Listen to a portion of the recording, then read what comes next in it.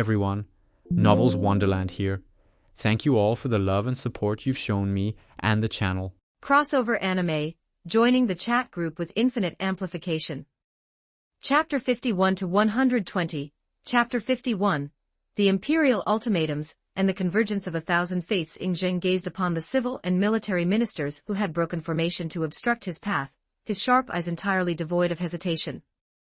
Guards, drag them all away, he commanded with a fierce wave of his hand. If he were to abort the sacrificial ceremony now under their pressure, the monumental investments he had injected into this ritual would instantly crumble into nothingness. Not only would he fail to restore his absolute imperial prestige, but he would also face relentless structural condemnation from the masses, permanently forfeiting the mandate of the populace. Having carefully analyzed the unwritten histories of alternative worlds within the chat group's archives, Ingzeng understood a fundamental, unyielding law of statecraft: water can smoothly carry a boat, but it can just as easily capsize it. Once the hearts of the common people were permanently alienated, the very foundation of Great Qin would plunge into cataclysmic ruin. Therefore, this sacrifice possessed only one acceptable outcome. It had to succeed. Failure was a structural impossibility. Not a single soul across the land would be permitted to slow his footsteps. My resolve is ironclad. If any individual dares to utter a single secondary syllable of dissent, they shall be executed on the spot without a fraction of mercy. His authoritative voice boomed across the plain, saturated with an immense, terrifying imperial majesty that blanketed the ranks. Not a single minister dared to breathe another word of resistance. Stepping smoothly up the stone tiers of the white structure, Ingzeng turned his sharp gaze back down toward the assembly. Every soul massed across this plain, unite your consciousness and pray alongside me to the God of creation. His tone was cold, absolute, and leaving zero room for negotiation. Any who violate this imperial decree shall be unceremoniously executed without mercy. Ingzeng calculated that because he had intentionally withheld the existence of the multiversal network to prevent catastrophic state secrets from leaking to foreign subversives, his cabinet was merely acting out of blind, genuine ignorance. Consequently, he was willing to extend a final lifeline. But if they willfully chose to step across his boundaries to sabotage his divine layout, he would show absolutely zero compassion. Zhao Gao and a highly disciplined vanguard of imperial shadow guards flanked his position on the tiers, their weapons unsheathed as their sharp eyes swept the dense crowds to instantaneously neutralize any hidden assassins waiting to strike. The civil and military officials exchanged deeply strained, ash-faced looks. Knowing the unyielding, ruthless temper of the first emperor, they understood with absolute certainty that he wasn't making an idle threat. To preserve their own necks, they promptly clamped their mouths shut, dropping into tense compliance. Positioned deep within the distant, unmonitored perimeter of the plain, the covert operatives representing the various factions of the 100 schools of thought couldn't decipher the precise words being exchanged, but they could easily map the intense structural friction playing out on the altar steps. The more the tyrannical emperor fractured his relationship with his central command staff, the more ecstatic they became. It didn't stop there. As long as the high heavens remained completely empty today, Ingzeng would permanently lose the confidence of his military commanders and the millions of citizens across the provinces. His sovereign claim to the absolute throne would be utterly broken. Ingzeng has driven his regime into a corner of absolute ruin, Master Ben muttered from within the heavily camouflaged Mahas sector, shaking his head slowly as he tracked the emperor kneeling before the array. Precisely, the six-fingered Black Knight, draped in his dark Mahas Grandmaster robes, agreed with a somber nod. Executing a living human sacrifice is the definitive hallmark of a short-sighted tyrant. Ingzeng has callously severed his ties to the populace. Furthermore, presenting forged iron weapons upon a holy altar is a supreme act of sacrilege that will inevitably ignite the wrath of the heavens. He has lost both the hearts of the people and the mandate of heaven. His imperial crown is as good as gone. It wasn't just the Mahists who held this calculation. High-ranking scholars belonging to the Confucian and Taoist lineages, alongside the embittered insurgent remnants of the conquered Six Kingdoms, already visualized the spectacular collapse of Great Qin's administration. Even if a replacement emperor stepped up to claim the throne later, a chaotic, bloody succession crisis would severely drain the empire's central military reserves, leaving the state entirely powerless to suppress their growing revolutionary cells across the country. This represented their absolute single best historical opportunity to rise. Those short-sighted fools genuinely calculate that His Majesty has been driven into a corner of desperate madness, the moon god murmured softly from within the Inyang school's secure pavilion, her elegant red lips curving into a detached, unreadable expression. She executed a subtle, graceful tilt of her head. Had the foundational strategic interests of the Inyang school not been securely anchored to the great Qin court, and had she herself not served as the imperial state teacher to whom Mingzheng had disclosed the unvarnished cosmic truth, she too would have assumed the emperor had lost his mental faculties.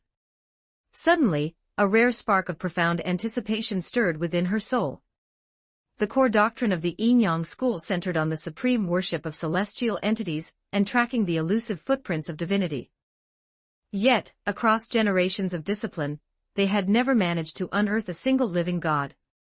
Today, she might finally gaze upon the absolute countenance of a true immortal. Inside the multiversal chat group Isaac Westcott, a gathering of thoroughly blind, ignorant mortal creatures. I am intensely eager to see the sovereign break their baseline reality very soon. The precise look of utter bewilderment that will warp their features is bound to be exceptionally magnificent and amusing. Shinobu Kocho, looking forward to it +1. Umar Doma, looking forward to it +2. Isteth, looking forward to it +3. Saitenshi, looking forward to it +4. Right at that exact fraction of a heartbeat, the pristine geometry of the massive white stone altar underwent a violent transformation. The ancient, carved runes tracing the jade masonry appeared to spontaneously awaken, bursting with a blinding, iridescent celestial radiance.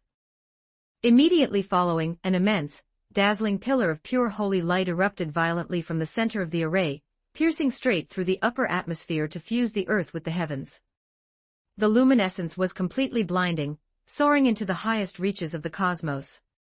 Every single onlooker across the plain widened their eyes to their absolute limits, their minds seized by a sudden, paralyzing terror. Could an omnipotent God truly be manifesting over Xianyang? The world of gods. Inside the divine kingdom, a rapid sequence of pristine system notifications detonated directly within Takumi's consciousness. One point of faith power has been detected from the Great Qin Empire, triggering a 20 million-fold amplification. Congratulations! You have obtained 20 million points of faith power. Your followers have sacrificed the 3 primary beasts, the 6 domestic livestock, and the 5 sacred grains, triggering a 41 million-fold amplification. Congratulations! You have obtained mutated holy beasts and divine guardians. Your followers have sacrificed the imperial jade seal and pristine royal treasures to your name, triggering a 100 million-fold amplification. Congratulations! You have obtained the ultimate fate-anchoring sovereign artifact, the Heavenly Emperor Dragon Pattern Radiant Jade. Possesses the absolute authority to permanently stabilize national destiny, condense high-density planetary spiritual energy, systematically elevate the biological baseline of the civilian populace, drastically expand lifespan boundaries, and grant superior spiritual cultivation routes to the entire state. Your devotee has sacrificed a daughter of destiny, Xiao Siming, yielding 20 points of origin power, triggering a 50 million-fold amplification. Congratulations! You have obtained the legendary grade heroic spirit, Xiao Siming. You have gained 1 billion points of origin power. Acceptable, Takumi murmured softly as the rapid stream of system alerts settled within his mind. His celestial eyes remained entirely placid, mirroring a state of perfect, unperturbed clarity. Compared to the cataclysmic, multiversal yield generated by Sosuke Aizen's ritual, the raw returns from this ceremony were visibly more modest. However, his analytical mind rationalized the conversion scale perfectly. The Bleach universe operated as a highly developed small thousand world commanding an exceptionally dense pool of spiritual laws, whereas the current Great Qin domain sat closer to a high-tier Hengsha plane. For an initial baseline offering within this tier, harvesting a clean 1 billion origin points alongside a pristine legendary grade heroic spirit was a highly lucrative success.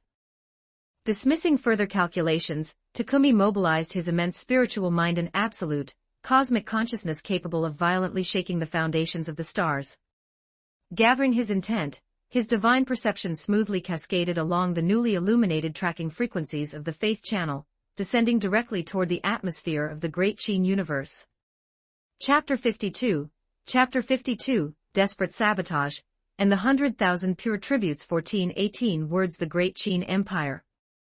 The sacred sacrificial grounds outside Xianyang. What is happening? Is a literal god truly about to manifest? Countless ordinary citizens massed around the majestic perimeter of the white stone array stood completely frozen in place, their minds seized by overwhelming shock.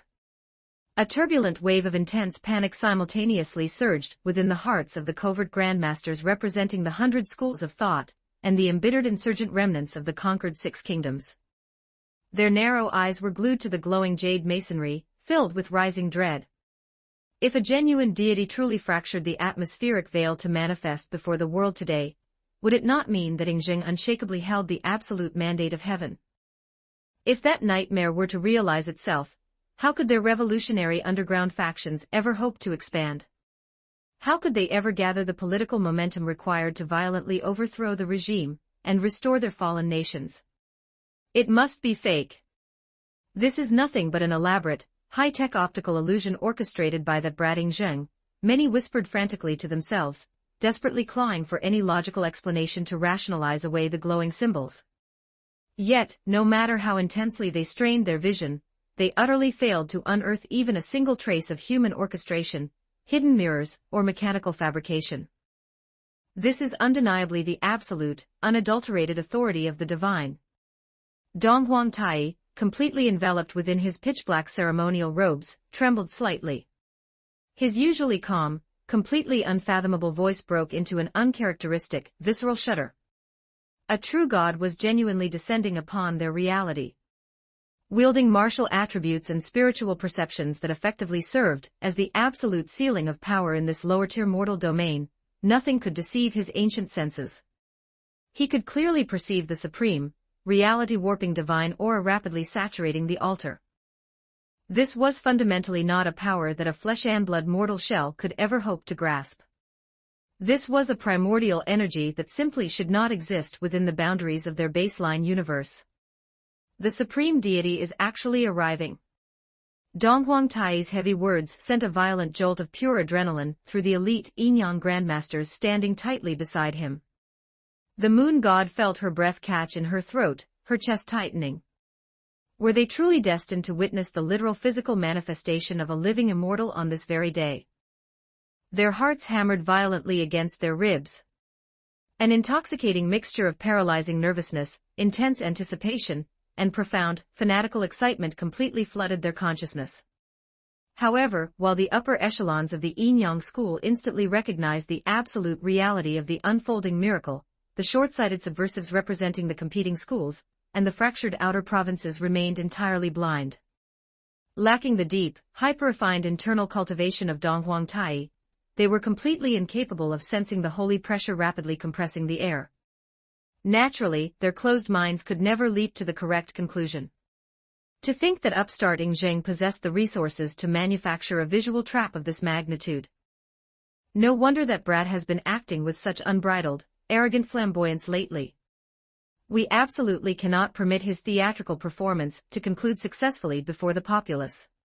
Precisely. If Yingzheng is allowed to smoothly pull off this farce, the commoners will genuinely believe he commands the absolute backing of the heavens. If that happens, our revolutionary underground cells will never be able to overturn his rule. We must violently dismantle his cheap tricks this instant.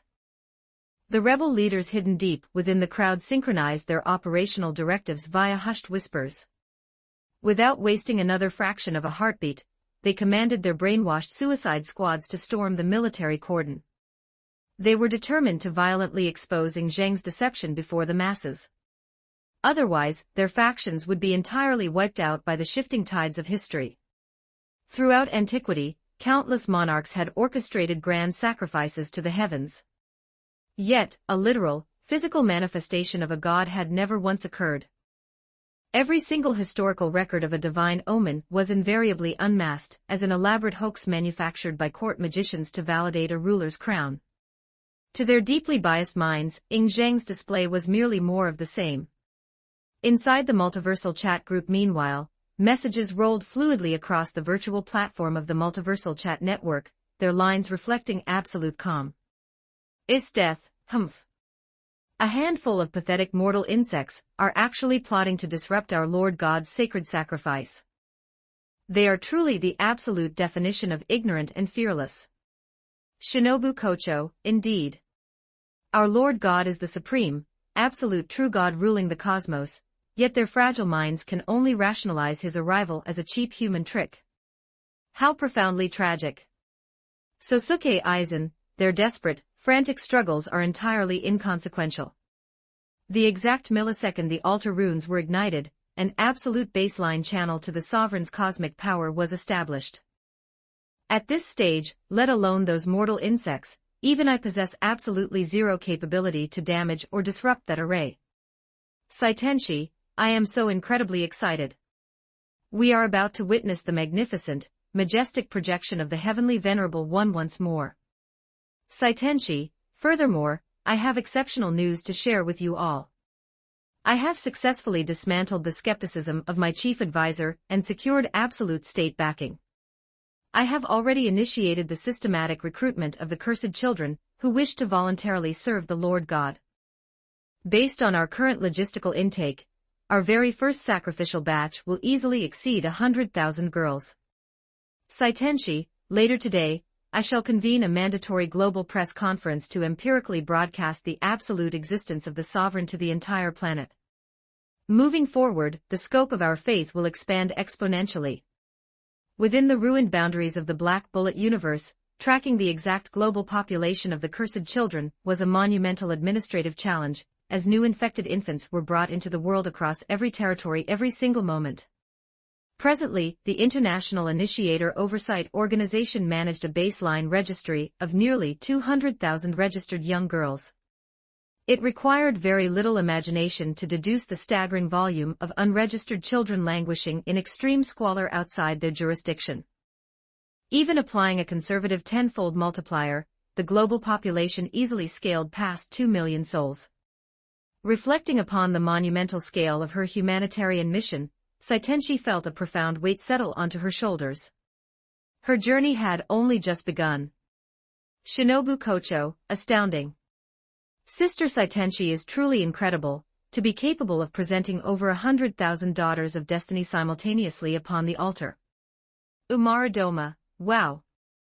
And if the total population of those girls genuinely breaks past 1 million, organizing a unified sacrifice of that scale will inevitably trigger an absolutely astronomical, reality-shattering cascade of divine grace from the heavens. I can't even begin to calculate the returns. Isaac Westcott, the structural mathematics of the system operate on a slightly different variance, Umaru. Aside from the prominent individuals who possess verified narrative weight and distinct identities within the timeline, the baseline, nameless cursed children only anchor minor fragments of planetary destiny. Even if you consolidate massive raw numerical quantities, the cumulative density might not match the value of a singular primary daughter of destiny. Shinobu Kocho, even accounting for that specific variance, an operational scale of that magnitude remains thoroughly breathtaking. Saitenshi, wielding the reality-bending gifts of the supreme deity to systematically eradicate the Gastria monsters, is an administrative necessity for my government. However, my primary, unyielding motivation is simply to ensure these innocent young girls can finally find absolute happiness, permanently insulated from human hatred and persecution. Shinobu Kocho, Sister Saitenshi, you are truly a magnificent individual. This is exactly how a true sovereign should operate. Regardless of whatever clinical political metrics Mr. Ingzheng might prioritize, in my estimation, you are an exceptionally beautiful and noble leader. Saitenshi, thank you for your immensely kind words, Shinobu. But let us steer the focus away from my local affairs. Today's absolute protagonist is Mr. Ingzheng. We must focus entirely on his live broadcast. Feeling a delicate blush color her features, Saitenshi quickly redirected the chat's trajectory. The active group members immediately recalled their focus to the visual streaming interface. Down on the mortal plane outside Xianyang, the desperate suicide squads had only just initiated their chaotic charge. Yet, before Zheng's elite Imperial Shadow Guards could even draw their blades to cut them down, a sequence of reality-shattering, deafening roars suddenly erupted from the high heavens, violently shaking the literal foundations of the world. Chapter 53, The Awakening of the Divine Guardians, and the White Emissaries' Descent. 1353 words. The world-shaking roar left everyone's senses completely reeling, their eardrums buzzing violently under the sudden sonic assault. Atop the tiers of the monumental white stone structure, the heavy ropes binding the 3 primary beasts, and the 6 domestic livestock abruptly snapped, tearing apart as effortlessly as brittle straw. Guard the perimeter. Form a defensive wall around His Majesty. The ironclad heavy infantry, and the surrounding civil and military ministers were overcome with absolute horror. Anxious, panicked commands detonated across the plain in a chaotic sequence. However, the laws of the cosmos refused to wait for their primitive defense mechanisms to organize. Before a single soldier could successfully adjust his footing, the livestock stationed upon the altar drifted weightlessly into the upper air, their physical frames completely cocooned within circulating torrents of blinding sacred brilliance. A collective, ice-cold shudder ran through the entire 100,000 onlookers. The brainwashed suicide squads who had recklessly charged forward to violently expose Zheng's supposed parlor trick felt the strength instantly drain from their bones. Their legs turned to water, and they dropped heavily onto their knees, utterly paralyzed by the logic-defying spectacle. The sheer, reality-shattering scale of the transformation nearly frightened them to death on the spot. Right before their eyes, an ordinary sacrificial pig expanded exponentially, its mass swelling until it reached a staggering 100 zhang in size, its coarse hide completely replaced by shimmering, overlapping plates of solid golden light. Beside it, a standard ox grew to the gargantuan proportions of an absolute mountain, its colossal eyes burning through the atmosphere like twin suns hanging in the sky. Glory to the sovereign! Worshipping His absolute majesty. Zheng stood rigidly at the absolute foot of the altar tiers, bearing empirical witness as the common beasts hovering above his crown mutated into titanic divine guardians. Experiencing this monumental cosmic miracle in person was infinitely more soul-shattering than merely analyzing a live streaming video inside the virtual network. Wielding an authority of this caliber, the god of creation was truly terrifying. Zheng swiftly redirected his focus toward Xiao Siming. Among the gathered assets laid upon the altar today, her pure soul represented the single most precious tribute dedicated to the heavens. Xiao Siming's physical frame drifted gracefully into the upper air, an ethereal column of golden divine light completely enveloping her silhouettes, until she appeared precisely like a peerless goddess stepping straight out from ancient folklore. A dense, heavy wave of absolute holiness cascaded from her ascended shell. Zheng recognized instantly that her baseline existence was undergoing a flawless celestial evolution. Deep within the spectator rings, the covert grandmasters representing the 100 schools of thought, and the embittered insurgent remnants of the conquered 6 kingdoms, were completely frozen with unadulterated terror. The smug, self-assured detachment that had previously masked their features had vanished entirely, replaced by an endless, suffocating despair. They understood with absolute mathematical certainty that the exact fraction of a second Zheng consolidated the unyielding backing of this higher power, their revolutionary underground cells would be completely finished. They would never command another historical window to turn the tides of the realm. They desperately wanted to intervene, to violently sabotage the array. But gazing up at the mountain-sized holy beasts patrolling the airspace and looking at Xiao Siming hovering at the center of the divine guardians, like a cosmic sovereign, an intense bitterness flooded their throats. Intervene? With what primitive weapons? How could a flesh and blood mortal ever hope to obstruct the absolute law of the cosmos? Is this the absolute definition of divine authority? Aside from the inner circle of the Yinyang school, Gai Nye and Zhao Gao were the only individuals present who possessed prior awareness of the true deity. Having diligently immersed their spirits into the visualization texts over the past several days, their internal cultivation had expanded at an astronomical velocity, anchoring their faith firmly to the sovereign. Yet, the empirical miracle unfolding before their eyes completely shattered the outer boundaries of their imagination. It turned out the reality-bending feedback they harvested during their daily meditations wasn't even a single drop within the infinite ocean of the deity's power. The absolute majesty of God, it defies all mortal comprehension. Dong Huangtai's robed frame trembled with profound excitement, his hidden gaze burning with a fanatical, intense intensity. While Xiao Siming had previously been recognized as a world-class grandmaster across the martial landscape, her mortal prowess was entirely insignificant before his own attributes. He could have snuffed out her lifeline with a casual wave of his hand. But now, as his vision tracked the blinding celestial light wrapping her ascended form, a sharp, searing agony pierced his consciousness as if merely gazing upon her new divine structure would instantaneously vaporize his soul. He could not endure even a single direct look from her, let alone dream of engaging her in combat. The gap was utterly terrifying. Backed by his elite cultivation, he recognized that his survival instincts were not spinning a web of illusions. This was the literal, crushing law of the divine. 100 schools of thought, the desperate remnants of the 6 nations. Though every fiber of their being fiercely rejected this reality, the primal terror seizing their souls could not be faked. It was an absolute power that forced their physical bodies and immortal spirits to vibrate with unyielding dread. Suddenly, a cataclysmic, reality-warping atmospheric detonation forced every single soul across the plane to look up at the high heavens. Their pupils contracted to razor-thin slits as an icy dread washed over their bones. The literal fabric of the sky had been torn asunder, revealing a massive, abyssal chasm that stretched across the high heavens like a cosmic void. Fear saturated the plane. Knees vibrated violently. Shivers ran down every spine. Suddenly, a profound, resonant chime reminiscent of a grand bronze bell echoed through the universe, the literal sound of the great Tao. The exact fraction of a heartbeat, this celestial sound washed over their consciousness, the suffocating waves of fear and existential panic gridlocking the crowd instantaneously dissolved into nothingness. A deep, beautiful wave of absolute fulfillment swept through their spirits, and serene smiles graced their features. Streams of blinding holy light poured down from the jagged edges of the dark abyssal rift, effortlessly vaporizing the ambient shadows, illuminating the starry cosmos, and warming the hearts of humanity. The onlookers raised their eyes, watching the cascading columns of light smoothly crystallize into a massive, shimmering golden avenue tracing across the sky. Immediately following, the golden energy surged violently, accompanied by the ethereal, echoing resonance of celestial Taoist hymns chanting across heaven and earth. It felt precisely as though the laws of reality were singing in absolute praise of this arrival, as if the very stars were vibrating with ecstatic joy under this supreme gaze.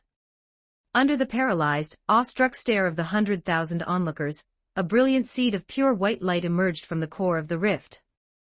In the next heartbeat, the holy radiance expands exponentially, seamlessly dyeing the entire sky into an immaculate, snow-white canvas, as if systematically purging every trace of mortal filth from the world.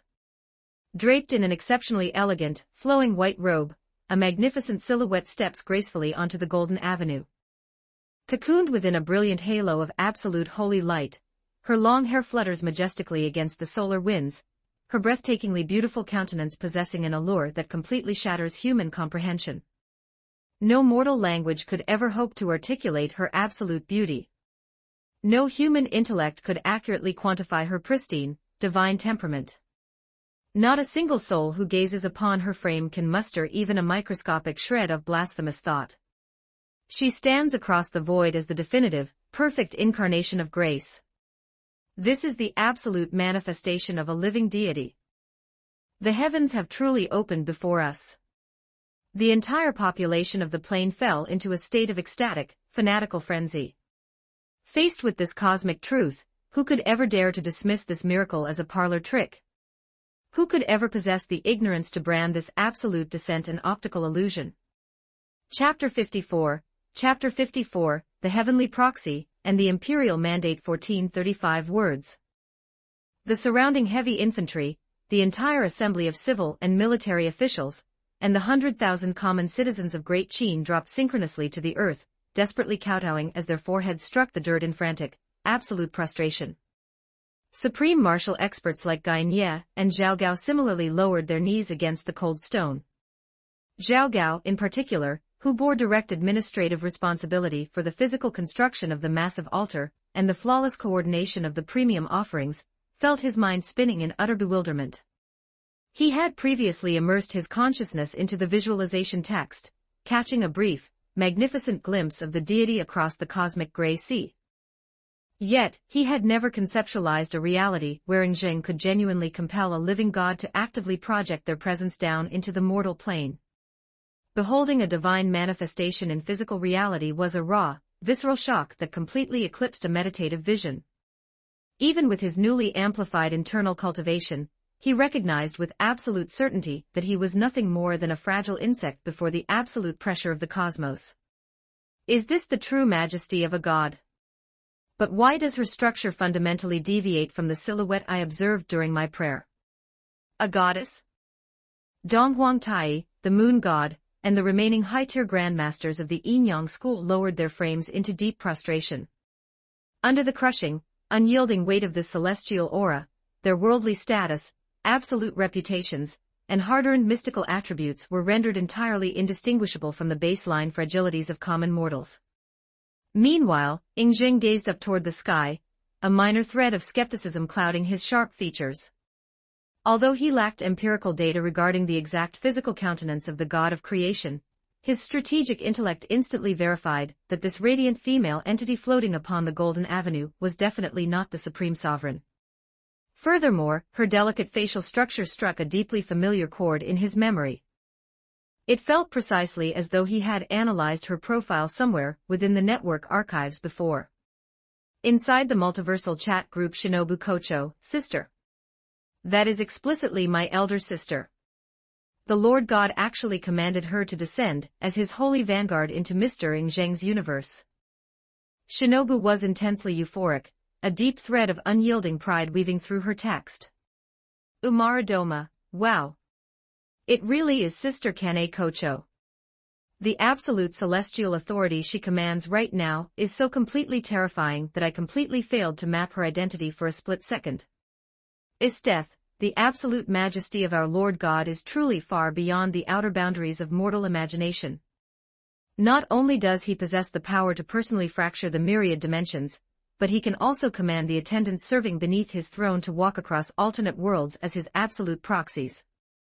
Worshipping Saitenshi, the heavenly venerable one is cataclysmically mighty. Worshipping Spectating the dimensional phenomenon through the live streaming interface, the final lingering thread of structural hesitation within Saitenshi's soul vanished completely. Although the archived text logs verified that Daughters of Destiny offered as living tributes would harvest boundless celestial fortune and ascend seamlessly into the divine kingdom, no group member possessed empirical data regarding their subsequent conditions. No one could definitively guarantee that their spirits wouldn't suffer an eternity of severe exploitation or domestic servitude upon crossing the cosmic threshold. But beholding Kane Kocho descending gracefully over the great Qin Empire radiating pristine celestial authority and actively executing decrees, as the absolute proxy for the god of creation, it was undeniable that she had achieved a magnificent, highly elevated status within the higher planes. This empirical truth provided Saitenshi with absolute, unyielding narrative leverage. Moving forward, she could confidently return to her world to systematically persuade the millions of cursed children to surrender their faith, assuring them that volunteering for the altar fires was their single true migration out from their living hell. In truth, this specific conversion metric was precisely one of the primary motivations guiding Takumi's decision to dispatch Kane Kocho as his divine emissary. Up in the high atmosphere above the white stone array, Kane's graceful form turned toward the spatial rift, dropping onto one knee within the void. She raised her hands high into the air, her elegant red lips curving into a respectful, pious smile as her grand, melodic voice rolled seamlessly across the plain. Your humble handmaiden respectfully awaits the absolute presentation of my Lord's divine decree. Her voice resonated with immense, law-infused authority, striking directly against the souls of the 100,000 onlookers. None of them had conceptualized that this peerless, transcendent entity whom their minds had instantly classified as an ancient goddess was actually nothing more than a baseline attendant serving a higher power. By this milestone, Ying had successfully mapped her identity, remembering her as the primary daughter of destiny sacrificed from the Demon Slayer universe. He felt zero shock. Kane had entered the system as a fragile, terminal human mortal. Her current transformation into an absolute, radiant sky deity was credited entirely to the reality warping cultivation of the god of creation. Within the boundless infrastructure of the divine kingdom, high-tier servants of this caliber were undoubtedly infinite. Even if every separate world across the multiverse presented only a singular daughter of luck, across infinite coordinate systems, their numbers would scale to an unshakable, colossal legion.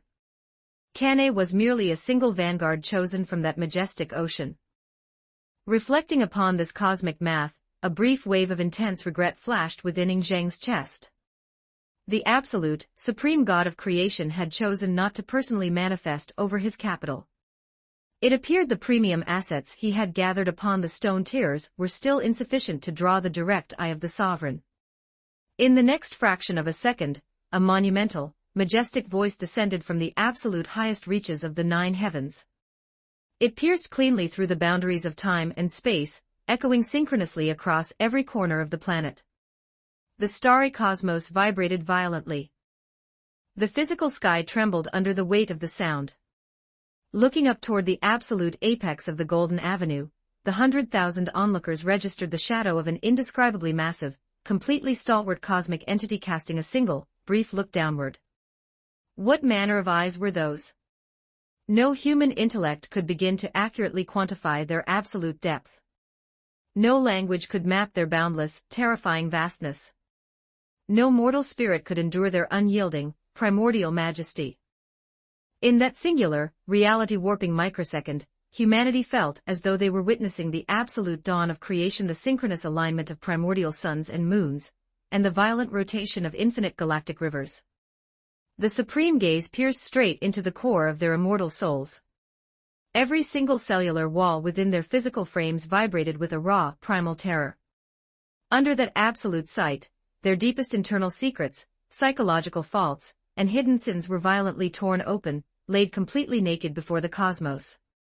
A solid golden imperial scroll woven completely from the active laws of the great Tao and pristine cosmic patterns drifted smoothly down the lengths of the Golden Avenue, dropping perfectly into Kane's extended palms.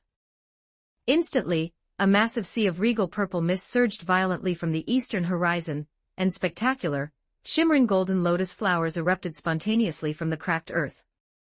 Reality itself was celebrating and cheering the presentation of the decree. Unrolling the galaxy-patterned scroll, Kane fixed her clear gaze down upon the first emperor. Her voice rolled across the plains like a holy chime. Receive the divine decree of the sovereign.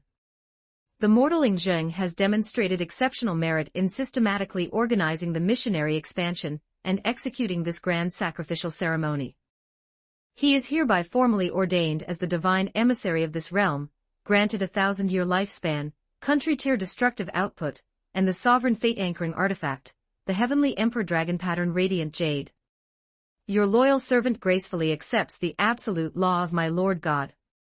Ying cried out, his chest burning with uncontained, fanatical euphoria. He raised his arms high into the air as the glowing golden decree descended perfectly into his grasp.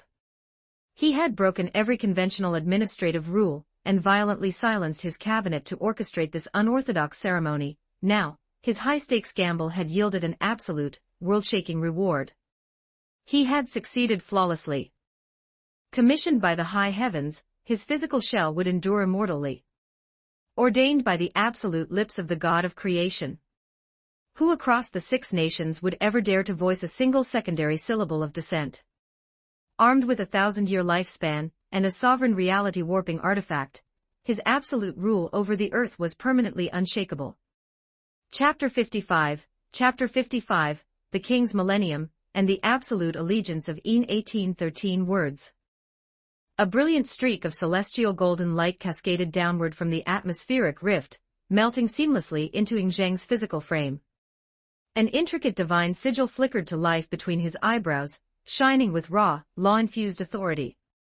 In the exact same fraction of a heartbeat, his internal energy reservoirs expanded at an astronomical velocity.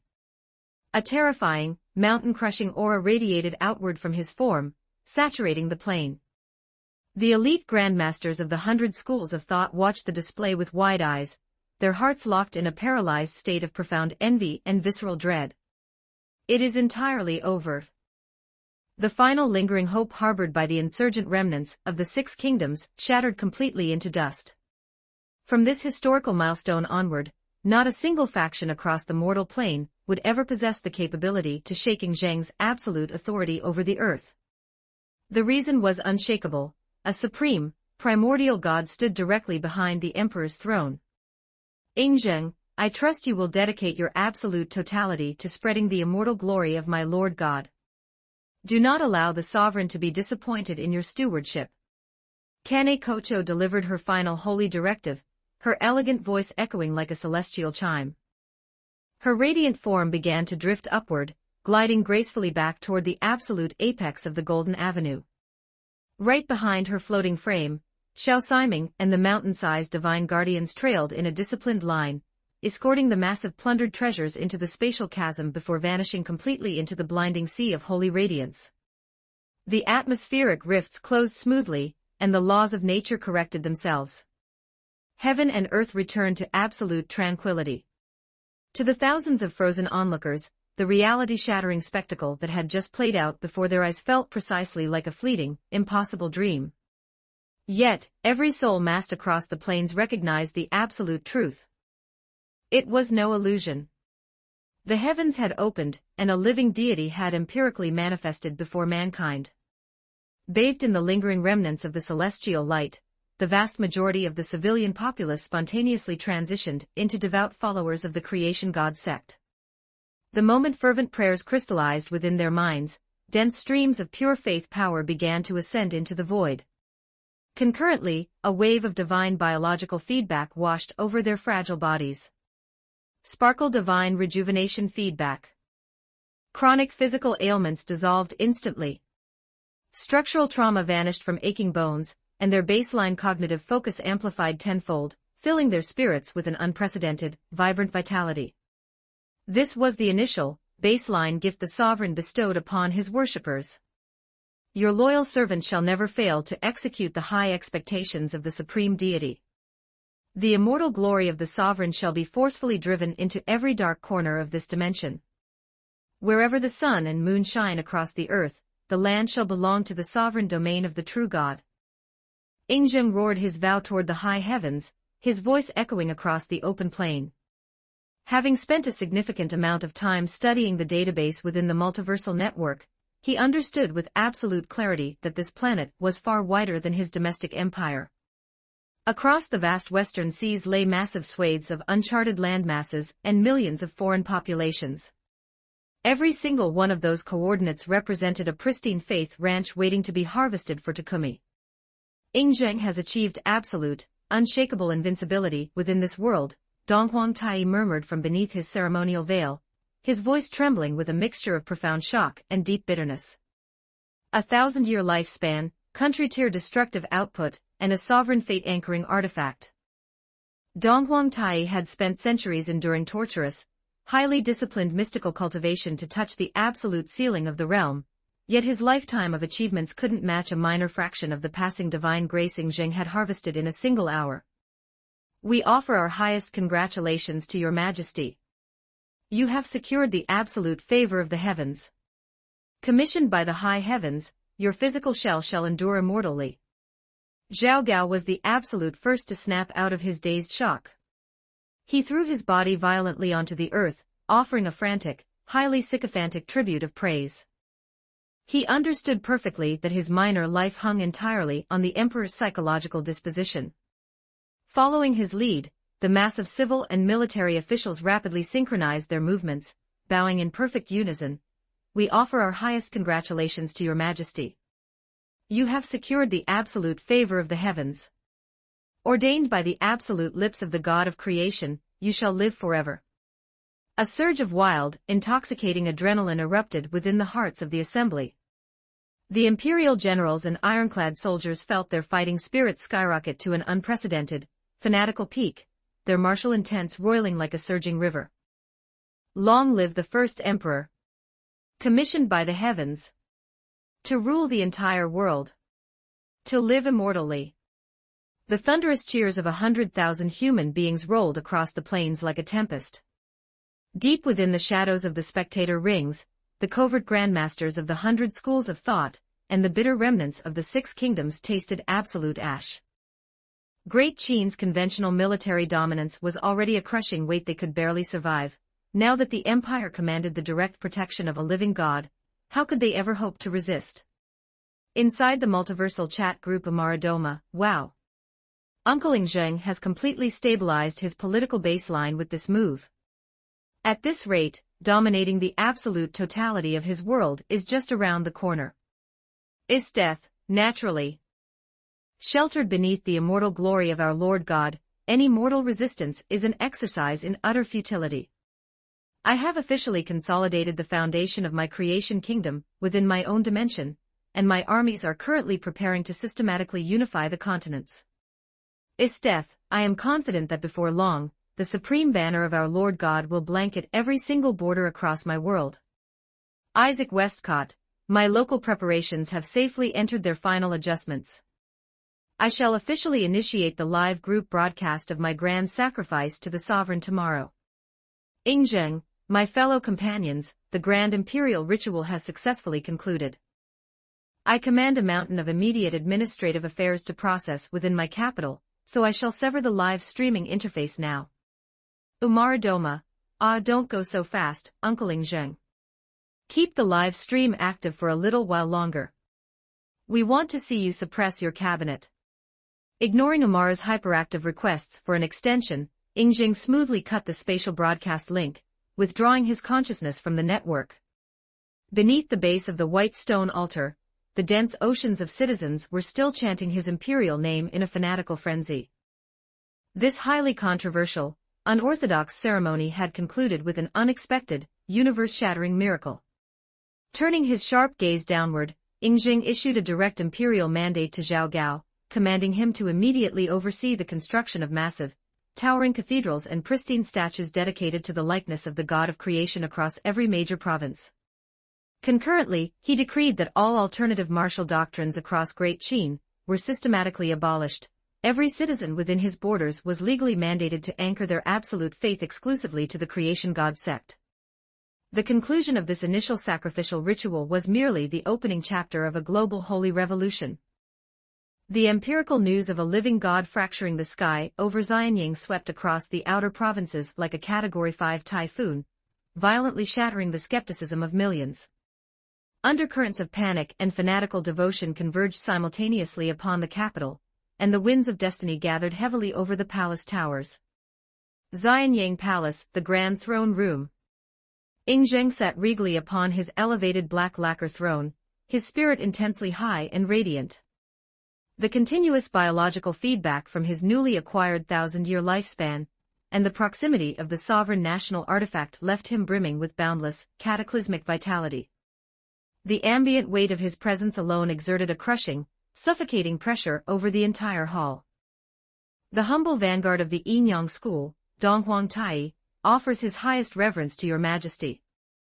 At that moment, Donghuang Tai glided into the throne room, flanked gracefully by the moon god, and the entire high-tier executive council of his lineage to seek an official imperial audience. The exact fraction of a second his eyes tracked Zheng's resting form, an unprecedented wave of absolute and instinctual dread seized Donghuang Tai's consciousness. It wasn't a fear directed toward Zheng as a human autocrat, but a profound terror toward the divine footprint stamped onto his soul. Zheng's personal internal cultivation had previously been entirely mediocre. Yet, purely because he had harvested a casual, passing touch from the sovereign, he had instantaneously evolved into the absolute strongest entity walking this mortal plane, backed by an immortal lifespan, and a country-shattering artifact. Presently, Donghuang Tai stood zero mathematical chance of surviving an engagement against him. He wouldn't even be capable of slowing down a single, casual blow from the emperor's hand. Yet, a silver lining remained. The strategic interests of the Yinyang school were securely bound to the Great Qin court. As long as the empire expanded, their lineage would eventually be granted a window to step before the altar and harvest the boundless grace of the heavens. Rise, Zheng commanded calmly, his piercing gaze locking directly onto the robed Grandmaster. I have already deduced the definitive purpose behind your sudden arrival. Speak plainly, are you fully prepared to unconditionally surrender your lineage to the jurisdiction of Great Qin, dedicate your absolute souls to the worship of the sovereign, and operate as my primary blades to expand his faith across the earth? Our entire lineage is unconditionally prepared to execute your absolute will, Dong Huangtai answered. Beside him, the moon god and the surrounding masters lowered their heads in synchronized, flawless submission, without a single microsecond of hesitation. Beholding the reality-shotting majesty of a true god, their previous historical pursuits, esoteric star charts, and mortal political games were laid bare as utterly insignificant.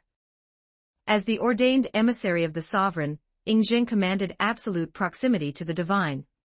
To touch eternity, they possessed only one logical trajectory, to follow his imperial footsteps to the absolute end of time. Exemplary. Ying executed a slow, profoundly satisfied nod, a regal smile gracing his features. In the past era, the relationship connecting Great Qin to the Yin-Yang school was defined by a delicate, highly calculated political cooperation between separate factions. But from this heartbeat onward, it was systematically rewritten into an absolute hierarchy of master and subordinate. Though the outcome had been fully processed within his initial models, hearing the absolute vanguard of the mystical world formally swear unyielding, total allegiance to his throne brought immense satisfaction to the emperor's chest. Chapter 56, The Standard of the Maidens and the Master's Shortcut 1709 words, I shall orchestrate a secondary grand sacrifice to the heavens in 3 months' time. For the upcoming ceremony, we must systematically prepare an infinitely larger volume of premium offerings. Ying turned his sharp gaze toward Dong Huangtai, his tone completely measured. Our mortal plane fundamentally lacks rare, higher-dimensional treasures. Consequently, I have formulated a secondary operational strategy. We shall offer the compiled philosophies of the 100 schools of thought, stockpiles of fine iron weapons, and highly concentrated daughters of destiny to the sovereign. The exact moment the final phrase echoed across the throne room, the eyes of the moon god, Madame Xiang, and the other peerless beauties of the Yin-Yang school illuminated with a sudden, burning intensity. Their breathing hitched noticeably, their voluptuous chests rising and falling under a sudden wave of adrenaline. They stared at Ying with unvarnished, eager focus. The moon god stepped forward, voicing the intense expectation grip-locking their entire council. Your Majesty. I must inquire, how precisely does one distinguish a daughter of destiny? Do the women of our lineage meet the criteria of the heavens? Every lady arrayed within their ranks stood as a world-class prodigy across the land, beautifully talented and commanding exceptional mystical attributes. Since Xiao Siming had successfully qualified to serve as a premium tribute, it stood to absolute reason that they possessed the exact same internal eligibility. As long as your physical and spiritual shells remain completely pure and unblemished, you are fully qualified to lay your existences upon the altar fires, Ying answered. Gazing at the exceptional beauties arrayed before his throne, the emperor felt deeply satisfied. He didn't even require a single syllable of coercion. The raw visual proof of the transformation had driven them to voluntarily beg for a position upon his next sacrificial roster. The sheer majesty of the true god was simply too magnificent. To touch eternity, they would gladly surrender everything. Your Majesty, I am unconditionally prepared to offer my entire existence as a living sacrifice during the upcoming ritual, the moon god declared in unison with her peers. They lacked the baseline data to verify whether the divine system enforced a strict numerical ceiling regarding living tributes. None of them wanted to be left behind in this mortal dust. Banish your anxieties. As long as a soul satisfies the baseline parameters of purity and destiny, the sovereign imposes absolutely zero limitations on the volume of his followers. Ying's authoritative guarantee allowed the intense panic in their chests to smoothly dissolve, replaced by a wave of profound, burning anticipation. They had empirically witnessed Xiao Siming's breathtaking celestial evolution.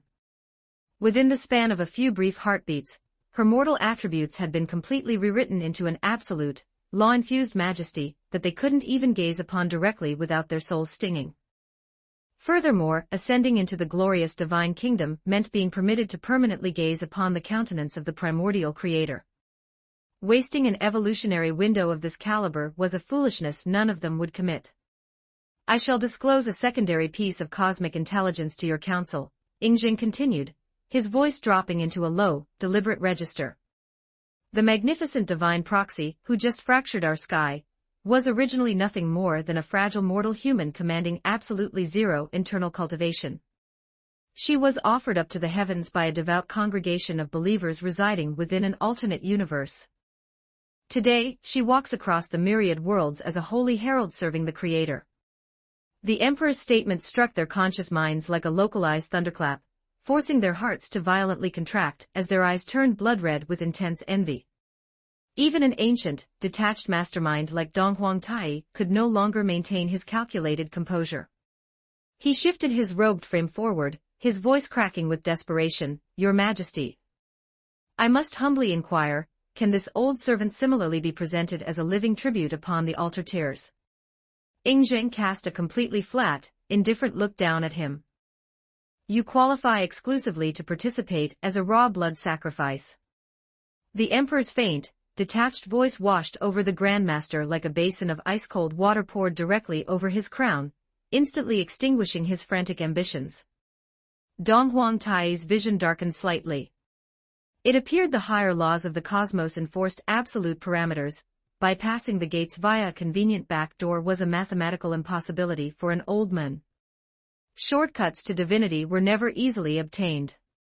Sensing the profound wave of loss settling over Dong Huangtai's ancient aura, Ingjing spoke in a leisurely, measured pace. "As long as you anchor your loyalty firmly to my throne, dedicate your absolute focus to your duties, and aggressively expand the faith of the sovereign across the borders. The exact fraction of a second this entire dimension is converted into a consecrated faith ranch, I shall wield my authority as emissary to lead our entire planet to ascend collectively into the divine kingdom. The sovereign is infinitely magnificent and flawlessly just. Every drop of sweat you expend to expand his kingdom will be observed by his absolute eyes, and your merit shall be rewarded with boundless celestial grace." Dong Huangtai's spirit violently shook, his fanatical devotion reigniting to an unshakable peak. He threw his frame back into a deep, sweeping kowtow against the stone floor. "Your Majesty, dismiss every lingering doubt. This servant shall mobilize the absolute totality of his networks. For the immortal glory of the sovereign, I shall gladly shatter my old bones and march into 1,000 deaths without hesitation." Exemplary. Ingjing executed a slow nod of genuine satisfaction. Reaching deep into his imperial sleeve, he withdrew a heavy, radiant scroll and extended it toward the robed Grandmaster. "This is the sacred copy of the visualization method graciously bestowed upon our world by the Lord God. Take this scripture, mobilize your vanguard, and systematically subjugate every prominent leader across the 100 schools of thought. Force them to unconditionally surrender their lineages to the worship of the sovereign. Should you encounter any stubborn, ineffective fools who willfully reject the holy light, bring their severed heads back to the capital so we may drain their blood upon the altar tiers to fuel the sovereign's fires. By your absolute imperial command, Your Majesty." Dong Huangtai reverently accepted the glowing scroll within his trembling hands, before smoothly retreating from the throne room alongside the Moon God's council. Command of this law guaranteed absolute military leverage. Coordinating the total unification of the 100 schools under the banner of Great Qin was now well within his operational capacity. The world of gods, inside the divine kingdom, the massive columns of plundered treasures, and the newly mutated holy beasts glided smoothly across the spatial threshold into the green expanses of the domain, where Mitsuri Kanroji and the veteran attendants rapidly organized them into disciplined sectors. Concurrently, as an elite heroic spirit entry, Xiao Siming's physical shell was systematically routed straight into the swirling celestial currents of the reincarnation pool, her biological limitations dissolving to flawlessly reconstruct her soul and flesh into an immortal vanguard. Draped in her immaculate, holy white ceremonial garments, Kane Kocho glided into the inner sanctum of the main temple. Dropping gracefully onto her knees before the elevated throne, her long hair cascaded around her shoulders as she raised her hands in absolute reverence. "Your humble handmaiden offers her highest reverence to my Lord God." I have successfully executed your absolute divine decree within the Great Qin Plain, and have returned to the sanctum to yield my report. I humbly await my lord's secondary instructions. Exemplary. You have navigated your initial deployment masterfully, Takumi responded gently, executing a slight nod of genuine appreciation. I hereby bestow upon your core a reward of 100,000 high-tier divine crystals. Continue to dedicate your focus to your central cultivation. Your handmaiden offers her deepest gratitude for the magnificent grace of my Lord God. I stand fully prepared to march through absolute fire and water to fulfill your mandates until the very end of time. A radiant, incredibly beautiful smile blossomed across Kane's porcelain features. During her initial deployment as a divine proxy, her spirit had been tightly gripped by an intense, unvoiced anxiety, terrified that a minor tactical misstep on her part would compromise the majestic image of her master. Securing Takumi's explicit valuation was the single highest encouragement her soul could ever harvest. An immense, beautiful wave of absolute fulfillment and ecstatic pride completely washed over her consciousness, filling her meridians with boundless energy. You may dismiss yourself. Takumi waved his hand smoothly. Your servant takes her leave. Kane carefully gathered the glowing divine crystals she had earned, gracefully retreating from the main temple chambers, her chest filled with an intoxicating sweetness. She was finally capable of directly liquidating her existential debt to her savior. She could actively execute tasks to expand his glory. Maintain your absolute focus, Kane. You must become infinitely stronger to serve him better. She cheered herself on internally, her footsteps light and joyful. Watching her elegant, vanishing silhouette, Takumi allowed a faint, amused smile to grace his lips before returning his focus back to his central matrix. He systematically began to digest the staggering hoard of premium faith and source metrics harvested from Ingzheng's sacrificial conversion. Backed by the nearly inexhaustible reserves of energy circulating through his pathways, Takumi's core divine soul steadily marched closer toward the absolute boundary of a finalized true God.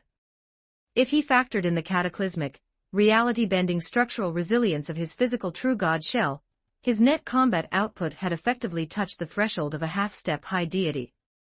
A full solar cycle dissolved seamlessly into the eternal rhythm of the domain. Suddenly, a pristine, resonant chime echoed cleanly within his consciousness.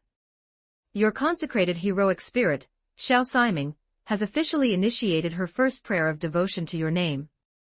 You have harvested 200 points of raw origin power. The infinite amplification system has triggered a 32 million-fold multiplier. Congratulations! You have obtained 6,400 million points of pristine origin power. Takumi slowly opened his eyes, a brilliant spark of cosmic light flashing within his gaze as a regal smile parted his lips. Xiao Siming has successfully finalized her awakening. Chapter 57, The Jade Vanguard and the Absolute Level 5. 1240 words. Takumi directed his celestial gaze downward, watching Xiao Siming gracefully step out from the swirling currents of the reincarnation pool to offer her initial prayer of absolute devotion. With a simple manipulation of his divine thoughts, her physical frame instantly blurred, rematerializing directly before his elevated throne. Xiao Siming blinked in momentary surprise, her sharp reflexes registering the instantaneous spatial dislocation before she smoothly sank onto her knees against the polished jade flooring. Reflecting upon his comprehensive knowledge of her timeline, Takumi understood her silent nature perfectly. She was naturally taciturn and rarely uttered a single syllable, thus, her quiet composure before his presence was entirely conventional. He examined her form up close. She possessed a flawless diamond face, delicate willow leaf eyebrows, soft cherry lips, and skin as pale and pristine as freshly fallen snow. Every line of her delicate features mirrored the absolute perfection of a classical oriental beauty. Rise, Takumi commanded gently. Xiao Siming stood up smoothly, standing quietly before him like an unreadable, completely emotionless doll. Having ascended into a consecrated heroic spirit, the absolute totality of her physical shell and immortal soul belonged unconditionally to Takumi. Her unyielding internal loyalty was mathematically absolute. If he explicitly issued a verbal directive commanding her to speak, she would comply without a single microsecond of hesitation. But forcing an artificial alteration was entirely unnecessary. Takumi harbored zero intention of aggressively overriding her intrinsic personality. Her quiet, enigmatic allure was exceptionally charming exactly as it was. Her tall stature and astonishingly curvaceous silhouettes made her truly peerless among the vanguard. The closer his divine sight tracked her metrics, the more deeply satisfied he became. Channeling a fraction of his divine power, Takumi retrieved a flawless set of high-tier armor artifacts from the central armory of the Divine Kingdom. He casually expended 100,000 points of raw origin power to systematically restructure the artifacts, molding them precisely into the elegant, refined aesthetic she had worn back within the Yin-Yang school, while substantially amplifying their passive combat laws. Bestowing the newly forged artifact armor onto her form, Takumi stated calmly, "From this day forward, you shall operate as my personal bodyguard." Although Takumi could easily distribute advanced resources to his followers unconditionally, establishing a strict meritocracy was essential for the domain's balance. Kane Kocho had earned her 100,000 divine crystals by successfully executing a high-stakes cross-dimensional deployment. To maintain perfect equity across his vanguard, every reward had to be balanced with an active assignment. Wielding this legendary artifact set meant executing the corresponding protective duties.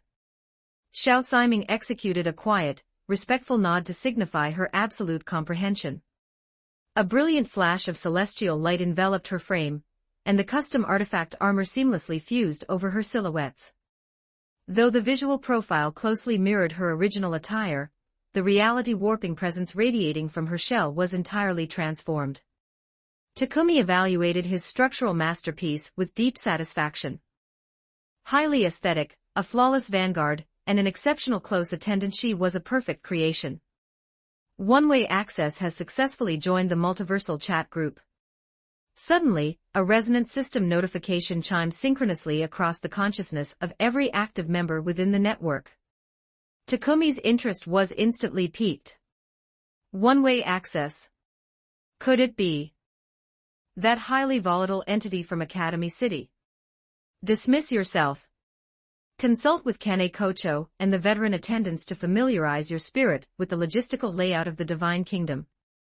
Xiao Siming executed a final, silent nod before gracefully retreating from the inner sanctum. Turning his focus inward, Takumi smoothly submerged his awareness back into the virtual interface of the chat network. Inside the multiversal chat group.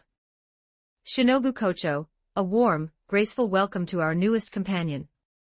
Ingzheng, welcome to the network, newcomer. Saitenshi, welcome to the chat group. Isteth, at Accelerator.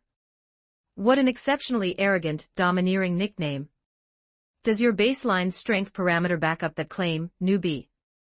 Sosuke Aizen, One-Way Access. Does this label reflect the precise mathematical nature of the newcomer's reality warping attributes, or does it simply signify that he is accustomed to unilaterally thrashing his opposition? Isaac Westcott, my, what an intriguing clinical specimen we have acquired today. Umaradoma, Accelerator. Whoa, is it seriously the absolute number 1 level 5 himself? Shinobu Kocho, at Umaradoma, do you command prior analytical data regarding this individual's identity? Umaradoma, Absolute Ly.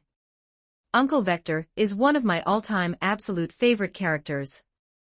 Saitenshi, Uncle Vector. Is our newest companion a mature individual of advanced biological age? What precise manner of personality does he possess? Umaradoma, oh, not at all. Chronologically, he's only about 15 or 16 years old. As for his primary psychological profile, well, he's a certified hardcore lolicon. Saitenshi. The world of Black Bullet. Down within the apocalyptic boundaries of her universe, Saitenshi's expression froze completely as she analyzed Umara's text. A cold sweat broke across her palms, and she secretly swore a sacred oath to never let this dangerous newcomer discover that her territory housed a global demographic of millions of young cursed children. Inside the multiversal chat group Accelerator, what absolute garbage are you spitting, you brainless insects? Who the hell are you calling a lolicon? The exact fraction of a second his text materialized, Accelerator's boiling irritation violently fractured the main channel.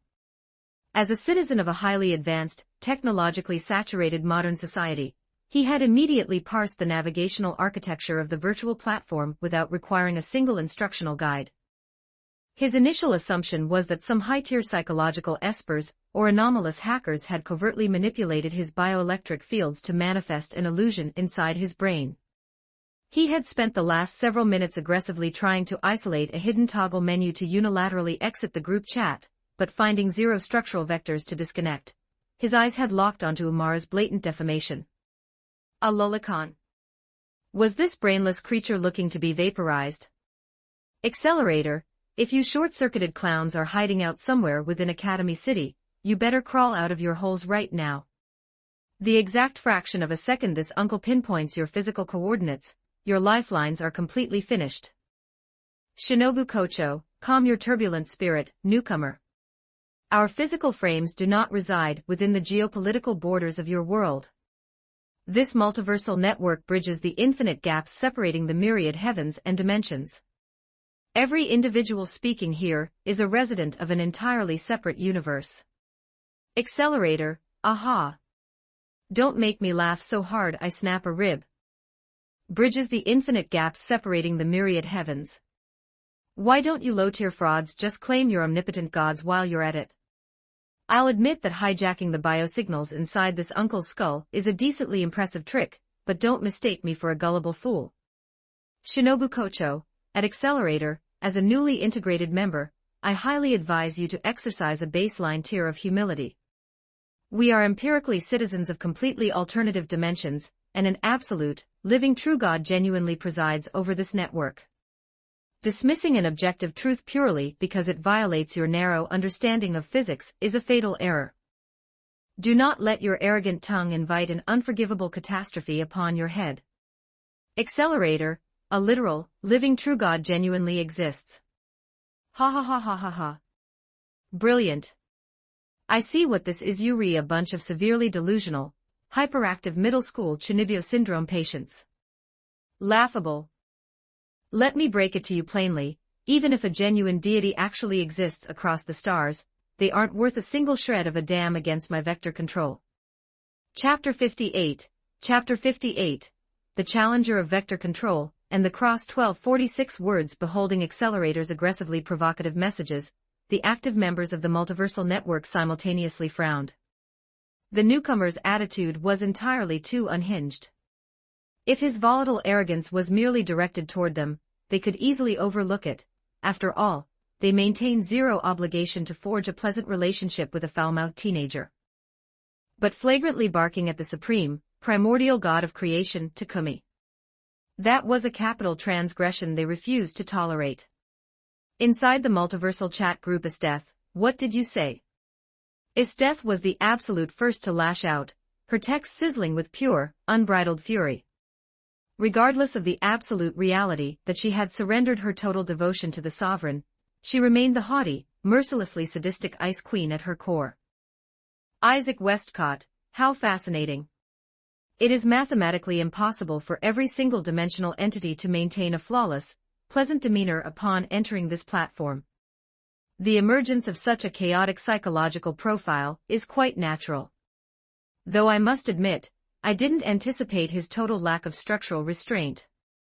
He is truly the absolute epitome of being ignorant and fearless.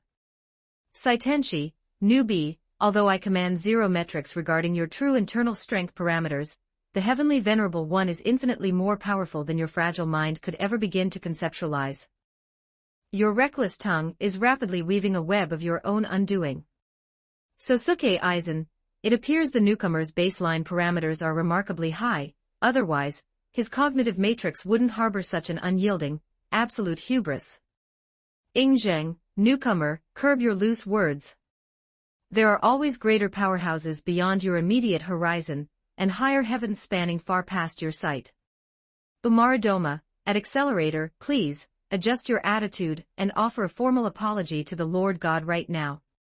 He is an exceptionally benevolent, magnificent deity who won't hold a grudge over simple ignorance. It's still not too late to preserve your lifeline. Accelerator, what absolute garbage. Staring at the cascading words rolling across his vision, Accelerator merely let out a mocking, deeply disdainful sneer. Telling him what to do only stoked his fiercely rebellious streak. A deity infinitely stronger than him. Hilarious. Accelerator, this uncle stands alone at the absolute pinnacle of strength.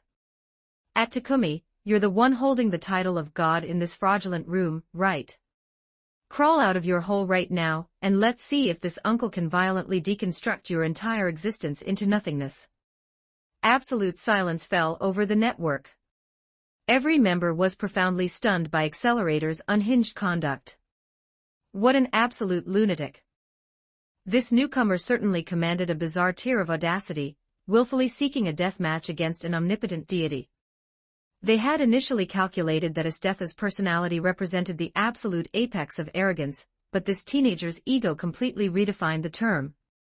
He practically had the words absolute apex of the universe permanently stamped across his face. He was boundless in his unguided madness. Shinobu Kocho, truly. Newcomer, let me extend a final word of absolute advice, shut your mouth. Though we hail from distinct dimensional coordinates, this platform grants the operational capacity to seamlessly execute a cross-border transmigration. If you stubbornly persist in this suicidal course, even the heavens won't preserve your soul. Accelerator, ha!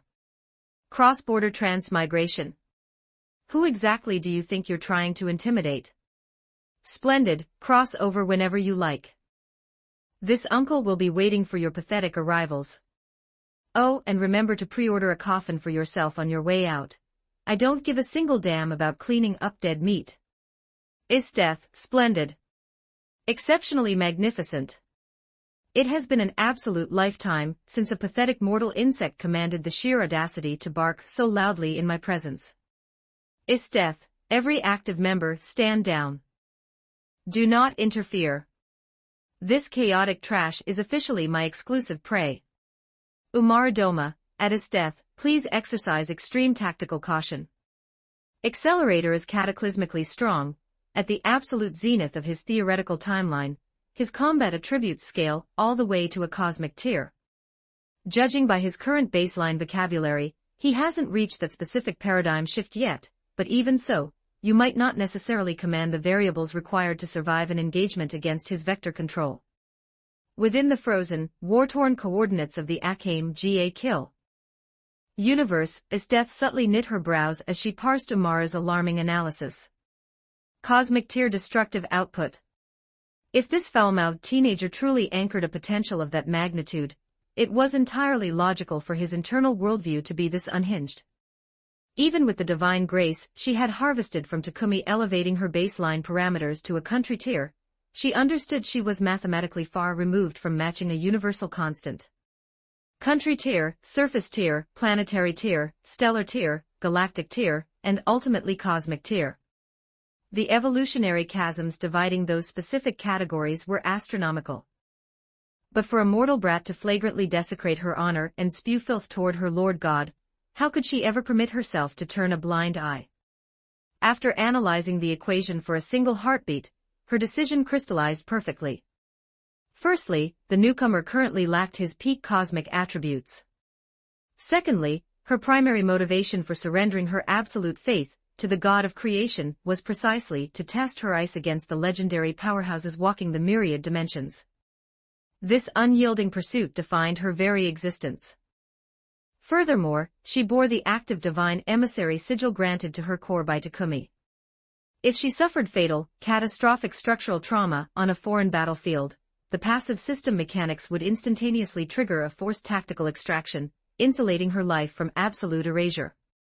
She possessed zero reasons to hesitate. Accelerator, are you brainless clowns finished spamming your text essays? This uncle's patience has completely hit its limit. Do you command the courage to materialize before me, or are you just a gathering of digital cowards? If you lack the guts to step forward, permanently dissolve this broken application from my skull, and I might consider sparing your pathetic lifelines. The exact fraction of a second his text finalized. You have received a cross-border spatial incursion request from the group member Estetha. Do you wish to grant absolute clearance? Confirm/deny. A dynamic, glowing holographic prompt materialized cleanly within Accelerator's physical vision. This interface served as an integrated safety guardrail engineered by the network's foundational laws. If an active member sought to execute a spatial transmigration into a foreign dimension, they were strictly mandated to secure the explicit, conscious authorization of the local resident. Forced dimensional intrusions were systematically blocked by the core system rules. Of course, if an entity independently commanded the reality-breaking authority required to effortlessly walk across the multiverse without utilizing the network's channels, that was an entirely different conversation. So you're actually trying to make it real, Accelerator muttered, a profoundly disdainful, mocking sneer twisting his features as his finger lazily tapped confirm. The low-tier actors who had been orchestrating this mental illusion were finally going to show their faces. How could he not welcome the window to violently tear them apart? To be entirely candid, Accelerator had initially experienced a severe wave of internal shock, and intense fury, when this foreign data stream had violently bypassed his personal defenses to embed itself directly into his bioelectric cognitive matrix. Yet, layered beneath his volatile rage was a deep, unvoiced confusion. He was the undisputed number one anomaly among the 7 Level 5 Espers ruling Academy City, a monster whose absolute vector manipulation could effortlessly reflect any physical vector in existence. Yet, confronted by this bizarre, suddenly manifested digital network, his absolute calculation fields had been rendered completely and utterly helpless. Chapter 59, The Supersonic Vanguard and the Fractured Reflection. 1005 words. Despite the unexpected anomalies, Accelerator harbored zero fear. In his estimation, while a chat network capable of directly hijacking his neural pathways was undoubtedly extraordinary, the concepts of infinite dimensions and living gods were still completely preposterous. How could a literal deity exist in reality? Even if such entities did exist, it simply meant modern science had not yet advanced far enough to systematically analyze and explore them. As the undisputed strongest psychic in Academy City, the absolute peak of the world's most cutting-edge science and technology, who on Earth commanded more authority on the matter than him? Alternative realities and infinite dimensions. What a ridiculous joke. Accelerator dismissed the entire concept out of hand. A few clever tricks, yet you actually dare bark at this, uncle. You're completely out of your depth. A profoundly mocking sneer warped Accelerator's features. This wasn't the first time he had encountered a bizarre anomaly. He was currently recognized as the strongest, but he had not yet attained absolute invincibility. Occupying the absolute number one throne for so long inevitably attracted reckless challengers looking to achieve instant fame in a single match. Many frequently resorted to cheap tricks and obscure gimmicks to bypass his defenses. To ascend from merely the strongest to completely invincible, and to permanently discourage these tedious insects, he had willfully authorized his participation in the Level 6 Shift project. Accelerator's self-evaluation was entirely clear. He was an out-and-out villain. He had never once classified himself as a good Samaritan, and he would gladly execute any atrocity necessary to optimize his progression. Are you the newcomer? An unfamiliar, cold voice suddenly drifted from the shadows behind him. Accelerator whipped his head around, a twisted, manic grin splintering his pale face. To think someone could close the distance to my blind spot completely undetected. A teleportation-type Esper capability. This is getting interesting. Nothing but a petulant brat, Esteth muttered, casting a cold, unimpressed look down at his slender frame. Accelerator's face flushed with pure fury. He violently stomped his foot against the pavement, the raw force fracturing the solid concrete into a spiderweb of jagged fissures. Splendid. I don't give a single damn what sector you crawled out of. You have successfully enraged this uncle. And what precise outcome do you calculate your anger will yield? Esteth sneered, casually initializing the chat group's live broadcast interface to stream the confrontation across the dimensions. What outcome? Accelerator echoed softly, his voice dropping into a lethal whisper. In the next microsecond, his physical frame vanished entirely from sight, rocketing forward like a kinetic cannonball. The explosive, supersonic momentum violently ripped up the asphalt, carving a massive trench through the deserted street. Yet, Esteth was no ordinary combatant. Confronted by the blinding blitz, her refined reflexes fired instantaneously. Her form blurred into a sequence of afterimages, elegantly evading the supersonic fist whistling through her airspace. Compared to Accelerator's raw, unrefined assault, her fluid, soaring movements were undeniably breathtaking. She refrained from launching an immediate counter-strike. Lacking definitive parameters regarding Accelerator's Esper traits, she refused to gamble blindly. From this initial exchange, she calculated his kinetic output was easily a match for her own attributes. Naturally, she could easily appeal to Amaradoma within the group channels to extract a comprehensive breakdown of the teenager's ability. But Esteth thoroughly disdained such shortcuts. She intended to savor the chaotic thrill of the battle to its absolute limits. Saitenshi, the teenager's velocity is incredible. Had I not been tracking through Estetha's live perspective, my dynamic vision would completely fail to capture his coordinates. Shinobu Kocho, it isn't merely his velocity, the raw kinetic magnitude backing his strikes is entirely exaggerated. Manifestly, the high-tier caliber of this engagement shattered the group's baseline expectations, particularly Accelerator's performance. Having thoroughly analyzed Estetha's newly acquired country-tier attributes, they were profoundly astonished that a mundane modern human could exchange high-speed blows with her so effortlessly. Only Amaradoma, who commanded a comprehensive understanding of Accelerator's lore, remained entirely unfazed. She comfortably kicked back in her room, munching on potato chips, and washing them down with cola while thoroughly enjoying the fully immersive blockbuster. Is tucked away evasion the absolute extent of your repertoire? Didn't you confidently proclaim you were going to teach this uncle a lesson? Darting around like a pathetic flea yields absolutely zero progress. Accelerator continuously unleashed a rapid barrage of strikes, cackling wildly while spewing unhinged psychological taunts. You petulant insect, Esteth muttered, her sharp eyes narrowing into cold slits. A wave of intense irritation flared through her veins, yet her battle-hardened mind remained perfectly locked in a state of clinical calm.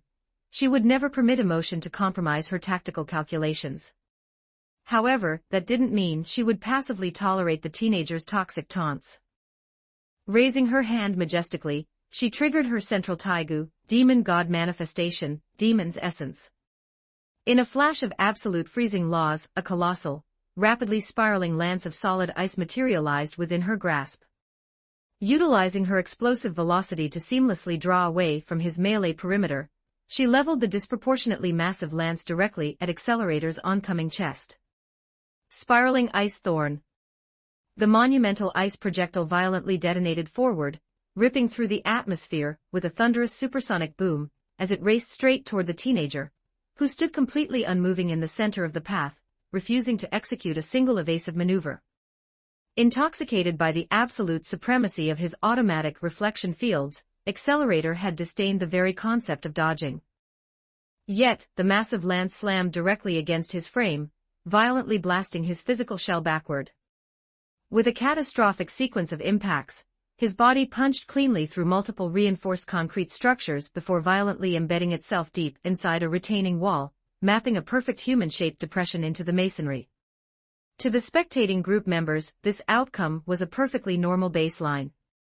Yet, deep within the rubble, Accelerator's eyes widened to their absolute limits, his chest seizing under a wave of unadulterated, logic-shattering disbelief. This is fundamentally impossible. My vector reflection failed to redirect her strike. Chapter 60, The Flaw in Reflection and the Call of the Tempest. 1093 words.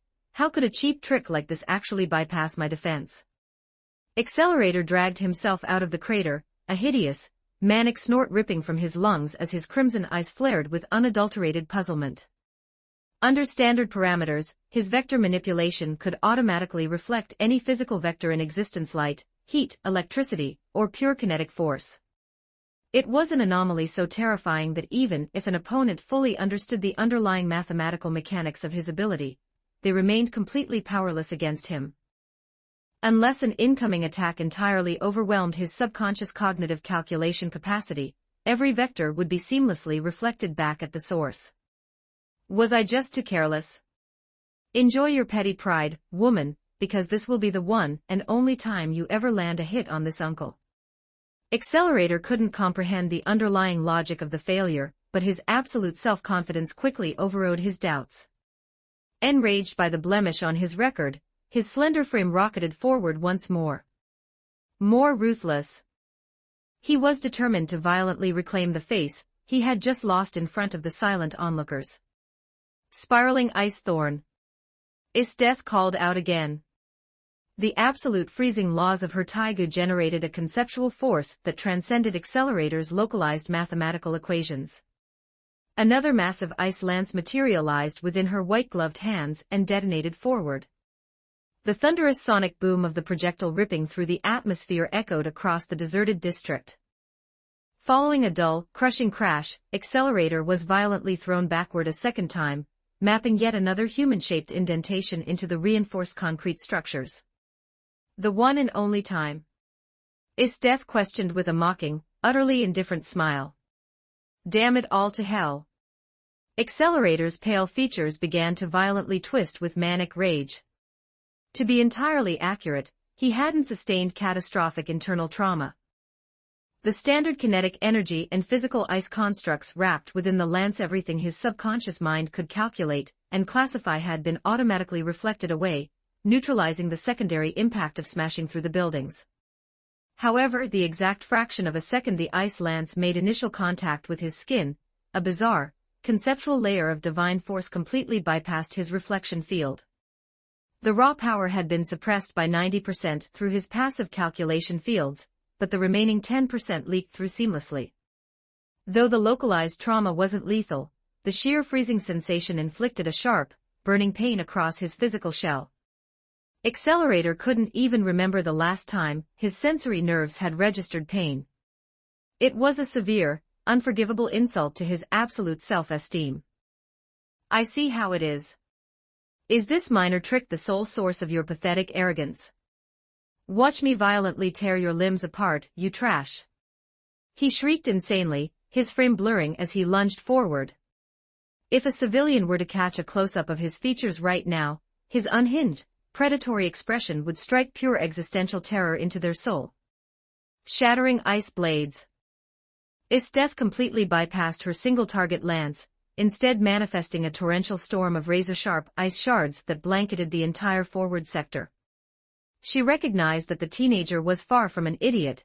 Having suffered twice due to sheer arrogance, he wouldn't blindly collide with a third linear projectile.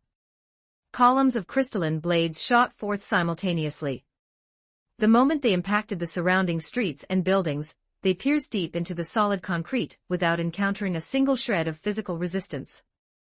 Having locked his focus onto her movements, Accelerator triggered a sudden explosion of kinetic force beneath his feet, utilizing the absolute reaction force to launch his physical frame high into the upper air, cleanly evading the icy barrage. Yet, despite his successful evasion, Accelerator was rapidly losing his mind. I was actually forced to dodge an incoming attack. Why is this fight devolving into such a pathetic farce? Under standard parameters, he should have systematically and decisively pulverized this arrogant woman within the opening seconds, demonstrating his absolute, peerless dominance. He intended to use this live stream to explicitly broadcast to every dimensional viewer that he was not merely the strongest, but completely invincible. Yet, looking at the active reality, wasn't this pathetic display merely granting these lower-tier insects the ridiculous illusion that he could be actively challenged? Inside the multiversal chat group Shinobu Kocho, this confrontation is remarkably thrilling. Mrs. Death is demonstrating exceptional flexibility with her cryogenic attributes, masterfully seizing the absolute tactical initiative without even commanding a definitive breakdown of her opponent's esper capability. Sosuke Aizen, precisely. Perhaps because his baseline reflection fields are entirely too absolute, he has never encountered an adversary capable of trading blows with him. Consequently, his fundamental combat proficiency is remarkably unrefined. He completely lacks the capacity to execute fluid evasions or predict multi-layered tactical vectors. If his operational baseline remains limited to this unpolished tier, his absolute defeat is already mathematically sealed. To the spectating group members, the tactical blueprint was blindingly clear. Confronted by Accelerator's chaotic, unguided lunges, Esteth appeared entirely at ease. Every calculated counterstrike she deployed landed with precision, allowing her to smoothly preserve her melee perimeter, while systematically extracting dynamic data regarding the teenager's calculation fields. On the contrary, Accelerator looked exceptionally clumsy. Though his individual impacts failed to inflict lethal trauma, the cumulative stress left his physical frame looking thoroughly disheveled. His desperate, repetitive charges closely mirrored a state of unguided, impotent fury. What an absolute humiliation! Damn it all! Why can't I land a single direct strike on your physical shell? Accelerator gritted his teeth, so hard they groaned under the pressure. He had never once been subjected to a gridlock of this caliber, and his eyes began to burn with a dangerous, blood-red intensity. Could this uncle actually suffer a tactical defeat here? What a preposterous joke. This uncle is the absolute strongest. Invincibility defines my very existence. He desperately wanted to make everyone fear him. Too scared to ever dare challenge him again. His cognitive pathways fragmented slightly under his frantic rage, forcing the surrounding localized vectors to roar into a state of chaotic, violent disorder, manifesting as a sudden, howling gale cutting through the district. Suddenly, a brilliant flash of instinctual inspiration struck Accelerator's intellect. He permanently ceased channeling his vector fields to amplify his linear melee strikes, instead locking his absolute calculations directly onto the ambient atmospheric currents. The cataclysmic consequence of this calculation shift boom. A deafening, explosive detonation reverberated across Academy City, as the entire localized atmosphere condensed violently, forming a massive, swirling vortex of absolute tempest winds that intensified to an apocalyptic tier within a fraction of a second. Chapter 61, The Ionized Atmosphere and the Blade of Frigid Soul. 12:0 For words. Everything within Accelerator's immediate perimeter was violently swept up into a frantic vortex. From a distance, the ambient air currents condensed until they became entirely visible to the naked eye, a catastrophic, shimmering tempest that completely eclipsed a conventional tornado in speed, size, and sheer kinetic intensity. Incredible! This is truly magnificent. Accelerator burst into a wild, manic laugh. He had never pushed his calculation fields to manipulate the atmosphere in this precise configuration before. He had simply never needed to.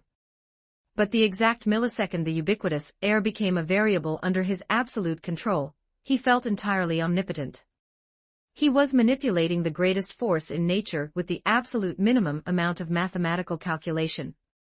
Accelerator calculated that, with this level of output, he could effortlessly tear this entire district from the map of Academy City. The world was nothing more than numbers in his palm. You put up a decent struggle, woman, but your timeline concludes right here. The thrill of the engagement was rapidly dissolving for Accelerator. Having mapped out the mathematical certainty of her defeat, he simply wanted to finalize the match as quickly as possible. While his mind continuously compressed the roaring winds inside the central vortex, he raised his hand, executing a sudden, heavy downward wave toward Esteth. A deep, bone-chilling roar resembling a localized atmospheric detonation split the air. A visible shockwave of hypercompressed kinetic energy rocketed forward, tearing through the street. Wherever the invisible cannon passed, reinforced concrete, structural steel beams, and asphalt were mercilessly crushed into fine powder, leaving a clean, hollow trench in its wake. Is this your absolute trump card? Esteth murmured, her sharp eyes narrowing into cold slits. An elemental assault of this caliber possessed a destructive yield that completely outclassed conventional military missiles. If a baseline human shell were to absorb a direct impact from that shockwave, it would be instantaneously rendered into minced meat. Had she been the version of herself from the past, that might have been her exact destiny. But she was no longer a mere mortal. Confronted by a wide-range kinetic displacement that completely denied standard evasion vectors, her lips curled into a predatory smile.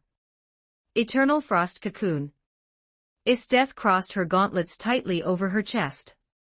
The divine cryogenic power thrumming within her meridians surged instantly, generating a massive, multi-layered barrier of absolute zero ice that completely sealed her physical frame within a flawless crystalline dome. The debris carried by the howling gale slammed violently against the divine ice structure first, followed immediately by the main force of the compressed shockwave. The catastrophic air pressure, capable of ripping skyscrapers apart, violently ground against the crystalline barrier. It pushed Esthetha's frozen cocoon back several meters, gouging a deep, jagged ravine into the earth before its kinetic momentum finally dissolved. The absolute defense held perfectly. Accelerator's laughter subtly faltered. Seeing his direct strike fail to violently shatter her form left him mildly surprised, but zero panic entered his calculations. At this current milestone of evolution, facing down the destructive output of a literal nuclear weapon would feel like nothing more than an insignificant breeze to his reflection fields. Splendid. Exceptionally magnificent. Let's verify exactly how many more of these impacts your little ice cubes can sustain. Accelerator cackled wantonly, his pale face twisting into a mask of pure, unhinged ecstasy. Tilting his head back toward the sky, a sharp, guttural roar ripped from his throat as he pushed his calculation capacity to its absolute level 5 limits. He was aggressively compressing the surrounding air vectors, forcing a secondary, infinitely denser atmospheric vortex to materialize over his crown. Compress further. Keep compressing. Even the residual, stray backdrafts spinning off the main compressed mass generated the exact same destructive air cannon effect as his previous full-scale attack. Dozens of erratic kinetic shockwaves shot forth simultaneously, turning the entire battlefield into a chaotic zone of absolute devastation. Inside the multiversal chat group, even separated by the absolute barrier of the digital live stream, the active group members could clearly perceive the planet-shattering weight of the howling tempest. Shinobu Kocho, this specific trajectory appears exceptionally perilous. The sheer velocity of those air currents is terrifying. Ingzheng, to think a mundane human teenager could push his death into a defensive gridlock to this extent. His world's unique power system is highly efficient. Umar Doma, oh no. Uncle Vector is completely unhinged now. This isn't even his absolute limit. If his death accidentally triggers the calculation variables that force his black wings, white wings, or platinum wings to manifest, the entire district is going to be wiped out.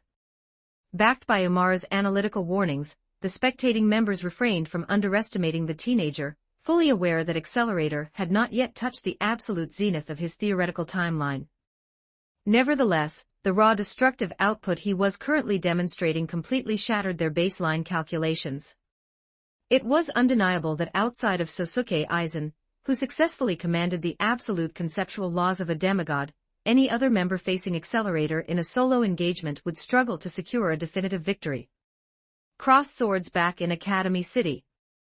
Standing at the absolute focal point of the storm, Esteth could directly register the rising horror of her adversary's capability. It was no longer a simple manipulation of wind vectors. At the absolute vortex core hovering over the teenager's frame, a blinding, hyperthermal brilliance akin to a high-voltage plasma torch touching raw metal began to splutter into existence. The air molecules were being compressed so violently that the mechanical kinetic energy was systematically translating into thermal ionization, generating an ultra-high temperature plasma mass. A blistering wave of heat began to cascade alongside the kinetic shockwaves, inflicting a shallow, burning sensation against her skin. While anchoring her footing against the relentless, crushing pressure, her sharp gaze locked onto the glowing vortex, which was expanding into a monumentally terrifying cosmic sphere. I must violently interrupt his calculation loop right now. To survive this threshold, she possessed only two tactical choices. She could either deploy a superior localized law to completely shatter his kinetic compression, or find a definitive vector to completely neutralize his vortex. It appears I am mandated to utilize that specific asset. Esteth extended her white-gloved hand toward the empty void. In a flash of distortion, she smoothly drew a breathtaking sword out from her personal spatial inventory. The Divine Blade, Hanliang Glacial Soul Sword. This was the exclusive, mythical-grade artifact her soul had harvested after orchestrating her formal territorial sacrifice to Takumi. because her current internal cultivation was still technically insufficient to completely dominate the weapon's primeval consciousness and force its absolute laws to surrender to her will, Esteth traditionally refrained from uncoupling this blade on a conventional battlefield. But the exact fraction of a second the hilt of the Hanlian glacial soul sword settled into her palm, the universal constants of Academy City violently shifted.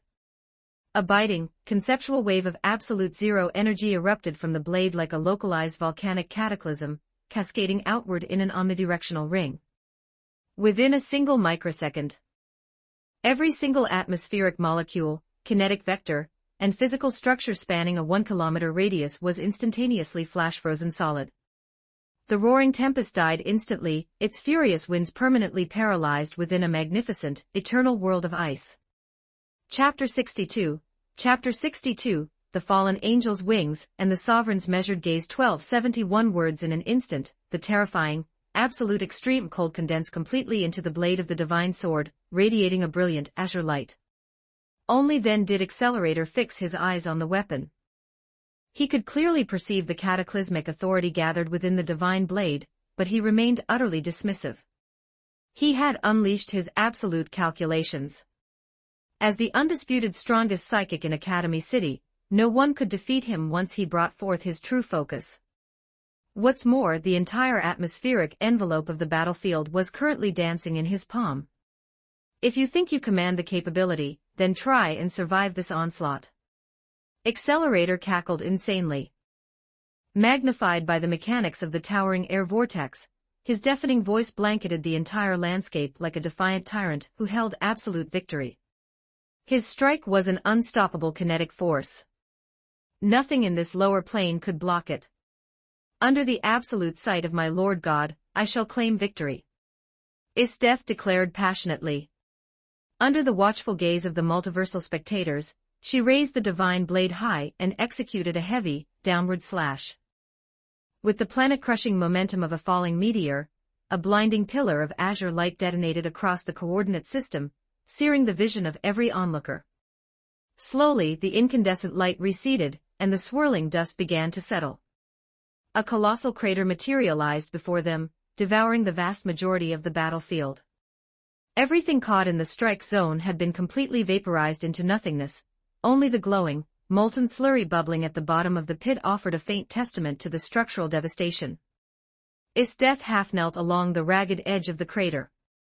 Though she dropped to her knee, entirely drained of her stamina, her physical frame remained untouched by external harm.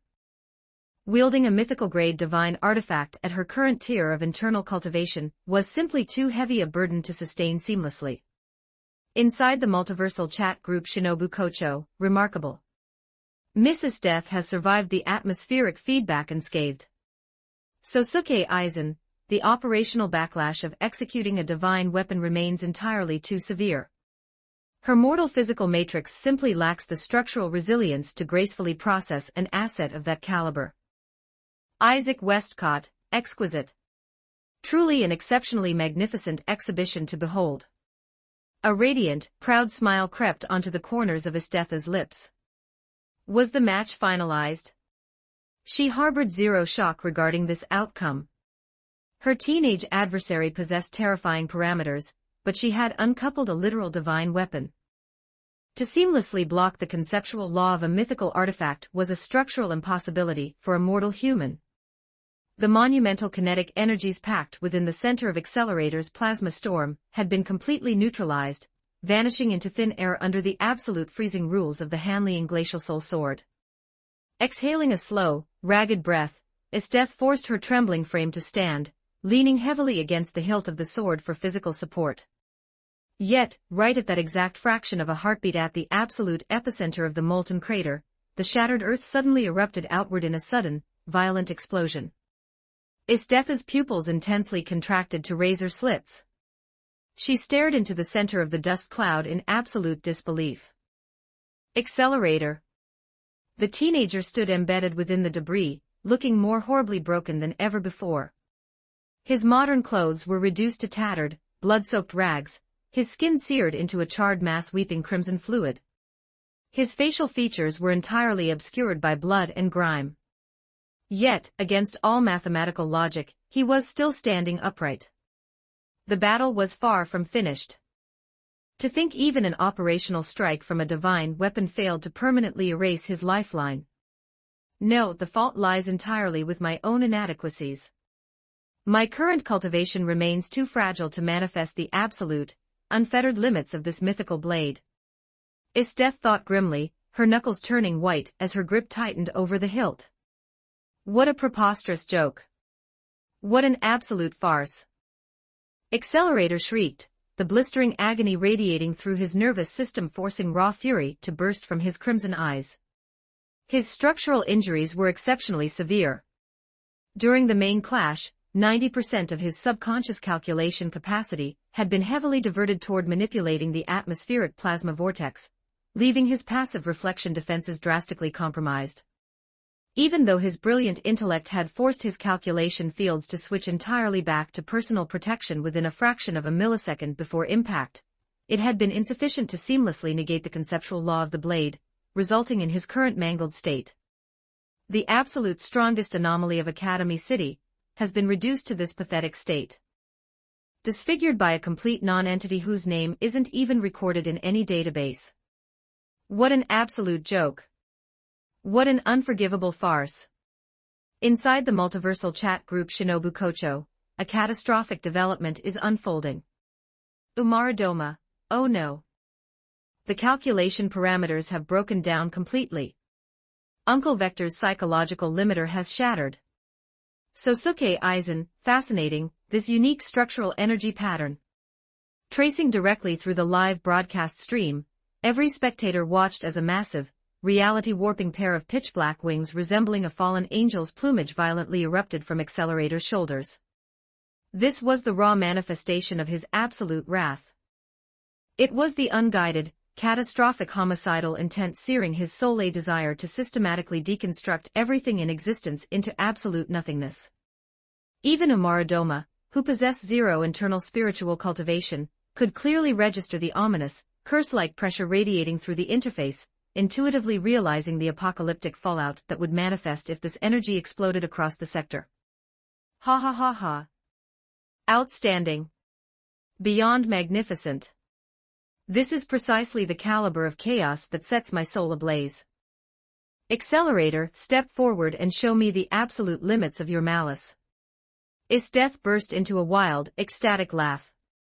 The primal thrill of combat was boiling through her blood. An exceptional chessboard matched against a truly lethal adversary, this absolute, dangerous dance was exactly what her spirit had spent a lifetime pursuing. Go to hell, you trash. With a single, heavy lash of Accelerator's black wings, a catastrophic shockwave of hypercompressed aerodynamic vectors erupted. Though Isteth's battle instincts fired seamlessly to execute a desperate dodge, the residual force cleaved through the landscape, opening a jagged, 100-meter fissure through the earth. Even though she successfully avoided the focal point of the shockwave, the overwhelming backdraft violently blasted her frame through the air. He was entirely too mighty. His output completely outclassed his previous parameters. Is this the exact hidden authority Umara cautioned us about, the absolute potential sleeping deep within his calculation matrices? Melted into a state of absolute, ecstatic battle frenzy, Isteth refused to execute a tactical retreat. Instead, she gripped her Hanlian glacial soul sword tightly and violently charged straight back into the heart of the storm. The world of gods inside the kingdom of God, one-way access. Accelerator. Takumi calmly tracked the unhinged, pride-swallowed messages the teenager had previously transmitted within the chat group, executing a slow, amused tilt of his head. While a low-tier mortal's tantrums were entirely beneath his personal notice, an absolute deity could not allow a flagrant transgression against his honor to remain completely unresolved. If he were to project his full, universe-shattering power down into Academy City to systematically obliterate Accelerator, it would project a petty, overly sensitive image suggesting that a primordial creator could be easily rattled by the barking of an ant. Yet, if he remained entirely passive, it would manufacture a highly flawed illusion that the divine throne was toothless, inviting every subsequent newcomer to comfortably step across his boundaries and spout arrogant words. Consequently, Takumi determined that executing a light, highly calculated localized restriction was the most appropriate course of action. Chapter 63, Shattered Sky, the Heavenly Palm, and the Broken Sovereign of Vectors. 1092 words. Because Accelerator had stubbornly refused to recite the visualization method, Takumi could not manifest inside his world through a conventional, automated conduit of faith. However, that did not mean the Sovereign was without recourse. He prepared to execute a unilateral spatial descent. Without a shred of hesitation, Takumi closed his eyes. Immersing his consciousness into the cosmic fabric, Takumi actively harnessed the foundational authority of the multiversal chat group. Spanning the endless heavens and transcending all mortal reality, its hidden mechanism was indescribably majestic and profoundly grand. Guided by the network's ethereal pathways, his mind drifted free from the divine kingdom. Within the boundless, ocean-like expanse of the multiverse, the active link connecting Accelerator to the chat group served as a perfect homing beacon, flawlessly tracking the teenager's exact dimensional coordinates. Locking onto the signal, Takumi projected his divine awareness through time and space, navigating the unpredictable currents of the cosmos via the chat group's mysterious authority. Utilizing this spatial tether, Takumi successfully isolated the precise world line housing Academy City. Mobilizing his vast reservoirs of divine power, he launched an absolute strike directly against the local dimensional boundary. Sensing a massive external intrusion, the world barrier instinctively flared with a heavy wave of defensive repulsion. Yet, Takumi's energy surged relentlessly until, with a sharp cosmic tear, the spatial perimeter was forcibly broken by his will. Cross swords the battlefield of Academy City. Go to hell. Accelerator shrieked insanely, continuously lashing his massive black wings. The catastrophic aerodynamic vectors violently tore up the landscape, opening a dense grid of jagged fissures across the earth. Disregarding the immense structural strain crushing her physical shell, Esteth continuously swung her weapon. Titanic crescents of azure energy erupted from the blade like brilliant blue moons, violently crashing against the black wings Accelerator deployed to shield his frame. The cataclysmic collision generated a sudden, deafening shockwave that entirely swallowed their senses, leaving their heads ringing violently. The sheer magnitude of the impact was utterly terrifying. Why won't you just die? Accelerator roared, his sanity slipping further. I refuse to perish until you bow your head in absolute prostration before my Lord God, Esteth countered, a bloody yet ecstatic laugh ripping from her throat. Though her physical shell was heavily scarred from Accelerator's relentless onslaught, and the devastating backlash of driving a mythical weapon beyond her limits standing on the absolute precipice of collapse, she was thoroughly intoxicated by the thrill of the fight. Then I'll slaughter you first, and then I'll tear that so-called god to pieces. A thunderous supersonic boom detonated from beneath Accelerator's heels. A visible kinetic shockwave rippled outward, the sheer reaction force violently warping the solid concrete beneath him into a mangled crater. Inside the multiversal chat group Amaradoma, oh no, Sister Esteth is in a highly precarious situation. Accelerator only needs a minimal shift in his calculation vectors to unleash cataclysmic force, whereas Esteth is forced to expend her absolute maximum power with every single strike. Shinobu Kocho, the newcomer's baseline parameters are extraordinarily high, and his vector manipulation is thoroughly terrifying. To think this is the true extent of his hidden power.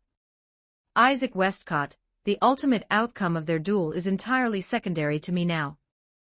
What I find far more intriguing is that up until this precise moment, not a single administrative force from his world has intervened to suppress them. Left unchecked, this entire metropolis will inevitably be reduced to absolute ash.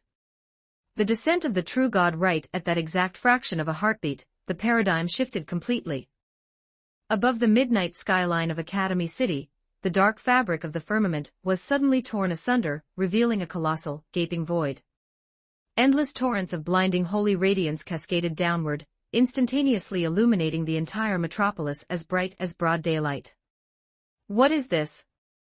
Accelerator stammered, his crimson eyes tracking upward as his manic expression permanently froze. He stood entirely paralyzed in place.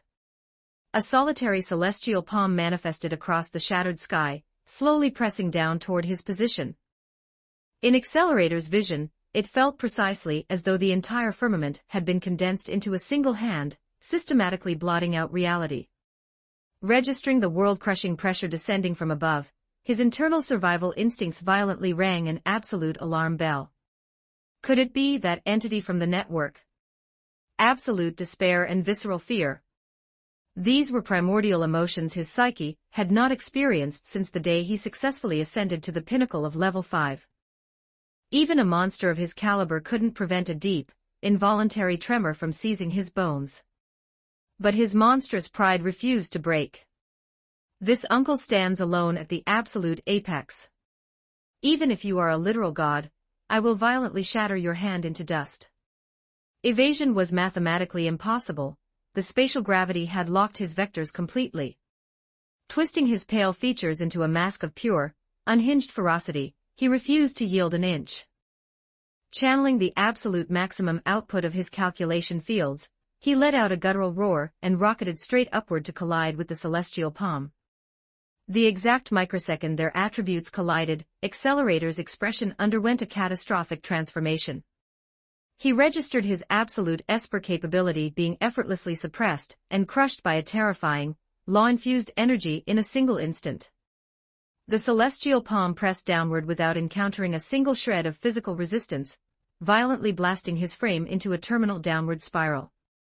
A dull, heavy explosion resonated through the airspace as the immense kinetic feedback detonated outward in a massive shockwave. With a singular, devastating impact, Accelerator's physical body was hammered ruthlessly deep into the asphalt. Visceral crimson blood pooled rapidly within the fractured concrete and upturned soil. He lay completely broken inside the crater, entirely incapable of moving a single muscle fiber, his conscious mind rapidly slipping toward an absolute abyss of darkness. Yet, his raw willpower desperately fought the descent, forcing his eyelids to remain open. Welcome to the multiversal chat group, newcomer. An exceptionally faint, detached voice resonated seamlessly across the infinite expanse of the sky. Yet, Takumi's divine silhouette never physically materialized within the rift. Without ever showing his form, relying entirely on an unmanifested utterance, the absolute strongest anomaly of Academy City had been completely and effortlessly subdued. How utterly farcical. This singular, passing strike hadn't merely dismantled his physical shell, it had systematically shattered his entire comprehension of scientific reality, permanently turning his core worldview to ash. His crimson eyes glazed over into a hollow, empty stare as Accelerator's consciousness finally dissolved into absolute darkness. Chapter 64, The Windowless Sanctuary, Iwasa's Warning, and the Panic of the Magic Side. 1236 words. In the 7th School District of Academy City, inside a building completely devoid of windows or doors, a massive mechanical cylinder stood undisturbed. The structure, composed of heavily reinforced tempered glass measuring 4 meters in diameter and 10 meters in length, was filled to the brim with a thick, crimson life support fluid. The exact fraction of a second Accelerator lost consciousness out on the ruined streets. The figure suspended upside down inside the machine slowly opened his eyes. The ambient interior was blanketed in absolute pitch-black darkness and a deathly, suffocating silence. Though he existed solely as an isolated entity dependent on a synthetic culture medium to sustain his biological lifelines, his administrative identity within the framework of Academy City was unmatched. He was the absolute general chairman of the entire metropolis, Aleister Crowley. Virtually zero anomalies manifesting within the geographical parameters of Academy City could ever hope to escape his algorithmic surveillance networks. Consequently, the high-tier magical collision separating Accelerator and his death had been meticulously captured by his sensory systems from start to finish. Yet, precisely because his instruments had tracked the unvarnished reality of the descent, Aleister's calculating mind registered an unprecedented wave of profound internal shock. An exceptionally magnificent magnitude of force. That authority fundamentally does not belong to the evolutionary matrix of the mortal plane, Aleister murmured inside the dark tank, his synthesized voice dropping into a low, clinical register as he analyzed the rapidly decaying spatial coordinates of the rift. What precise manner of transdimensional entity has broken our atmosphere? He had parsed the exact microsecond his death had materialized within the district. Initially, his tactical models had classified her presence as an inconsequential variable, commanding zero immediate threat to his core architecture.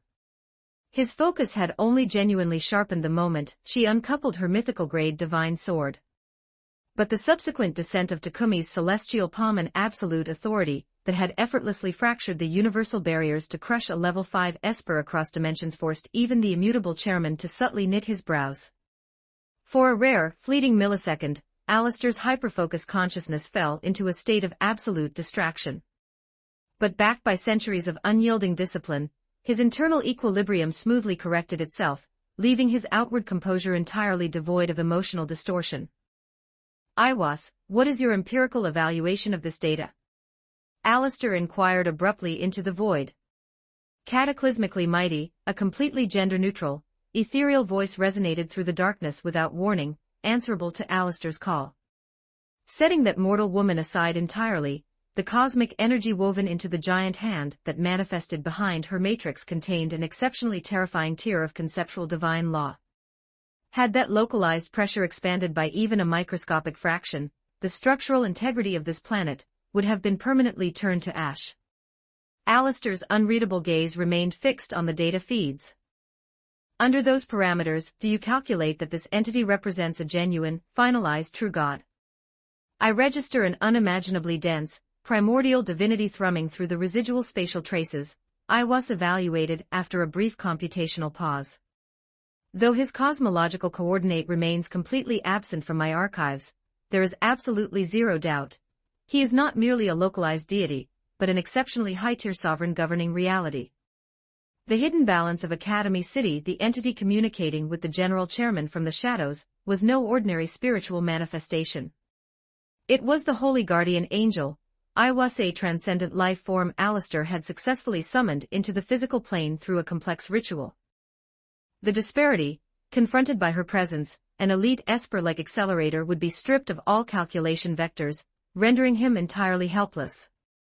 The threshold, if Iwas willed it, her raw energetic output could effortlessly deconstruct the planet's cellular matrix, or warp the fundamental laws of the local cosmos with a single manipulation. Yet, an entity of this terrifying caliber had just explicitly communicated that she possessed absolutely zero certainty of securing a victory against a deity who hadn't even bothered to physically manifest his true body. The absolute evolutionary gap separating them was astronomical. Following a long, heavy pause inside the windowless tower, Iwas's voice chimed smoothly once more. What is your immediate tactical course of action? We maintain our established trajectory exactly as modeled, Alistair stated plainly, his tone reverting back to its default, icy detachment. As you summarized, the invading entity operates as an absolute, primordial god. Sitting atop the highest planes of the cosmos, why would a sovereign of that tier waste his focus micromanaging our lower-tier mortal games?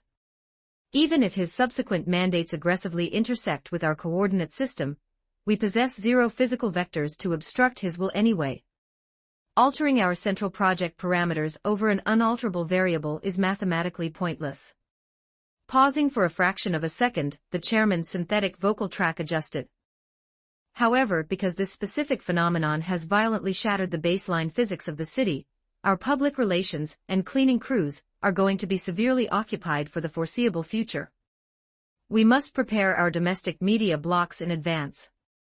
The total absence of local military intervention or anti-skill blockades throughout the duration of his death and Accelerator's duel was, naturally, the direct result of Alistair's absolute administrative suppression. But while his systemic blackouts could easily hoodwink the mundane commoners and tech-reliant sectors of the city, masking a reality-shattering descent of divine laws from the non-human perceptors of the magic side was a structural impossibility. Alistair could easily project the fallout. Right at this exact hour, the ancient cathedrals and secret Orthodox councils of the West were almost certainly descending into a state of absolute, unmitigated panic.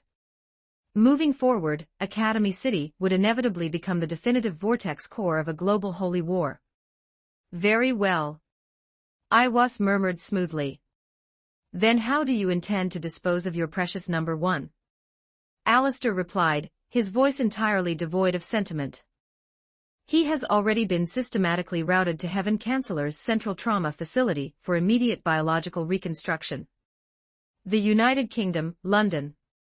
Inside the central sanctuary of the Anglican Church.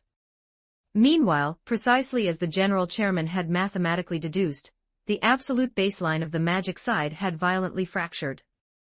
Kanzaki, what precise madness are you executing? My neural pathways haven't even finalized their basic rest cycles yet. You understand perfectly that a chronic deficit of pure beauty sleep is the absolute, unyielding enemy of a young maiden's skin. A remarkably petite, elegant silhouette was dragged out from her luxurious bedding in a total state of groggy disorientation. She aggressively rubbed her deep blue eyes, her chaotic golden hair cascading across her shoulders like unraveled silk. Possessing flawless, porcelain skin, and a slightly immature, breathtakingly beautiful face, she appeared chronologically to be a young lady of merely 17, or 18 years of age. Her current hazy, disgruntled demeanor only added an intensely charming, exotic allure to her aesthetic. She was the absolute archbishop governing the English Puritan Church, Laura Stuart. Presently, her features were saturated with immense, comical resentment toward the disciplined saint who had dared to violently disrupt her slumber.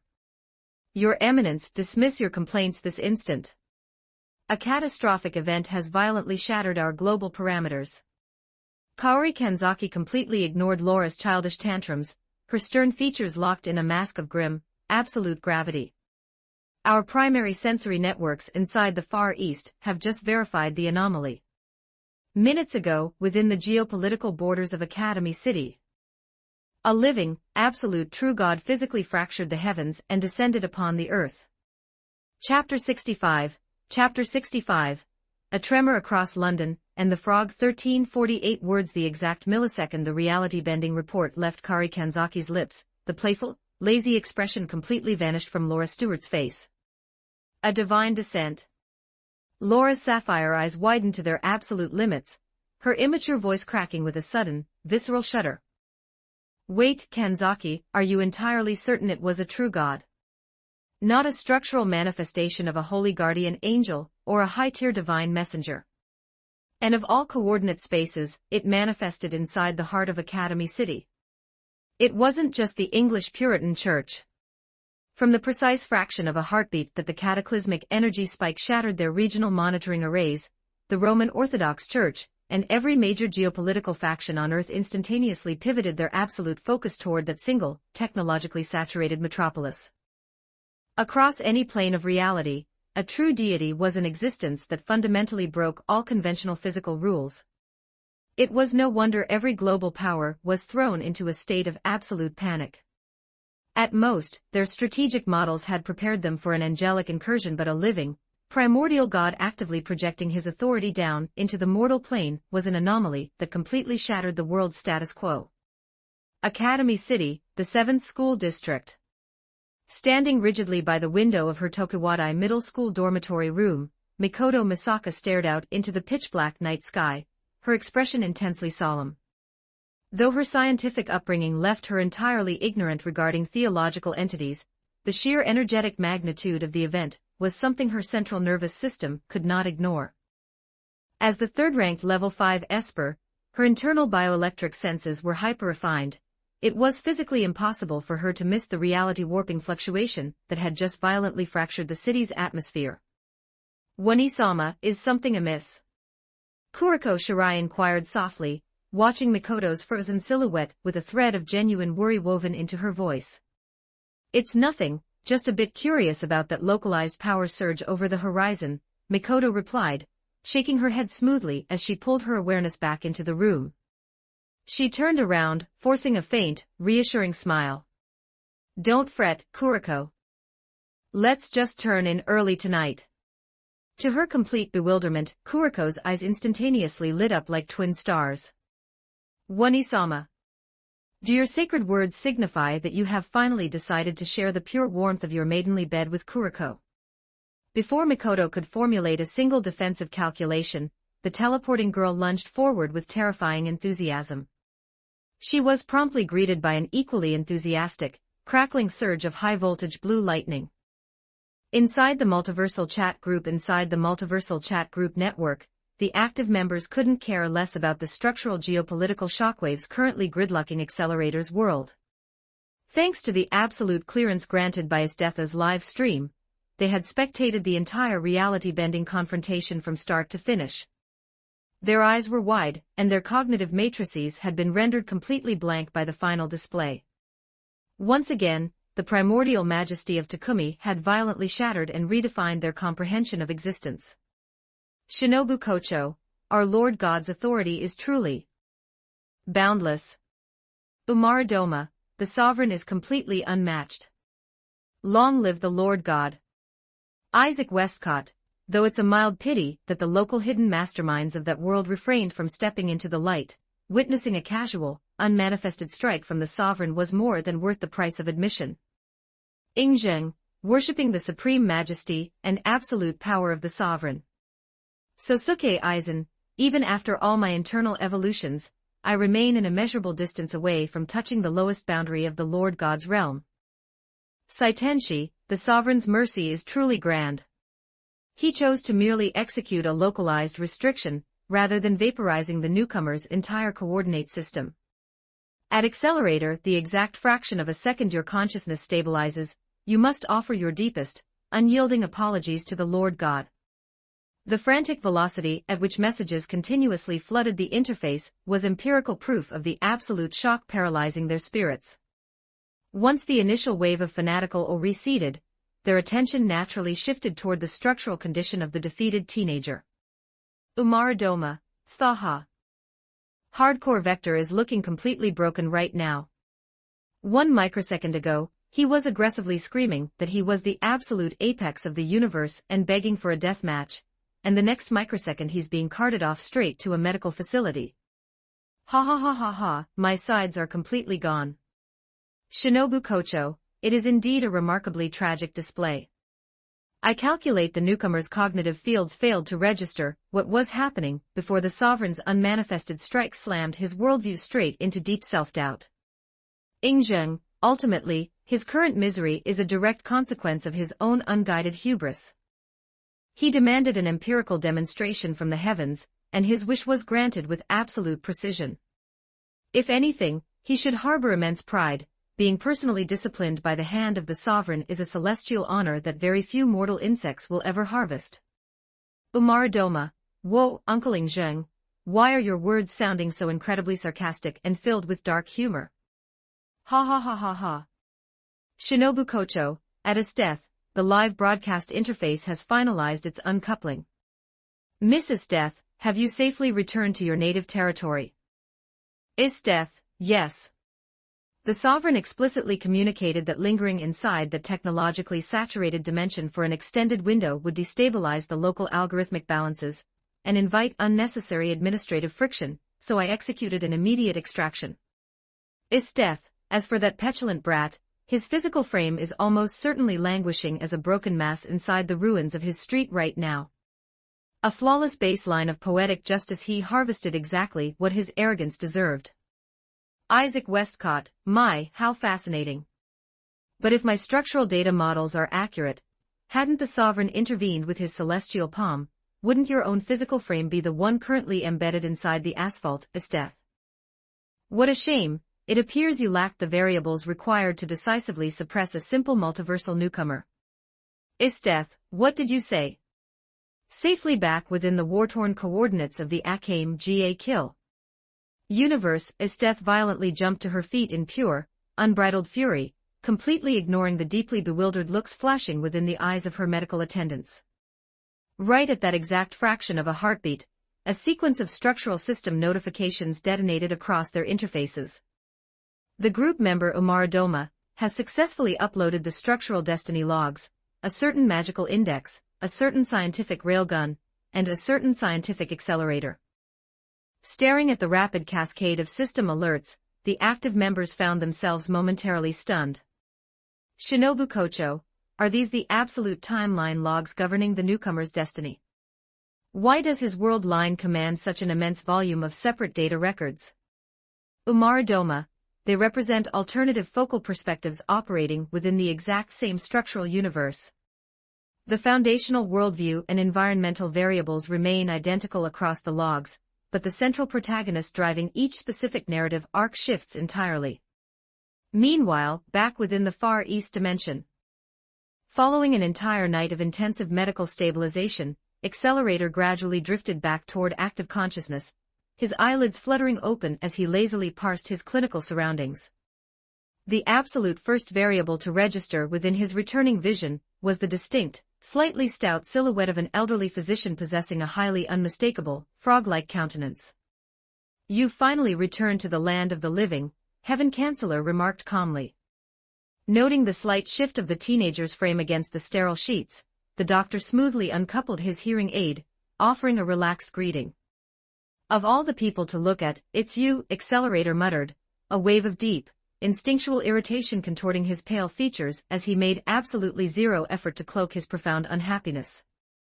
Occupying the absolute number 1 throne among the level 5 psychics of Academy City, Accelerator naturally possessed comprehensive data regarding this highly anomalous medical doctor. A legendary existence whispered to effortlessly break the absolute boundary separating terminal expiration from active resuscitation, widely mythologized across the underworld as the man who could pull a soul back from death. To put it plainly, he was a living, unshakable institution within the borders of the city. Chapter 66, The Ledger of Destiny and the Monster's Quietude. 1277 words fuming this early in the morning. "It seems your spirit is lively enough. Though I get the distinct impression you harbor quite a massive grievance against me." Heaven Chancellor didn't show much emotional fluctuation in the face of Accelerator's glaring discourtesy. Instead, the elderly doctor merely scratched the back of his head, looking mildly amused and puzzled. "Well, setting that aside, what on earth transpired last night? When they brought you in, you looked truly horrific." Hearing those words, Accelerator froze completely. A brilliant flash of unadulterated dread flickered deep within his crimson eyes. It took several heavy, deliberate breaths before he could forcibly stabilize his trembling spirit. Even so, his pale features remained intensely twisted and ashen. "It's nothing. You don't need to stick your nose into my business, old man. To put it plainly, this uncle is still breathing." Heaven Chancellor fell silent for a brief moment. Recognizing that the white-haired teenager had zero intention of disclosing the details, he executed a calm nod and dropped the subject. "Very well, focus on resting. I'll step out to synthesize some customized recovery agents for your system. Wait here." With that, the doctor stood up and walked out of the room. Accelerator remained entirely motionless. The exact fraction of a heartbeat. Heaven Chancellor stepped through the door and closed it. A violent punch slammed directly into the steel frame of the hospital bed. "Damn it all to hell." Accompanying a string of venomous curses, Accelerator clenched his pale fists so tightly his knuckles groaned. He could never have conceptualized a reality where someone would violently shatter his absolute defenses and bypass his vector manipulation through raw, unmitigated brute force. Ever since he successfully ascended to level 5 and stood unchallenged at the absolute zenith of all psychics, he hadn't even known what the critical tolerance threshold of his reflection field felt like. Ultimately, he never calculated that his absolute, pride-swallowed capability would be reduced to nothing more than a fragile sheet of paper, utterly useless against a real powerhouse. Recalling the massive, sky-shattering celestial palm that had descended from the void, and that ethereal, supreme voice echoing across the cosmos, Accelerator felt a violent surge of rage battle against a sudden, suffocating wave of utter powerlessness. That was a transcendent height his calculation fields couldn't even map. He had been completely and seamlessly dominated without even catching a glimpse of his adversary's face. And it was all because of that anomalous chat platform. The chat group. His expression violently warped the exact microsecond the realization struck his intellect. A terrifyingly serious flaw in his logic had just exposed itself. An entity wielding that tier of reality-bending, cosmic authority possessed absolutely zero logical reasons to spend time spinning a web of digital fabrications to deceive him. A platform bridging the infinite dimensions, gathering the absolute powerhouses from across the myriad heavens. Could all of it genuinely be the unvarnished truth? Accelerator felt his fundamental perception of reality gridlock under the sheer absurdity of the concept.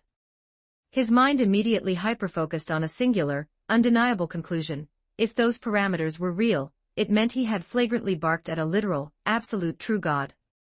Even with his famously unhinged, pride-swallowed psychological baseline, Accelerator felt the corners of his mouth twitch violently at the thought.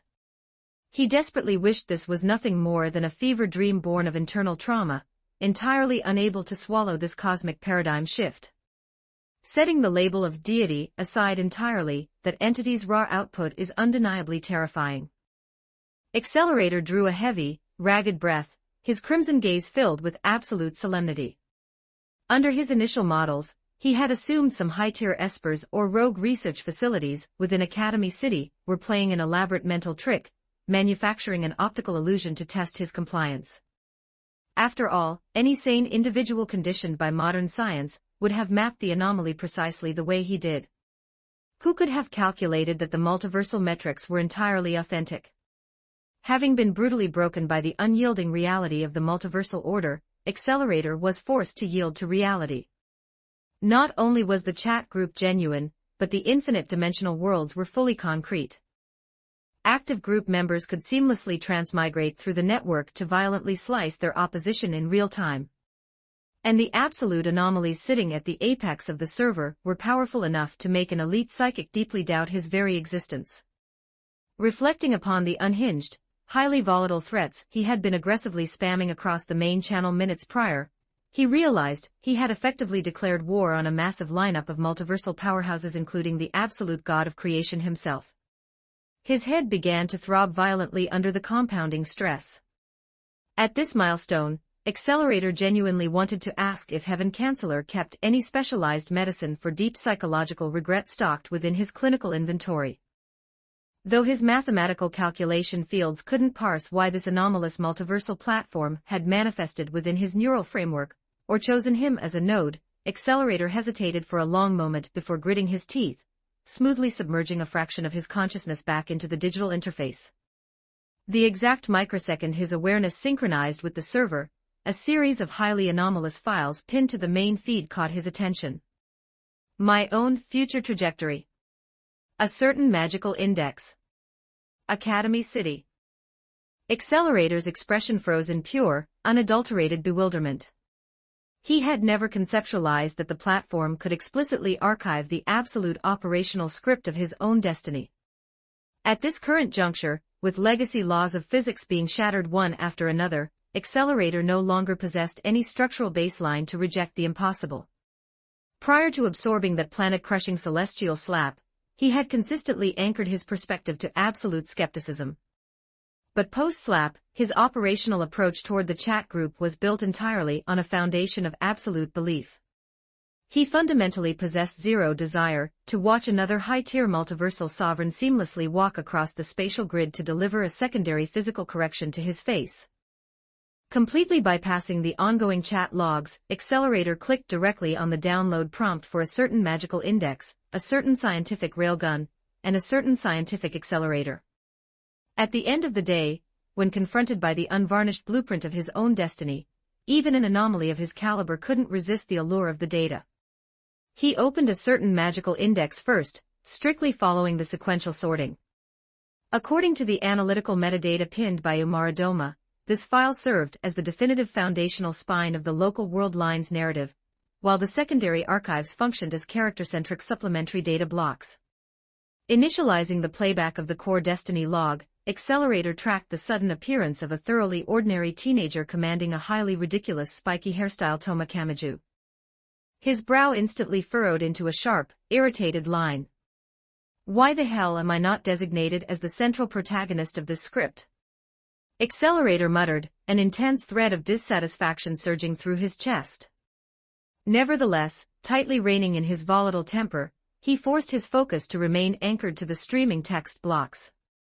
He remained completely locked in that deep investigative state, until Heaven Canceller finally stepped back into the recovery ward, carefully balancing a freshly synthesized tray of specialized therapeutic fluids. Lacking the multiversal clearance required to perceive the glowing interface of the digital network, the legendary doctor could only watch with deep bewilderment as the city's most volatile, terrifyingly violent monster sat perfectly still, staring blankly into empty space in absolute, uncharacteristic silence. Who could have guessed, Heaven Chancellor mused silently, a small smile playing across his frog-like features, that this catastrophic child could actually appear so remarkably serene and quiet. Chapter 67, The Shattered Ego and the Defiant Apology. 1642 words. Are you doing all right, kid? Did I overlook some hidden trauma while patching you up? Old man. You're back. Jarred out of his deep contemplation by the voice of the frog-faced doctor, Accelerator snapped out of his daze. His pale face carried an uncharacteristically melancholy expression. He hesitated for a long moment, staring blankly at the sterile hospital sheets, before finally tossing a deeply conflicted question toward Heaven Chancellor. Hey, old man, hypothetically speaking. If you completely cross the line with someone you absolutely cannot afford to provoke, what exactly do you have to do to earn their forgiveness?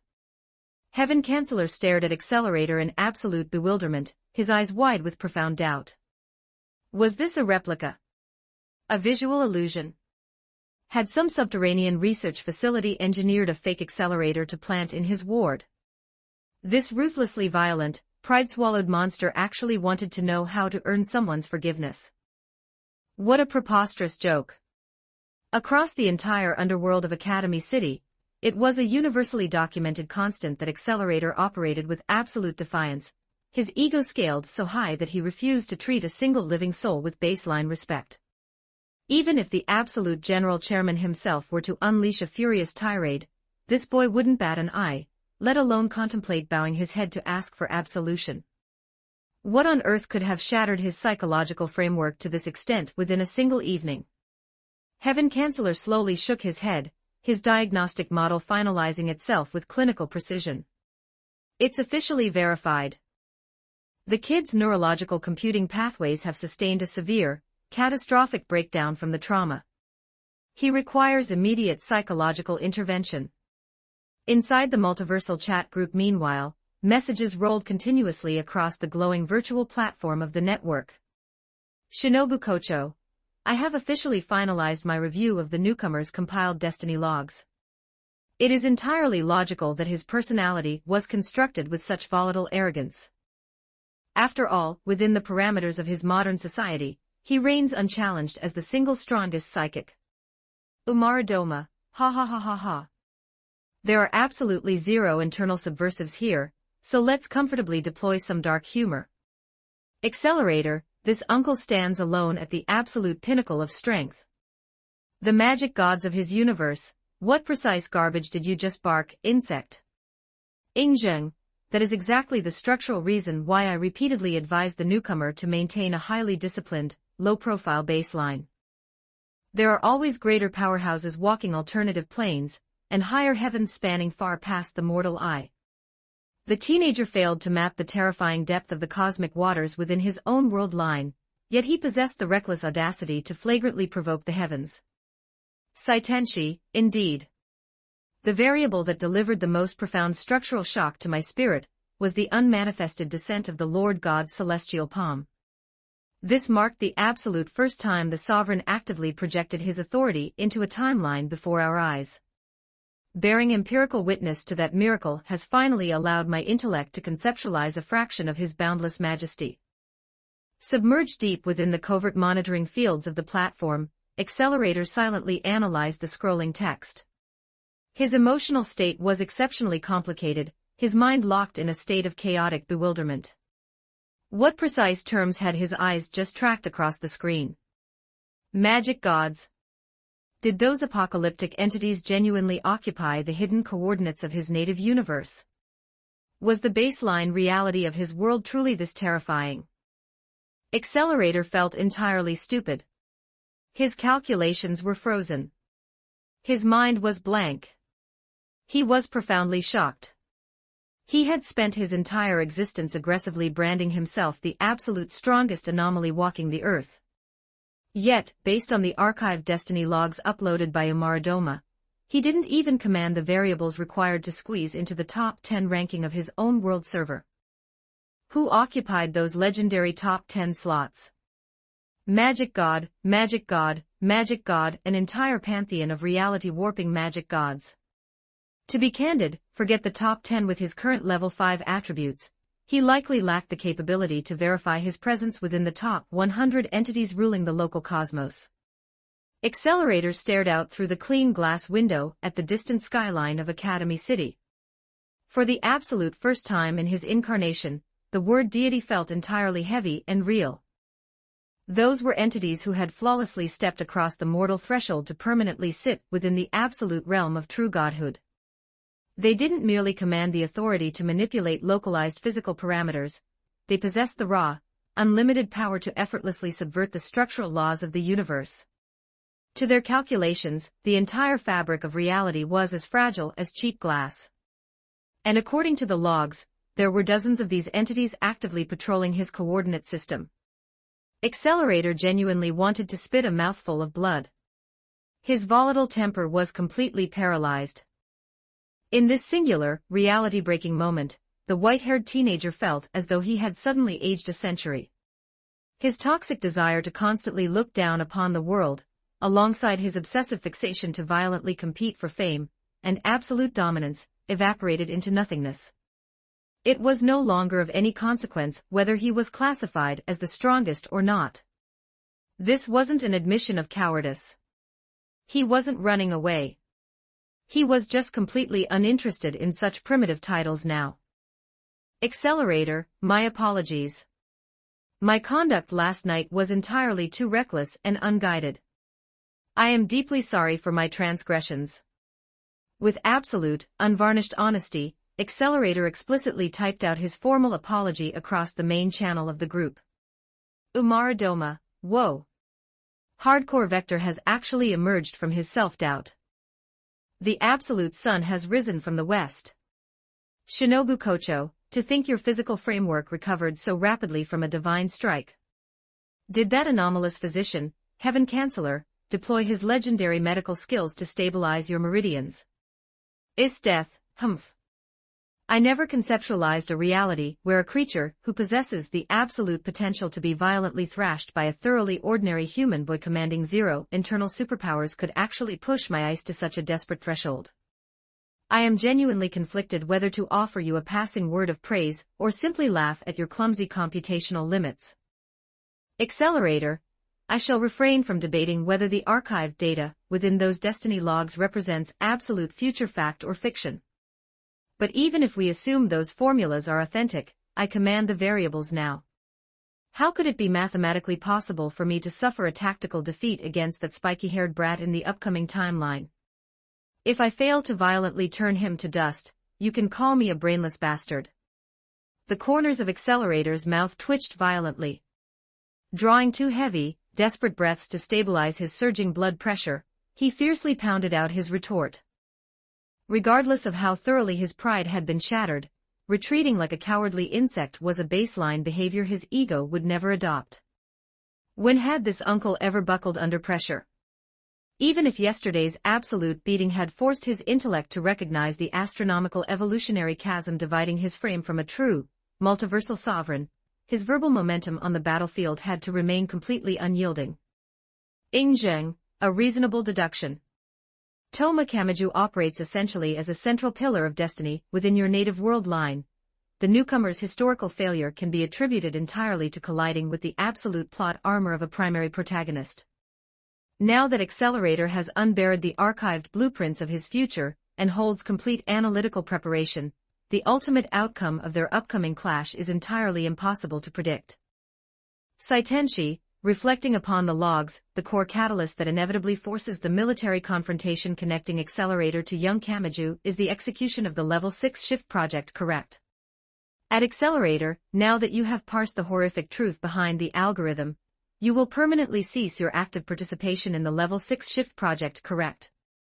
Accelerator, poof. What a ridiculous, short-sighted assumption.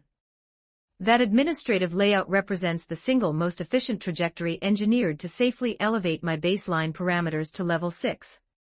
I have never once branded myself a good Samaritan, even if I choose to continuously execute the project parameters to optimize my ascension, my choices are entirely logical.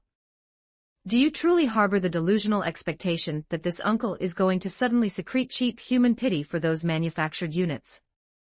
What a preposterous joke. What are those Misaka clones to my calculation fields anyway? Umar Doma, wow, bark as loudly as you like, Uncle Excel, but those words possess absolutely zero structural conviction coming from your mouth. After all, the destiny logs explicitly verify that as long as a cute little silver-haired lowly steps into your perimeter, you will gladly tear the entire world apart to insulate her from harm. Don't you agree, Uncle E? Shinobu Kocho, shedding his unyielding cruelty was a mechanical impossibility, an absolute fiction in this incarnation, until a tiny, hyperactive child materialized before his path. Ah, it turns out our fearsome villain possesses a deep, unyielding weakness for adorable young girls. How sweet. Saitenshi, white-winged accelerator, I want to protect this world with you in it forever. Truly an exceptionally beautiful, heartwarming turnaround. Isdeath, TSK. To think a disgusting, degenerate lolicon who harbors an absolute psychological fixation for young children actually commanded the internal variables required to match my martial output on the battlefield, completely unacceptable. You better reinforce your calculation fields, you perverted freak, because the exact fraction of a second my cultivation breaks through its current limits, I am transmigrating straight back into your district to violently carve you into pieces. Accelerator. You brainless bastards. Who the hell are you calling a perverted lolicon? Accelerator screamed insanely within the empty ward, his pale fists slamming violently against the mattress as his crimson eyes turned completely blood-red with unguided, explosive fury. Chapter 68, Chapter 68, The Pacific Security Summit, and the Corporate Sovereign's Unorthodox Sermon 1167 words. Accelerator desperately wanted to transmigrate straight across the dimensional grid just to give these online trolls a thorough, visceral thrashing. But the exact fraction of a heartbeat his brilliant mind recalled that some of them might actively wield physical laws he couldn't mathematically calculate. His volatile irritation deflated into a bitter scowl. What a ridiculous joke. Is this what the absolute strongest anomaly of Academy City has been reduced to? Although he had aggressively claimed inside the chat logs that he would continue participating in the Level 6 shift project for the sake of optimizing his baseline parameters, it was nothing more than stubborn posturing. If he blindly complied with their expectations now, wouldn't he completely lose face? Moreover, he now fully understood that the entire project was a clinical lie. There was absolutely zero mathematical possibility of achieving absolute level 6 godhood through that specific setup. The hidden research institutes were merely using him as an expendable data-gathering tool. Accelerator was a genius, not an idiot, so he naturally harbored zero intention of continuing the experiment. Inside the multiversal chat group Accelerator, at his death, although my calculation fields failed to fully reflect your strike earlier, I've deduced that you're utilizing a conceptual vector I don't yet understand. The exact millisecond I parse its mathematical composition, your ice won't be able to bypass my defenses ever again. Keep waiting, you trash. Isdeath, oh? You talk a big game for a perverted lolicon. Analyze all you want, I shall welcome your pathetic challenge at any time. Isaac Westcott, my preparatory arrangements for the grand sacrifice have officially finalized.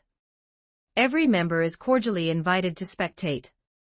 Right at that moment, Isaac Westcott cut into the main channel and initialized his dimensional live stream. Instantly, every active group member including Accelerator permanently ceased text chatting, smoothly submerging their awareness into the virtual video interface. The dimension of data live today was the day Isaac Westcott, the managing director of DEM Industries, had extended high-level diplomatic invitations to sovereigns, heads of state, and military commanders from across the globe, summoning them to an isolated Pacific island under the political guise of discussing global security and world peace. As the group members synchronized their senses with the live broadcast, their vision opened upon a heavily fortified island surrounded by vast, churning oceans. Prime ministers, presidents, and defense ministers representing the world's most dominant international coalitions had gathered, heavily flanked by their specialized anti-spirit military detachments. Hidden deep within the diplomatic assembly, alternative underground factions had covertly embedded their own espionage assets, most notably Ratatosk. This clandestine organization was engineered specifically to interface directly with the spirits, aiming to peacefully resolve the catastrophic spatial quakes that constantly plagued the Earth. Standing at their helm was an old acquaintance of Westcott's, Elliot Baldwin Woodman. Yet, even beyond Ratatosk's presence, several mysterious, unmonitored silhouettes hovered silently deep within the shadows of the facility, covertly tracking the unfolding events. Westcott, your formal dispatches asserted that you commanded an absolute strategy to neutralize the spirit threat and establish permanent world peace. Now that our diplomatic delegations have traveled across the globe to assemble here, do you intend to speak plainly? The President of the United States demanded, stepping directly toward Westcott's position. Flanking the American leader's frame was a contingent of elite wizards representing the United States Anti-Spirit Special Forces Unit, the SSS. Indeed, Mr. Has DEM Industries successfully engineered a decisive new tactical weapon. Ever since the catastrophic Eurasian air disaster over 20 years ago, spatial quakes have relentlessly broken our cities, inducing millions of civilian casualties. If we fail to aggressively neutralize these spirits, any one of our sovereign nations could be the next to be erased from the map. High-ranking global officials voiced their anxieties in rapid succession, their analytical gazes locking uniformly onto Westcott. Confronted by their intense pressure, Westcott merely maintained a faint, thoroughly elegant smile. Pray control your impatience, everyone.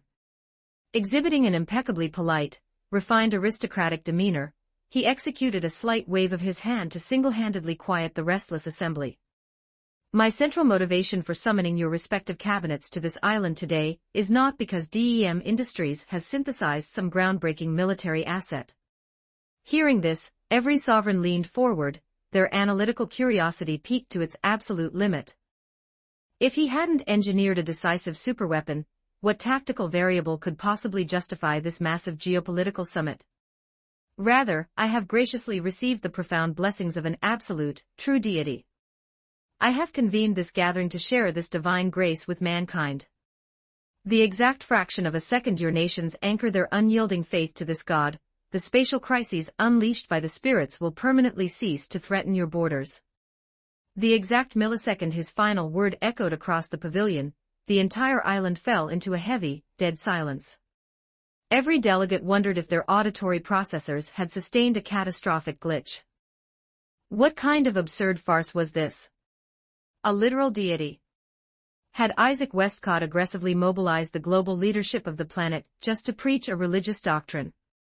Following the brief, stunned silence, the entire pavilion violently erupted into an absolute uproar of outrage. Had DEM Industries not maintained an absolute global monopoly over the manufacturing and programming of realizers, the life-saving technology secretly outfitting every military force and special tactical police unit on Earth, not a single one of these busy world leaders would have ever sacrificed their valuable schedules to honor his invitation. Yet, the absolute result of their long journey was nothing but this. Westcott, your personal religious inclinations are your own private prerogative. We command zero right to critique your faith. However, utilizing a global security crisis to deceptively gather the sovereigns of the world for a theological lecture crosses every diplomatic boundary. We strongly condemn this political trickery. The Prime Minister of a minor nation barked angrily. Though he felt thoroughly humiliated and manipulated, he took care not to permanently sever his diplomatic ties with a megacorporation as vital as DEM. If DEM fails to provide a highly lucrative administrative justification for this stunt today, our coalitions will demand absolute economic retribution. Another leader chimed in. Since they had already expended the resources to travel to this remote coordinate, launching a formal walkout was counterproductive. Their optimal play was to aggressively leverage this diplomatic insult to extract massive structural concessions, such as forcing Westcott to expand their regional quotas for high-grade CR units and realizers. We permanently paused our domestic legislative sessions and flew across the Pacific Ocean simply to be told to worship a ghost. DEM Industries must yield a proper explanation. The corporate and political leaders aggressively combined their diplomatic weights to apply maximum leverage onto the managing director. Westcott, however, merely maintained an elegant, thoroughly detached indifference. Calm yourselves, everyone. He casually snapped his fingers. Clad in her legendary, custom-engineered, CR unit, Pendragon, Ellen Miramathers descended from the heavens like a silver streak of lightning, her absolute mana waves instantly paralyzing the air. Chapter 69, The Price of Blasphemy, and the Astral Sacrifices 1444 words. A terrifying aura erupted violently from Ellen Mira Mathers. Every diplomat, general, and guard present felt an invisible, crushing weight slam into their chests, suffocating them under an unyielding, mountain-like pressure. Even the elite combat wizards flanking the world leaders groaned under the strain. As the world's strongest wizard, Ellen already commanded peerless combat capabilities. Furthermore, after spending the last few days constantly meditating on the visualization method, her baseline attributes had skyrocketed to unprecedented levels. Suppressing this assembly was completely trivial. How is this tier of pressure even possible? Just her passive aura alone is enough to completely paralyze our movements. The anti-spirit wizards were thoroughly frozen in raw shock. To be chosen to participate in this international summit and safeguard their respective heads of state, they were undeniably the elite trump cards of their nation's military forces. Yet, beneath Ellen's suffocating pressure, they couldn't even manage to twitch a single muscle fiber. It defied all scientific parameters. While the wizards stood paralyzed, the world leaders flushed with a mixture of intense fury and profound humiliation. They represented the absolute face and pride of their respective sovereign nations, yet they were being treated like cattle. Isaac Westcott, what precise madness are you trying to orchestrate? Have you completely lost your cognitive faculties? Order her to stand down immediately. Beholding their distressed, wildly infuriated expressions, the corners of Isaac Westcott's mouth curved into a look of absolute pleasure. Beautiful. It was exactly this expression. He had engineered this entire summit precisely to watch these powerful figures expose such ridiculous, helpless masks. He harbored absolutely zero empathy for the upper echelons of human society. After all, it was the global regimes represented by these very individuals that had previously authorized the total annihilation of his hometown, and the systematic slaughter of his fellow magi. However, Westcott possessed no immediate intention of slaughtering them all where they stood. It was infinitely more enjoyable to force them to experience their despair slowly. Westcott casually snapped his fingers once more. Only then did Ellen smoothly withdraw her crushing pressure, allowing the suffocating leaders and their personal guards to desperately catch their breath. I am entirely aware that this reality strains your baseline comprehension, but I am articulating the unvarnished truth, Westcott stated smoothly, his voice echoing across the pavilion. The deity to whom I have anchored my absolute soul is the God of creation, a magnificent, supreme sovereign of concrete reality, not some fictional psychological construct born of human imagination. Preposterous. The Prime Minister of a minor nation barked in a fit of rage, stepping forward to thrust a trembling finger directly at the director's face. I command zero metrics regarding whatever covert scheme you are running here, but what manner of absolute garbage is this, God of creation? Do you truly calculate that the leaders of the free world are naive children to be swindled by fairy tales? Another sovereign immediately stood up to echo the sentiment, his voice saturated with geopolitical venom. Westcott. You have not only deceptively manipulated our cabinets to gather here, but you have also flagrantly deployed military pressure against our persons. Is DEM Industries openly declaring war against every sovereign nation on this planet? Precisely. You have subjected our global delegations to catastrophic diplomatic disrespect and severe humiliation. Exactly how does DEM calculate it will compensate our coalitions? Several heads of state aggressively marched forward, attempting to utilize their collective geopolitical weight to force Westcott into submission. Though the remaining world leaders refrained from making an overt vocal declaration, their sharp eyes locked onto the managing director, their intent blindingly clear. They would use this diplomatic infraction to strip DEM of its corporate assets and force the distribution of advanced realizer technologies. Did your lips truly just utter the phrase, garbage god? Westcott suddenly laughed, the sound entirely dark and melodious. Just as the world leaders began to exchange deeply puzzled looks, wondering what could possibly be fueling his amusement, Westcott executed a casual snap of his fingers. A plasma blade manifested from a realizer structure, piercing cleanly through the blasphemous prime minister's chest like a flash of lightning. The targeted sovereign stared down at the smoking, hollow aperture carved through his heart in a state of absolute dazed disbelief. Filled with sudden, terminal horror, he raised a trembling hand as if attempting to voice a final protest, but his lifelines collapsed entirely. His physical shell collapsed heavily against the pristine flooring, entirely devoid of life. Throughout the absolute duration of the execution, he hadn't even managed to let out a single scream. The surrounding world leaders froze, their faces turning completely ash-white. The ace wizards they had brought along immediately threw their bodies forward, forming a desperate human wall to shield their respective sovereigns. Isaac Westcott. Have you completely lost your mind? Do you possess even a microscopic shred of sanity regarding your active actions, Westcott? Are you truly determined to brand yourself the absolute enemy of the entire world? An intense, paralyzing desire to flee the island seized the hearts of the heads of state. However, every exit vector of the isolated landmass had long since been locked down by elite DEM corporate legions. Escape was a mathematical impossibility. Westcott refrained from offering a hasty response. He glided slowly back toward his elevated seat, pouring himself a pristine glass of vintage red wine with absolute, aristocratic grace. He took a delicate sip, swirling the crimson liquid. Naturally, I command absolute awareness regarding my operations, he smiled, his eyes glinting with a dangerous light. Because his loose tongue chose to articulate syllables that should never be voiced in the presence of the divine, I was left with zero alternative choices. I can only harbor the sincere hope that he exercises a greater tier of cognitive discipline in his subsequent incarnation, lest his reckless mouth invite absolute erasure once more. The global delegates exchanged deeply shaken, terrified looks, their minds struggling to parse the exact variable that had triggered the execution. Was it purely because he had used an insulting adjective before the title of the god of creation? Just because of a single sentence? Westcott was a complete, unhinged lunatic. Not a single soul dared to speak another syllable of defiance, gripped by an absolute terror that any careless word would draw the lethal focus of the corporate tyrant. Yet, in unvarnished reality, Westcott was far from insane, nor had he liquidated the sovereign purely over a verbal slight.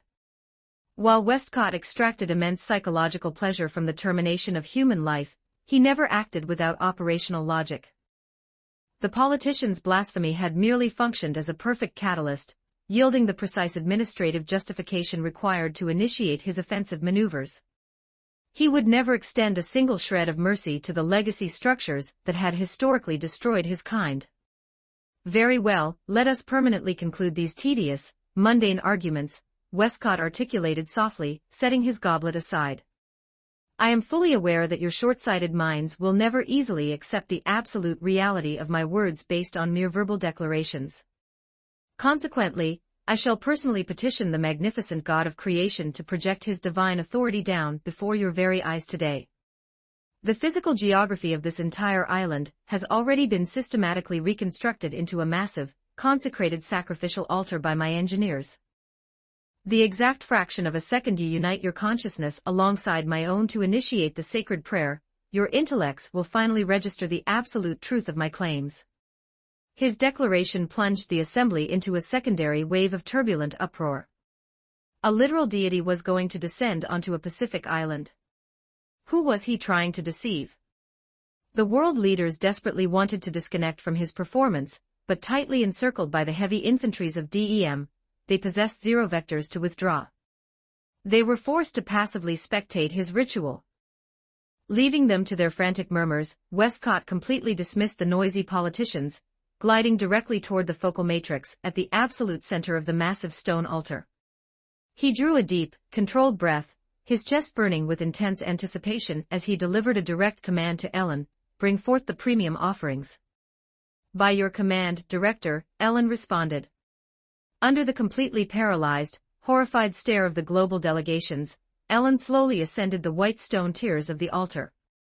She was flanked by two young spirit girls, both securely bound and draped inside glowing, intricate astral dresses. Walking at the absolute front of the sacrificial line was the second spirit, known across corporate databases by her containment code name, Sister Nia Hanjo. Walking directly behind her frame was Chapter 70, A Mythical Awakening, and the Secret Watcher in the Shadows. 1141 words. 1 point of faith power has been detected within the data live world, triggering a 300,000-fold amplification. Congratulations! You have obtained 300,000 points of faith power. Your followers have sacrificed 3 primary beasts, 6 domestic livestock, and 5 sacred grains, triggering a 40 million-fold amplification. Congratulations! You have obtained mutated holy beasts and divine guardians. Your followers have sacrificed a massive stockpile of realizer display units, triggering a 13 million-fold amplification. Congratulations! You have obtained high-tier technological artifacts. Your devotee has sacrificed a daughter of destiny, Nia Hanjo, yielding 500 points of origin power, triggering a 600 million-fold amplification. Congratulations! You have obtained the legendary grade heroic spirit, Nia Hanjo. You have gained 300 billion points of origin power. Your devotee has sacrificed a daughter of destiny, Yoshino Fukawa, yielding 500 points of origin power, triggering a 400 billion-fold amplification. Congratulations!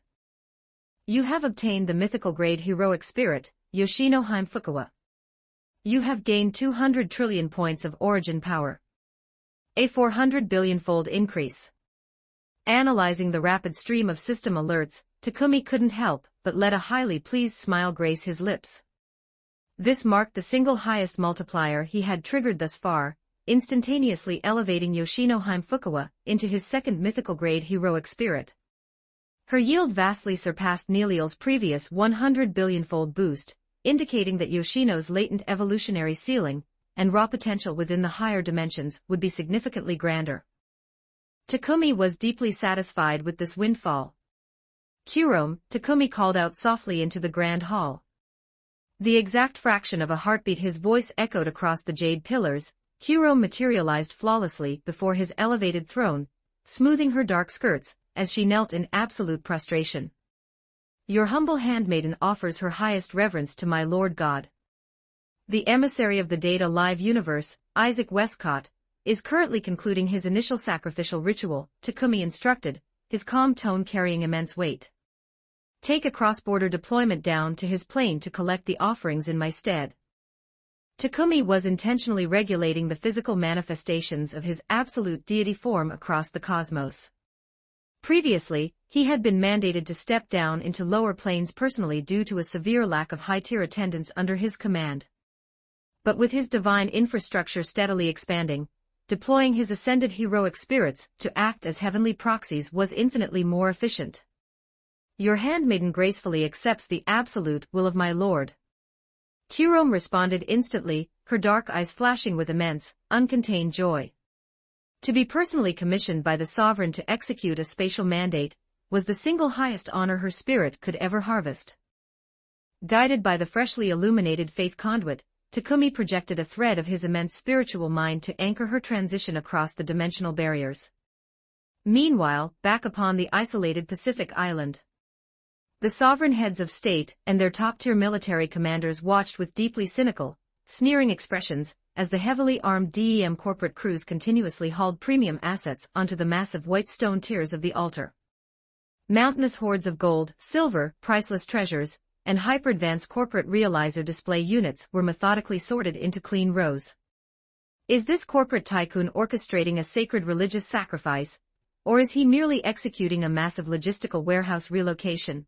One European minister muttered, crossing his arms. DEM's central financial reserves are truly sickening, a general whispered back.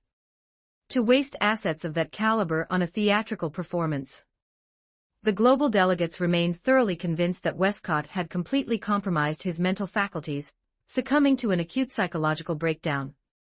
That smug skepticism lasted precisely until Ellen Mira Mathers ascended the altar steps, ushering 2 young spirit girls forward. The politician's expressions instantly warped into absolute, paralyzed horror. Aren't those literal, living spirits? Has Westcott completely lost his mind? If he successfully neutralized those weapons, why has he spared their lifelines instead of instantly executing them? This is an absolute catastrophe. If those monsters accidentally trigger a synchronized spatial quake on this isolated island, our entire global delegation will be instantaneously vaporized into fine dust. DEM Industries has spent decades pioneering the total military eradication of the spirit demographic. Why is their leadership sheltering them upon a sacred altar now? He has been systematically manipulating our coalitions from the very beginning. The assembly violently erupted into a turbulent uproar of furious accusations, their eyes widening to their absolute limits as they watched the corporate director seamlessly cooperate with humanity's sworn mortal enemies. To their calculations, Westcott was an absolute traitor to the human race. Completely ignoring the noisy, chaotic politicians, Westcott stood calmly at the absolute core of the altar matrix. Directly behind his frame stood Nia Honjo and Yoshino Fukawa, both securely bound within the glowing arrays. While Nia's corporate capture had been achieved through standard military containment, tracking down the elusive secondary spirit had been achieved seamlessly by utilizing the absolute omniscience of Nia's angel, Raziel. Chronologically, Yoshino appeared to be nothing more than a fragile, hyper-innocent 13-year-old child, but her true history was entirely different. 21 years prior, her exceptionally frail constitution had confined her to a terminal medical ward under the gentle care of her mother, Nagisa Fukawa. Following her mother's tragic death at a local construction site, the spirit of origin had bestowed a sapphire crystal upon the grieving, broken girl, granting her absolute immortality, but wiping her baseline memories clean. Her physical biological development had permanently frozen the exact millisecond she transformed into an elemental life form, rendering her a legal, timeless maiden. Commanding zero remaining earthly attachments and constantly hunted by anti-spirit forces, she had easily succumbed to Westcott's precise, tailored promises of a peaceful sanctuary. Making her voluntarily surrender her existence to the altar fires had been entirely simple. Sovereigns of the world, I extend a final, gracious warning to your cabinets, Westcott stated coldly, keeping his back permanently turned to the shouting assembly. Those who surrender their absolute faith to my Lord shall harvest boundless celestial grace.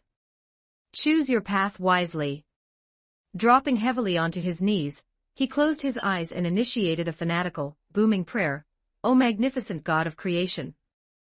You are the absolute architect of the cosmos, the omniscient and omnipotent sovereign transcending the boundaries of reality. You are our Father and our King. Your holy fire illuminates the path of mankind's ascension. You are our eternal, unyielding faith.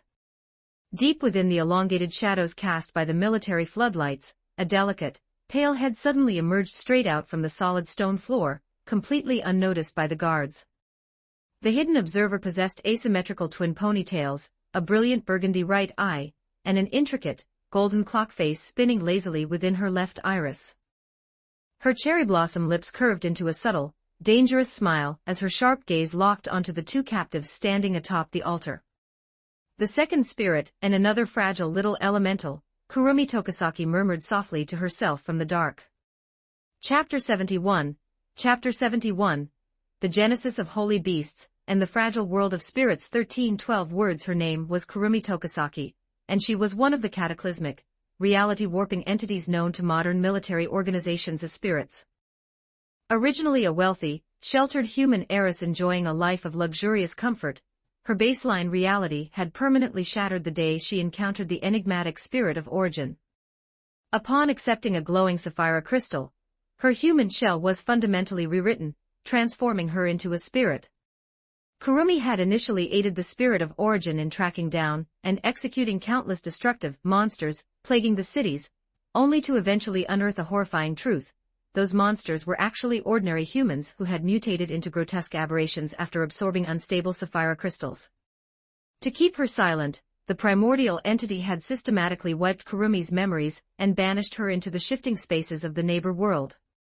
After an untold passage of chronological time, Kurumi successfully transmigrated back into the baseline human plane. Though initially aimless and amnesiac, she deployed the 10th bullet, Yod, of her massive clock angel, Zafkiel, to violently reconstruct her stolen past. Remembering the absolute betrayal she had suffered, she forged an unyielding vow. She would rewrite history and assassinate the spirit of origin, regardless of the catastrophic cost to her own soul. Recently, Kurumi had intercepted an incredibly intriguing piece of intelligence. Through one of her shadow clones, she learned that DEM Industries had successfully secured two spirits. Nia Hanjo and Yoshinohime Fukuoan was utilizing them as the central focal point for an upcoming global diplomatic summit. Nia was the second spirit ever observed after the spirit of origin, making her an invaluable treasury of ancient primordial secrets, while Yoshino had similarly locked coordinates with the creator of their kind. Consequently, Kurumi had covertly infiltrated the secure facility, patiently biding her time to execute a sudden, tactical rescue. She intended to extract vital data regarding the spirit of origin from their lips while securing two more operational allies for her crusade. Yet, upon surveying the stone platform from the safety of the shadows, she was thoroughly astonished. Nia and Yoshino showed absolutely zero signs of torture or physical persecution. Even though they had materialized their intricate, weaponized astral dresses, they harbored completely non-hostile intentions toward DEM. In fact, they appeared to maintain a remarkably harmonious, peaceful rapport with Ellen Mira Mathers. This was profoundly unnatural. Sensing the deep anomaly, Kurumi refrained from exposing her position, her heterochromatic gaze locked onto the stone pavilion. Could this truly be the work of the god of creation? Her voice murmured softly through the dark, elegant and melodious, carrying an exotic, mesmerizing allure. Eradicating humanity's deep, institutionalized hatred for our kind is no simple administrative feat. Let us verify whether a genuine deity actually walks this world. If an absolute god truly governed this dimension, how would his authority stack up against the reality-warping power of the spirit of origin? Who would reign supreme?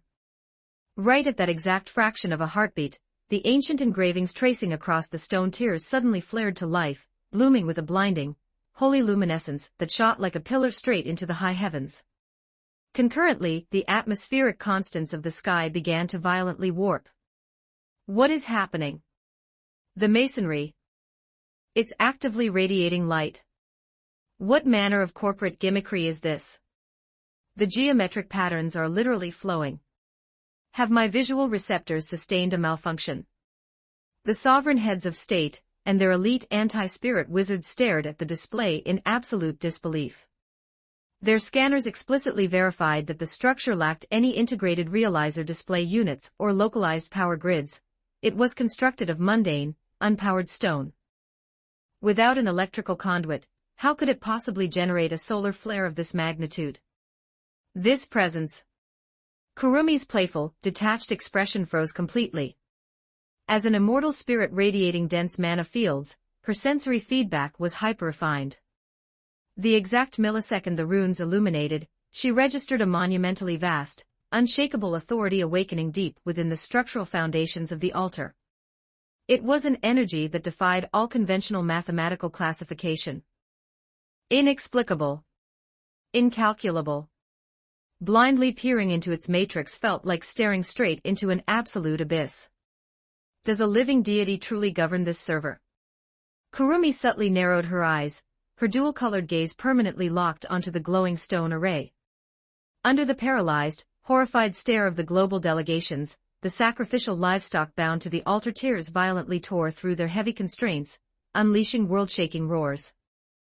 One after another, the common beasts drifted weightlessly into the upper air, their physical frames expanding exponentially at a velocity visible to the naked eye. Cocooned within cascading halos of absolute holy light, the livestock and raw grains underwent an absolute, biological sublimation. The domestic oxen mutated into towering, jade-horned divine bulls. The horses sprouted magnificent wings of pure light, evolving into legendary Pegasi. The common fowl erupted into blazing, immortal phoenixes. Mundane livestock had been systematically rewritten into sacred mythic beasts. Concurrently, the humble grains mutated into radiant, celestial crops, radiating an incredibly crisp, intoxicating fragrance that was heavily saturated with endless primal vitality. Not a single soul present doubted that a single bite of these transformed crops would Robin Hood mortal pathologies while extending a human's lifespan by centuries. An absolute miracle. The heavens are empirically opening before us. A living God is genuinely manifesting. The entire assembly fell into a state of paralyzed, awestruck silence. This is completely impossible. Does a definitive deity truly preside over this cosmic coordinate? Kurumi's porcelain face turned completely pale, her chest tightening under a wave of genuine existential dread. A sharp thread of panic flared within her mind. She realized she had committed a severe operational error by blindly infiltrating this zone without commanding definitive data parameters, relying merely on her shadow clones. This logic-defying display completely shattered the outer boundaries of her imagination. Suddenly, her focus snapped back toward the two captive spirits stationed atop the platform steps. Tracking their coordinates, she observed Nia Honjo and Yoshino Fukawa floating weightlessly at the absolute core of the radiant matrix, encircled by the swirling legion of mythic beasts like twin sovereigns ruling the upper heavens. The blinding celestial radiance cascading from their ascended shells was so immensely dense that even with Kurumi's advanced spirit attributes, she found it physically impossible to look directly at their forms without a sharp, burning agony piercing her optic nerves. She harbored absolutely zero doubt. At this precise milestone of evolution, either of those two girls could seamlessly erase her entire lifespan with nothing more than a passing look. Is this the absolute, reality-warping authority of the divine? Kurumi's internal worldview turned completely upside down. Merely minutes prior, Nia and Yoshino were elemental entities anchored to the exact same baseline tier of existence as herself.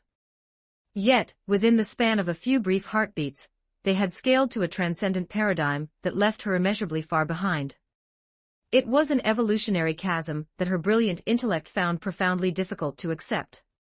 Suddenly, a cataclysmic atmospheric explosion detonated across the upper stratosphere. The clouds roiled violently, and a suffocating wave of thunderous cosmic energy blanketed the island. The starry cosmos vibrated visibly, and the literal foundations of the world trembled, as if an unimaginably grand, stalwart cosmic entity was preparing to break through the spatial continuum. Every soul present involuntarily hoisted their eyes toward the sky, their minds entirely gridlocked by a paralyzing cocktail of raw fear, absolute awe, and profound existential dread. A terrifying, crushing wave of divine authority suddenly cascaded downward from the firmament, compressing the air like an absolute mountain dropped onto their shoulders. Synchronously, every single prime minister, president, elite wizard, and hidden shadow clone dropped heavily onto their knees, their bodies forced into absolute prostration. Beneath the unyielding weight of this primordial law, their hard-earned political status, worldly reputations, and advanced military technologies were laid bare as utterly farcical. So profoundly fragile. So beautifully powerless. Chapter 72, The Emissary's Invincibility, and the Groveling Sovereign's 1900 words detected 1 point of faith power within the data live world, triggering a 300,000-fold amplification. Congratulations! You have obtained 300,000 points of faith power. Your followers have sacrificed 3 primary beasts, 6 domestic livestock, and 5 sacred grains, triggering a 40 million-fold amplification. Congratulations! You have obtained mutated holy beasts and divine guardians. Your followers have sacrificed a massive stockpile of realizer display units, triggering a 13 million-fold amplification. Congratulations! You have obtained high-tier technological artifacts. Your devotee has sacrificed a daughter of destiny, Nia Honjo, yielding 500 points of origin power, triggering a 600 million-fold amplification. Congratulations! You have obtained the legendary grade heroic spirit, Nia Honjo. You have gained 300 billion points of origin power. Your devotee has sacrificed a daughter of destiny, Yoshino Fukawa, yielding 500 points of origin power, triggering a 400 billion-fold amplification. Congratulations! You have obtained the mythical grade heroic spirit, Yoshino Fukawa. You have gained 200 trillion points of origin power. Alongside the rolling, majestic thunders, beautiful ripples of the Grand Tao cascaded down from the heavens, thoroughly baptizing the souls of the onlookers. Every trace of lingering terror and existential dread instantly evaporated from their minds. It felt precisely as though they had returned to the absolute safety of a mother's warm embrace, or basked under a radiant, soothing winter sun. Golden celestial blossoms fluttered elegantly through the high atmosphere, while shimmering golden lotuses sprouted spontaneously from the earth. A single, profound realization crystallized within the minds of the collective crowd: the god has descended. They uniformly hoisted their gazes. A magnificent avenue of pure golden light unfurled from the deepest reaches of the firmament, tracing back to an unfathomable, terrifyingly grand cosmic origin. They instinctively recognized it. That was the dwelling of the divine, the supreme divine kingdom. Under their paralyzed, awestruck stare, a maiden draped in elegant black garments descended along the golden avenue, gracefully riding atop a majestic golden phoenix. Her celestial beauty was immortal, her elegance utterly unparalleled. Before her radiant silhouette, the very sky and earth seemed to pale in comparison. The crowd succumbed to the pressure, kowtowing in absolute worship. Is this the true form of the god of creation? Kurumi Tokisaki thought from the shadows, a spark of genuine surprise flashing across her features. She hadn't calculated that the supreme deity would manifest as a goddess. Isaac Westcott, however, remained completely unsurprised. Having thoroughly analyzed the historical templates established by Zheng inside the network archives, he recognized her at a single glance. This was the daughter of destiny, Kurome, whom Isteth had previously sacrificed to the heavens. Your humble handmaiden respectfully awaits the absolute presentation of my lord's divine decree. Kurome called out. Guiding the golden phoenix to hover right over the stone altar, her graceful silhouette dropped to one knee toward the direction of the divine kingdom, raising her hands high above her crown in a posture of profound reverence. The world leaders' eyes widened to their absolute limits, their minds turning completely blank. This peerless, transcendent maiden descending upon a mythical beast was merely a servant. If an attendant commanded an authority of this caliber, exactly how cataclysmic and unfathomable must the actual god of creation be? Precisely as I deduced. Kurumi Tokisaki mused silently. The underlying logic was simple. The overwhelming aura radiating from Kurome matched the exact, law-infused pressure she had just observed within Nia Honjo and Yoshino Fukawa. It was entirely natural for them to operate as holy proxies. Since Nia and Yoshino were laid upon the altar fires today, they would undoubtedly undergo the same divine evolution to serve under the sovereign's throne. A monumental, all-encompassing voice descended from the cosmic void, echoing through the boundless sky, reverberating across the eternal rivers of time, and vibrating deep within the core of their immortal souls. In a collective trance, the assembly registered the phantom of a magnificent, indescribably grand existence spanning the cosmos. So that is the true majesty of the god of creation. It is truly far beyond mortal comprehension. No wonder a herald who looks like a sovereign goddess of the highest heavens operates as nothing more than a handmaiden. The crowd felt as though they were trapped in a beautiful, surreal dream. A radiant golden imperial decree interwoven entirely with the absolute laws of the great Tao and profound mystical principles drifted down from the firmament, accompanied by a dense, roiling sea of mysterious purple mist before settling perfectly into Kurome's open palms. Clutching the divine document with both hands, Kurome stood up smoothly. As her icy, indifferent gaze swept across the plain, not a single prime minister, president, or wizard possessed the courage to maintain direct eye contact. By the absolute mandate of the sovereign, the mortal Isaac Ray Pelham Westcott has demonstrated immense merit through his execution of this grand sacrifice. He is hereby formally ordained as the divine emissary of this world. He is graciously bestowed with continental tier combat capacity, a 10,000-year lifespan, and exclusive mythical artifacts, the Skyfeather Swift Stride battle boots and the Skyfeather Thunder Punishment battle armor. Furthermore, the mortal Ellen Mira Mathers is hereby granted country tier combat capacity, a 1,000-year lifespan, and the blessing of eternal youth. The magnificent, law-infused voice exploded cleanly within the conscious minds of the crowd, leaving them trembling violently under a wave of absolute and unbridled envy. To be commissioned as the absolute representative of a living God, who across the nations would ever dare to cross his path. Armed with continental tier destructive output, a 10,000-year lifespan, and a set of custom mythical artifacts, Isaac Westcott had achieved absolute, unshakable invincibility within this world line. Your loyal servant offers his deepest gratitude for the magnificent grace of my lord. Westcott cried out. He raised his hands high into the air as the golden decree descended into his grasp. The moment his palms locked onto the cool, delicate material of the imperial scroll, an indescribable, cosmic torrent of energy surged violently into his meridians. His internal parameters and ambient aura skyrocketed at a velocity visible to the naked eye. A tyrannical, reality-warping aura saturated the atmosphere as his physical frame drifted weightlessly into the sky, a brilliant divine sigil flickering to life between his eyebrows radiating absolute honor, profound mystery, and unyielding majesty. Simultaneously, a thick beam of golden light split from the core of the decree, rocketing straight into Elend's body. The onlookers were completely paralyzed. Feeling the suffocating, terrifying pressure radiating from Westcott's newly evolved structure, their spirits vibrated with absolute terror, rapidly followed by a wave of intense, toxic jealousy. Every single politician desperately wished they could tear him down and occupy his position upon the altar steps. Yet they recognized with absolute mathematical certainty that such thoughts were utterly futile. Forget the unmanifested deity across the stars, the current version of Isaac Westcott could effortlessly crush their entire military coalitions with a casual wave of his hand. Isaac Westcott, I trust you will dedicate your absolute totality to executing your mandates. Do not allow the sovereign to be disappointed in your stewardship, Hurome's cold voice echoed from the upper airspace.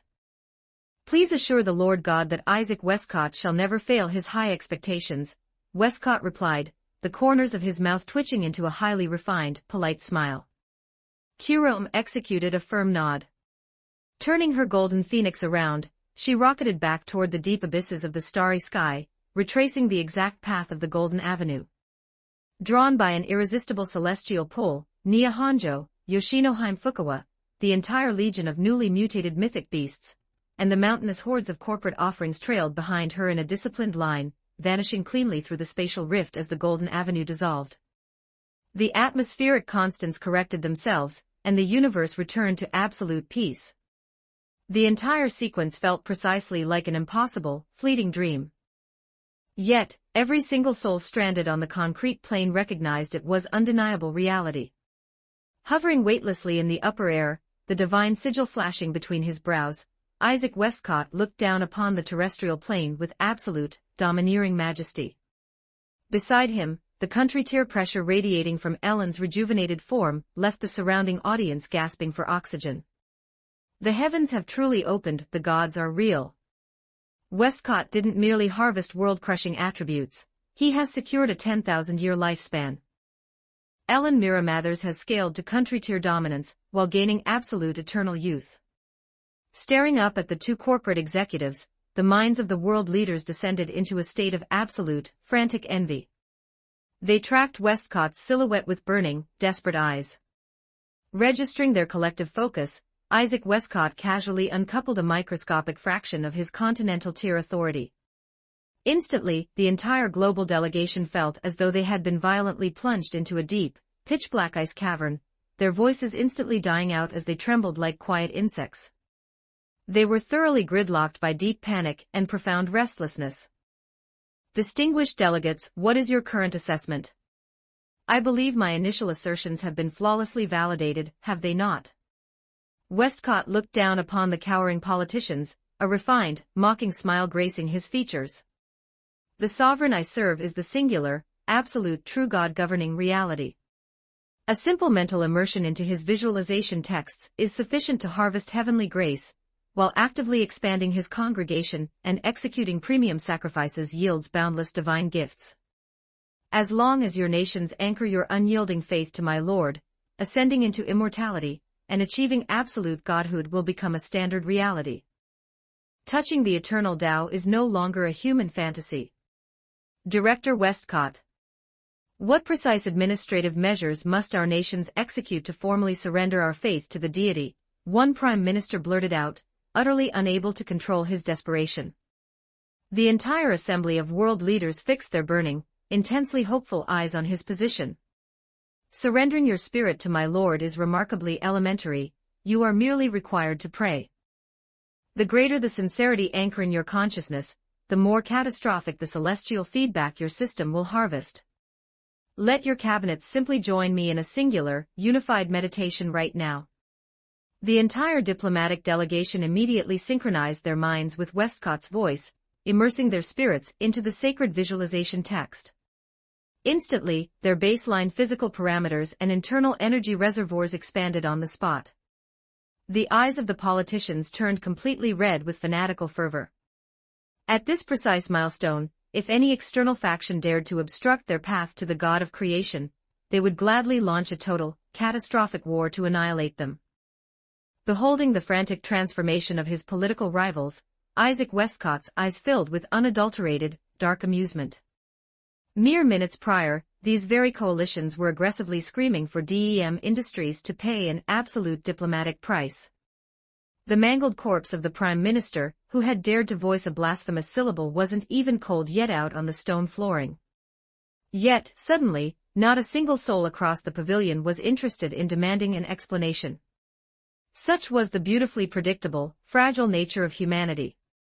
It was an exceptionally magnificent tool to leverage, Westcott mused silently. Had he not chosen this precise path, how could he ever have commanded the leverage required to witness the comically desperate, groveling faces of his historic enemies? It was thoroughly pleasing to his senses. Surrendering his absolute allegiance to the God of creation was the single greatest decision he had ever executed across his entire incarnation.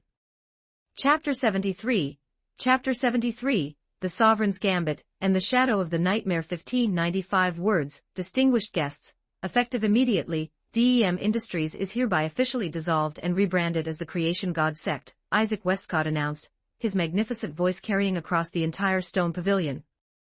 I shall occupy the absolute mantle of Sectmaster, and I cordially extend an open invitation for your entire coalitions to merge into our ranks.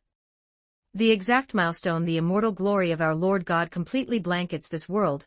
Every single one of you shall ascend alongside my frame into the divine kingdom to enjoy an unyielding eternity. The words had barely left his lips before the political hierarchy fractured completely. Sectmaster, the administration of my nation is unconditionally prepared to enlist.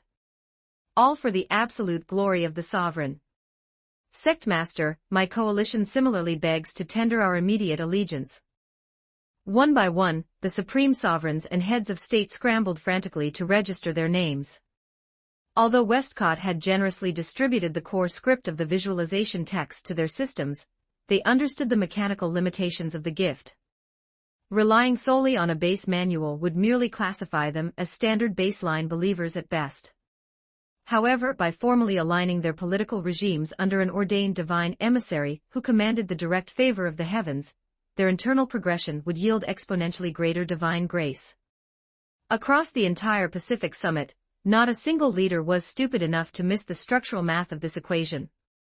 Ellen, oversee the immediate registration metrics for the delegates who wish to integrate into our Creation God Sect, Westcott commanded calmly, choosing to disconnect his active group streaming feed as he turned his back to the crowd. Understood, Ellen Miramathers executed a disciplined nod, pivoting her sharp eyes toward the chaotic mass of global politicians. Every individual seeking formal validation within the faith, line up systematically and follow my lead to the processing terminal. Intoxicated by the sudden prospect of harvesting eternal lifelines, the entire assembly of world leaders eagerly trailed behind her floating frame, vacating the central courtyard within minutes. Before long, the massive white stone pavilion fell entirely silent, leaving Isaac Westcott standing completely alone at the core of the altar matrix. Do you truly intend to continuously harbor your consciousness within the dark nightmare? Westcott glided smoothly back toward his elevated mahogany seat, gracefully pouring a fresh measure of vintage red wine into his glass. He swiveled the crystal vessel, taking a light, elegant sip as his words cut cleanly through the quiet. The exact fraction of a second his voice dissolved, the deep shadow directly stretching from the base of his throne began to warp violently. A delicate, breathtakingly pale silhouette gradually rose straight out from the liquid darkness. The maiden possessed cascading midnight hair woven neatly into asymmetrical twin ponytails that rested elegantly against her slender shoulders. Her long, fragile limbs appeared as though a minimal application of physical force could effortlessly fracture their bones, and her smooth skin radiated the pristine, iridescent white luster of a pearl. She was the third spirit, catalogued across corporate archives by her lethal designation, Kurumi Tokisaki. To continuously deploy a mere shadow clone, even after empirically witnessing the absolute cosmic authority I have harvested from the heavens, do you still cling to the fragile assumption that if our dialogue breaks down, you can simply disconnect this avatar and escape unscathed? How thoroughly farcical, Westcott remarked, keeping his back permanently turned to her position. I have simply grown accustomed to navigating the world line through these vectors, Kurumi responded smoothly, her melodious tone completely irrefutable. Her brilliant, mismatched eyes tracked his relaxed posture. It wasn't the least bit surprising to her intellect that Westcott had seamlessly pinpointed her coordinates. Having successfully harvested the direct grace of a multiversal deity, the corporate tycoon commanded an unshakable tier of reality-bending power that had long since obliterated her baseline calculations. She understood with absolute precision that her current attributes were entirely inadequate to challenge his domain. Had our negotiations devolved into a hostile conflict, even her absolute main body hiding deep within the shadow dimension would possess zero mathematical vectors to successfully escape his zone. From the precise millisecond her heels had touched the shoreline of this isolated landmass, the final variables of her destiny had permanently slipped beyond her personal control. Banish your anxieties. I maintain absolutely zero intention of executing your containment, nor shall I inflict a single shred of structural trauma upon your system. Furthermore, I shall actively prevent any external corporate subversives from targeting your lifeline, Westcott stated elegantly. Kurumi subtly knit her brow, her heterochromatic gaze narrowing into a sharp line. What precise administrative meaning does that statement carry? Though the syntax closely mirrored a standard romantic confession, she understood the clinical nature of the managing director far too well to mistake it for genuine human sentiment. The logic is elementary. Your core entity satisfies the absolute parameters required to serve beneath the sovereign's throne. You have just personally spectated the unmanifested descent of the true God. I must inquire, are you fully prepared to ascend into the higher dimensions of the divine kingdom to permanently serve the Creator? Westcott explicitly exposed his operational goal. Precisely like those two fragile elementals. At this precise junction, the pieces of the puzzle clicked flawlessly within Kurumi's brilliant intellect. She finally decoded why a ruthless, anti-spirit megacorporation like DEM had suddenly chosen to harmoniously align its assets alongside Nia Honjo and Yoshino Fukawa. Westcott had systematically utilized the unique baseline coordinates of the local spirits as premium sacrifices to the heavens, prompting the omnipotent deity to return a massive, world-crushing yield of divine energy to his system. The strategic formula was entirely simple to deduce. Should she gracefully accept his terms? Kurumi fell into a deep, silent contemplation. Analyzing the breathtaking biological sublimation Nia and Yoshino had just undergone atop the altar tiers, it was undeniable that surrendering one's shell to the ritual fires would yield an astronomical, law-infused evolution. Armed with a transcendent authority of that magnitude, violently executing the spirit of origin would no longer remain a mathematically distant fantasy. She had long since liquidated her human attachments and severed her worldly ties.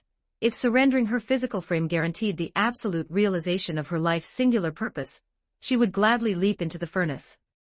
Yet, a massive, critical paradox locked her calculations.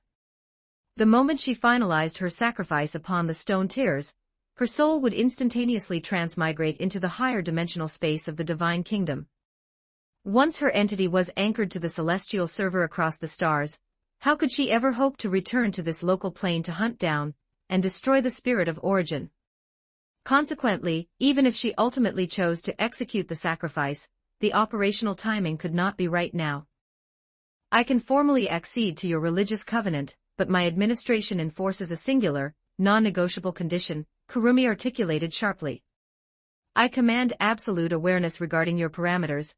Westcott interrupted her smoothly before she could finalize her phrase. Your condition dictates that I must deploy my newly acquired continental tier authority to help you systematically eliminate the spirit of origin, correct? How do you command that data? Kurumi's composure fractured, her porcelain face flushing with a wave of intense, unadulterated shock. Her terminal objective was a sacred, deeply buried secret that she had never once disclosed to a single living soul across the planet. Westcott executed a slight, highly aristocratic smile, swirling his wine glass. Before the absolute sight of the sovereign, not a single secret across the multiverse can ever hope to preserve its shroud. So that is the true scale of the divine. Kurumi murmured, her spirit thoroughly paralyzed by the explanation. The grand, omniscient parameters of a true multiversal deity were truly beyond anything her localized psychic mind could ever hope to accurately quantify. It was entirely logical for the heavens to hold the blueprint of her soul. Yet, what Kurumi's brilliant intellect completely failed to register was that Westcott didn't command this data due to a direct transmission of divine omniscience from Takumi. He had simply sat comfortably in his office reading through the comprehensive future destiny logs and multimedia archives uploaded by Umaru inside the multiversal network. With your current, unrefined level 5 attributes, attempting to collide with the spirit of origin is nothing short of absolute mathematical suicide. I am fully prepared to operate as your primary blade to clean that entity from the timeline. However, I mandate that these specific terms be validated by your absolute, true main body, rather than an expendable shadow clone. Understood. I shall coordinate the synchronization. Kurumi complied quietly, her form slowly sinking back into the fluid liquid shadows of the floor. Inside the multiversal chat group Shinobu Kocho, at Isaac Westcott, let me extend my highest, most graceful congratulations to Mr. From this historical milestone onward, our respective worlds shall safely progress under the absolute banner of the divine emissaries serving our Lord God. Ingzheng, accept my formal congratulations, Sect Master Westcott. Your sacrificial arrangement was highly efficient. Saitenshi, congratulations on your successful ascension, Mr. Umaru at Saitenshi. Hey, Sister Saitenshi, isn't your own global press conference scheduled to go live today? Exactly when do you intend to initialize your local sacrificial broadcast for the group? We're all waiting to spectate. Saitenshi, the final logistics are currently falling into place as modeled. Do not fret, the exact fraction of a second the ceremony commences, I shall activate the cross-border streaming interface for the entire network. Chapter 74, Chapter 74, The Holy Son's Declaration and the Divine Sacrifices. 1127 Words World of Black Bullet. Tokyo area. Saitenshi, dressed in pure white, was surrounded by a siege of reporters as she made her way into the press conference hall. She had attracted a massive amount of media attention by claiming to have found a definitive solution to the Gastria virus, as well as a way to properly deal with the cursed children. Regardless of whether her claims were true, the headline alone was enough to guarantee maximum coverage. Time passed minute by minute. The scheduled start time arrived quickly. A dense wall of media surrounded the stage, blocking any easy exit. Saitenshi and her aide, Kikunajo Tendo, appeared from backstage. Immediately, a chorus of click-click-clicks erupted as countless camera flashes went off in rapid succession. Saitenshi was long accustomed to this. She showed no signs of fluster, calmly walking to her seat and sitting down. According to the established process, she would first deliver her speech, followed by a period for reporters to ask questions freely. After composing herself, Saitenshi cleared her throat. Everyone, I am holding this press conference today because I have something important to tell you, or rather, to tell the people of the entire world. This matter is critical. It concerns whether we humans can finally defeat the Gastria, and whether we can properly handle the cursed children. Saitenshi spoke slowly, following her prepared manuscript.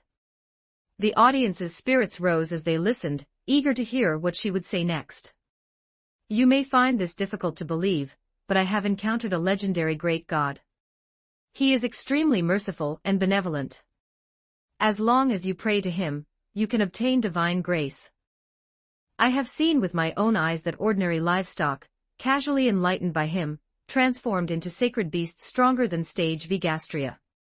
Those who sacrificed to him received unimaginable gifts, gaining the strength to destroy an entire nation single-handedly. As long as we seek protection from that great god, we humans can defend ourselves against the threat posed by the Gastria. As Saitenchi continued her speech on stage, the media reporters in the audience felt that the claims were getting more outrageous by the second. They hadn't really expected the government to find a definitive cure or solution, but they had hoped for some major discovery. The result: turning ordinary livestock into holy beasts at will. Who did she think she was fooling? Was she writing a light novel? Did she think she could just make things up? However, the initial feeling of absurdity was quickly replaced by excitement. They had a major news story on their hands. What could be more eye-catching than the head of state suffering a mental breakdown and spouting delusions? The camera flashes fired even more frequently. Saitenchi finally finished her speech. She was no fool. She knew they wouldn't believe her on words alone. I know you all have doubts. Therefore, I will choose someone to pray with me. You will know instantly if it is true, and it will not take much time. If I am lying, I will voluntarily resign from my position as Saitenchi. The moment she said those words, the audience erupted. Was she serious? Numerous hands immediately shot up in the audience. Saitenchi randomly picked a female reporter to take the stage. Please pray with me. Recite exactly what I say. Okay, the female reporter nodded. It was just a few words, after all. A moment later, awe and fervor filled the female reporter's eyes.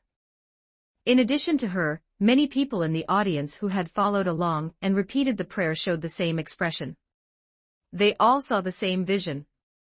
It turns out there really is such a great God in this world. Everyone opened their eyes in excitement, filled with shock and reverence. Through their shared consciousness, they had seen the indescribable form of the God. Indescribably huge. Indescribably majestic. Indescribably terrifying. Cosmic galaxies flowed between his hair, and infinite worlds were created and destroyed within his breath. In the presence of such an existence, the entire world was not even a speck of dust, let alone mere stage Vigastria. Holy Son of Heaven, you said that by praying, we will be rewarded by the great God. The female reporter stared at Saitenchi, wishing she could begin preaching and offering sacrifices immediately. With such an existence, a casual touch was enough to make her the strongest in the world. She would never have to fear the Gastria again. The excitement was palpable, blood was surging. The more creatures believe in the God, and the better the sacrifices, the greater the divine favors received. Saitenchi spoke, feeling very happy. One benefit was gaining more believers for Takumi, and the other was that her future actions would be much smoother. May I ask what sacrifices we should prepare? There are no great treasures in our world, so we can only sacrifice gold and silver, rare birds and animals, and weapons and equipment. Saitenchi introduced the basics. However, although these things can be used as sacrifices, they are not ideal. If you want to get better gifts, you need a special kind of precious sacrifice. What special offering? Hearing this, everyone's eyes lit up with burning intensity. The cursed children. The cursed children. How is that possible? What qualifications do those monsters have to become sacrifices to the god? Did I hear that right? Hearing the term, cursed children, the crowd exploded again. Since the advent of the Gastria, the cursed children had been the objects of their intense hatred and rejection. Humans had nowhere else to vent the anger of seeing loved ones killed by Gastria, nor the humiliation of being imprisoned behind monoliths. This was why high-level officials allowed people to persecute them, even though they knew humanity relied on the cursed children to fight Gastria. Blocking the emotion was worse than letting it flow, people needed a vent. Saitenchi felt only deep distress for these children. She did not mention that these cursed children were actually daughters of luck, which is why they were qualified to be sacrificed. Nor did she say that her true motive was to allow them to ascend to the divine kingdom and find happiness. She was afraid that ordinary people would become enraged and redouble their persecution if they thought the children were getting a reward. Since humans and cursed children could not coexist peacefully, they should be separated entirely. Gather the cursed children. Also be extremely careful, the sacrifices offered to the god must be flawless. I mean, you cannot allow those children to be physically harmed, nor can they sustain mental damage. Do you understand how much this will affect the sacrifice rewards? Chapter 75, Chapter 75. The Weight of Justice and the Dark Truth of the Tendo Clan. 1284 words. Hearing Saitenshi's words, the reporters looked at each other in dismay. Although they didn't know why the cursed children were chosen to become sacrifices to the gods, it was undeniably a good thing for them. If the cursed children could simply disappear from this world, humanity would be overjoyed. After the speech concluded, no one asked any questions during the free Q&A session. The media hurriedly packed up, eager to rush back and publish today's breaking news. Seeing this, Saitenshi formally announced the end of the press conference. Once the reporters dispersed, Saitenshi firmly rejected Kikunojo Tendo's request to accompany her. She traveled alone by car, eventually pulling up in front of an unassuming building. A plain signboard hung near the entrance, Tendo Civil Security Corporation. A civil security corporation was essentially a private military contractor responsible for exterminating the Gastria, the monstrous creatures from the outer world that frequently invaded human settlements. Naturally, their operations weren't limited solely to extermination. They also took on various commissions such as bodyguarding, escorts, and search and rescue. These missions were typically carried out by two-person combat teams, an initiator, and a promoter equipped with specialized Varanium weapons. However, Saitenshi hadn't come here to hire bodyguards. She had come to meet someone specific. Knock, knock. Walking upstairs, Saitenshi gently knocked on the office door. Come in, a female voice answered from inside. Saitenshi pushed the door open and stepped inside. Sitting behind a desk was a girl with lustrous, jet-black straight hair and skin as pale and smooth as snow. Aside from a striking red ribbon tied at her chest, her attire was strictly black and white. The girl's name was Kizara Tendo. She used to be the eldest young miss of the prestigious Tendo clan, but she had run away from home due to a deep-seated grievance against her family. Now she was the president of the Tendo Civil Security Corporation. This was exactly why Saitenshi had forbidden her assistant, Kikunojo Tendo, from following her. When Kizara was younger, her parents had planned to report the severe corruption within the Tendo clan. In retaliation, other clan members orchestrated their deaths by deliberately luring Gastria to kill them. Because of this, Kizara harbored a burning hatred for the Tendo clan.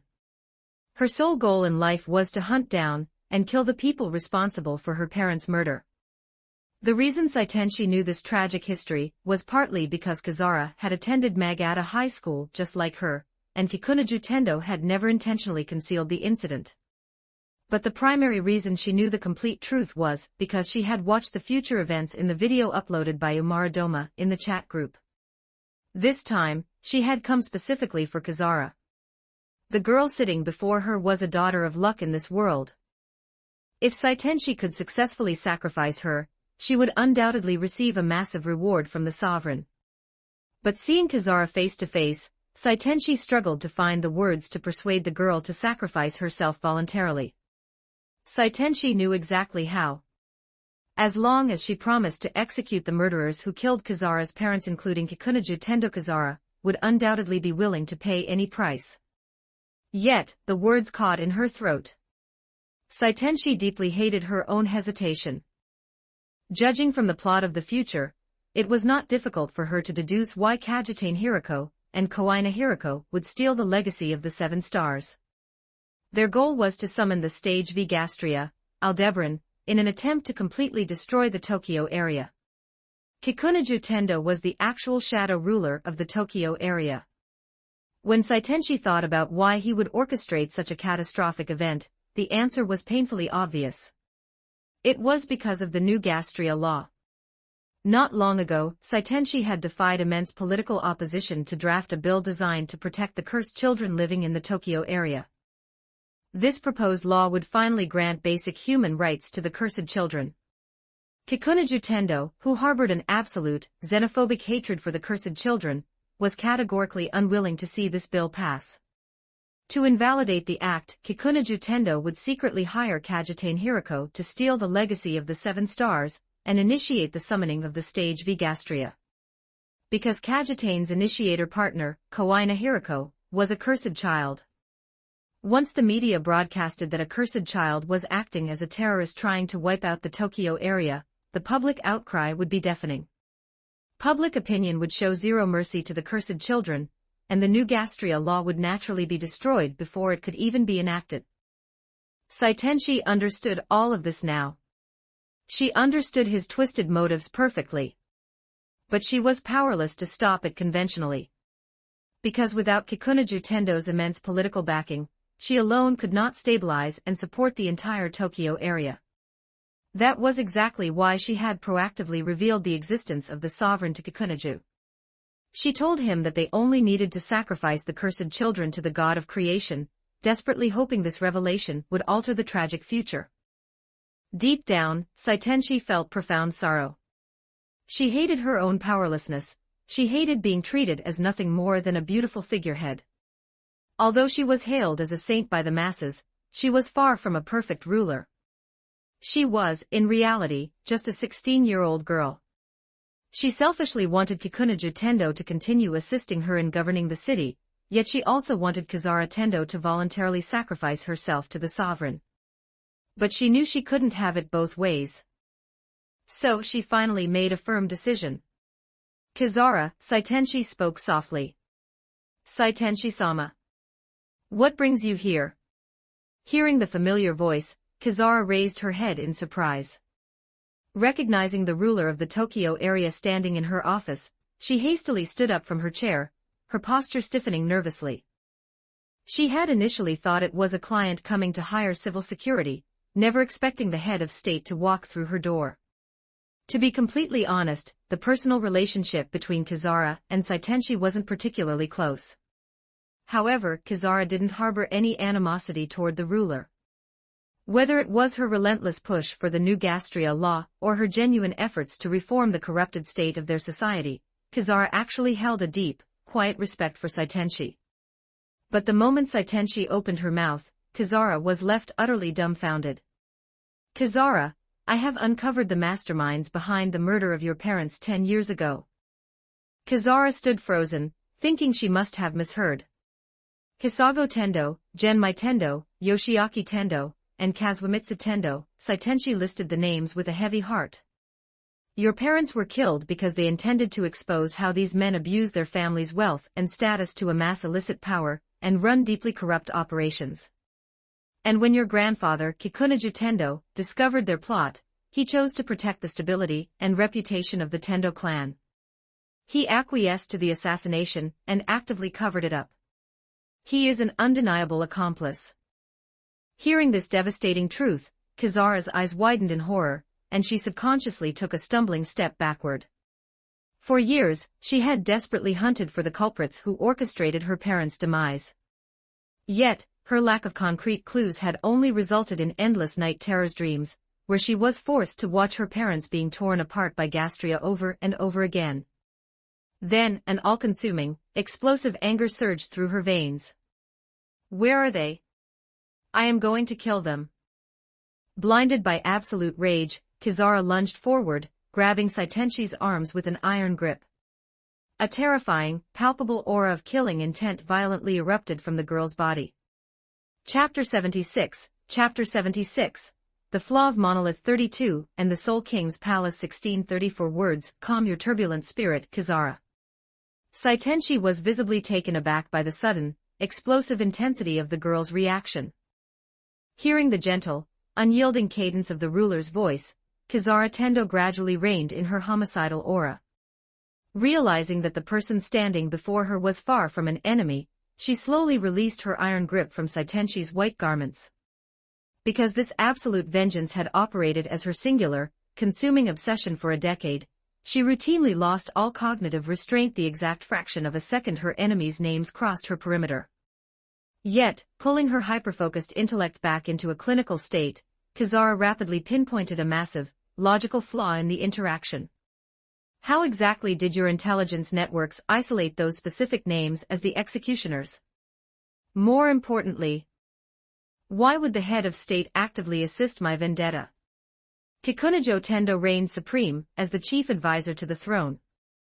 Geopolitically, the state residents and the Tendo clan occupied the exact same structural camp. Furthermore, the historical rapport connecting Saitenshi to Kizara was far from an intimate friendship.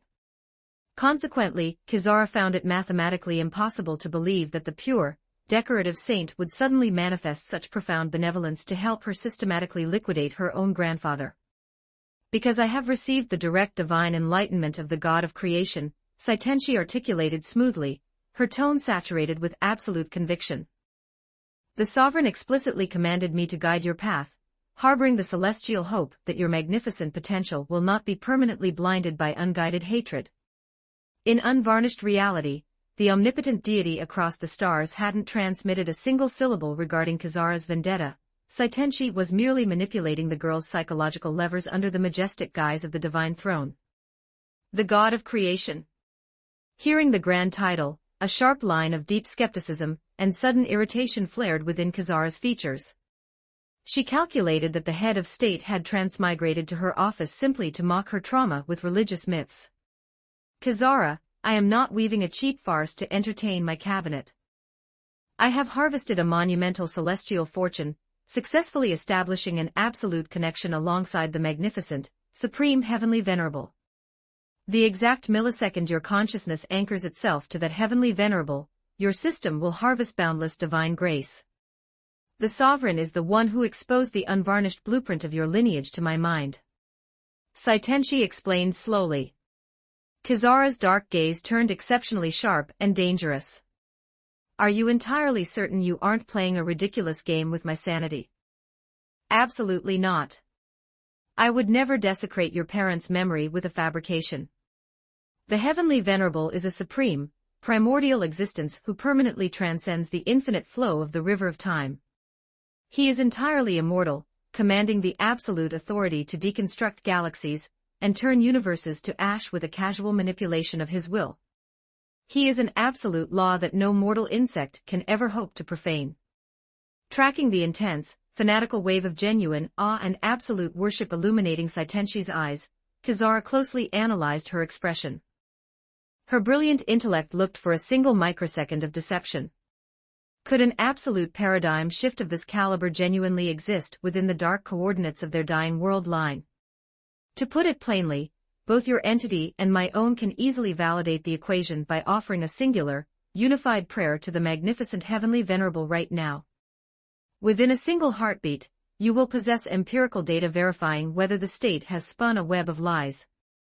Saitenshi permanently ceased her verbal explanations, smoothly cutting straight to the core operational objective. Kizara evaluated the ruler's posture for 2 silent seconds before executing a slow, solemn nod. Very well. Let us verify your claim. She was determined to decode exactly what manner of administrative trap the head of state was attempting to spring, and whether a cosmic authority of that magnitude truly presided over the stars. A brief moment of silent meditation passed. Suddenly, Kizara snapped her eyes open to their absolute limits. Her frame vibrated under a wave of reality-shattering awe, profound structural shock, and absolute, unyielding fanaticism. This is completely preposterous. To think an unimaginably grand, supreme existence genuinely governs the cosmos. Merely executing a single initialization prayer has systematically amplified my baseline parameters, while completely purging the chronic pathologies rotting my physical shell. Kizara gasped, her voice trembling with unadulterated disbelief. Her intellect couldn't even compute the sheer, limitless depth of the deity's treasury. If hundreds of millions of mortal souls across the infinite dimensions simultaneously channeled their faith through the network, exactly how massive must the sovereign's reservoirs be to return a flawless, life-altering grace to every single node? It completely defied all human metrics. The deeper her mathematical mind tracked the variables, the more terrifyingly grand the sovereign became. Following the initial wave of sacred awe, an explosive sensation of manic excitement flooded her veins. As long as she permanently anchored her immortal soul to this magnificent god, her physical attributes would rapidly scale to a legendary tier. At that milestone, butchering every single corrupt executive within the Tendo clan would no longer remain a distant dream. This supreme deity had not only commissioned the head of state to unbury the hidden profiles of her parents' executioners, but he had concurrently bestowed a world-crushing tier of physical power onto her system. This monumental, life-saving benevolence was a debt her spirit could never hope to repay through standard means. The exact fraction of a second my blade drinks the blood of my enemies, Kizara vowed silently, this incarnation belongs unconditionally to the sovereign. I shall spend every remaining heartbeat aggressively expanding the glory of the Lord God across this terrestrial plane to honor his magnificent grace. Kizara, my administrative networks have successfully secured the absolute, legally binding evidence documenting those politicians' treasonous corruption.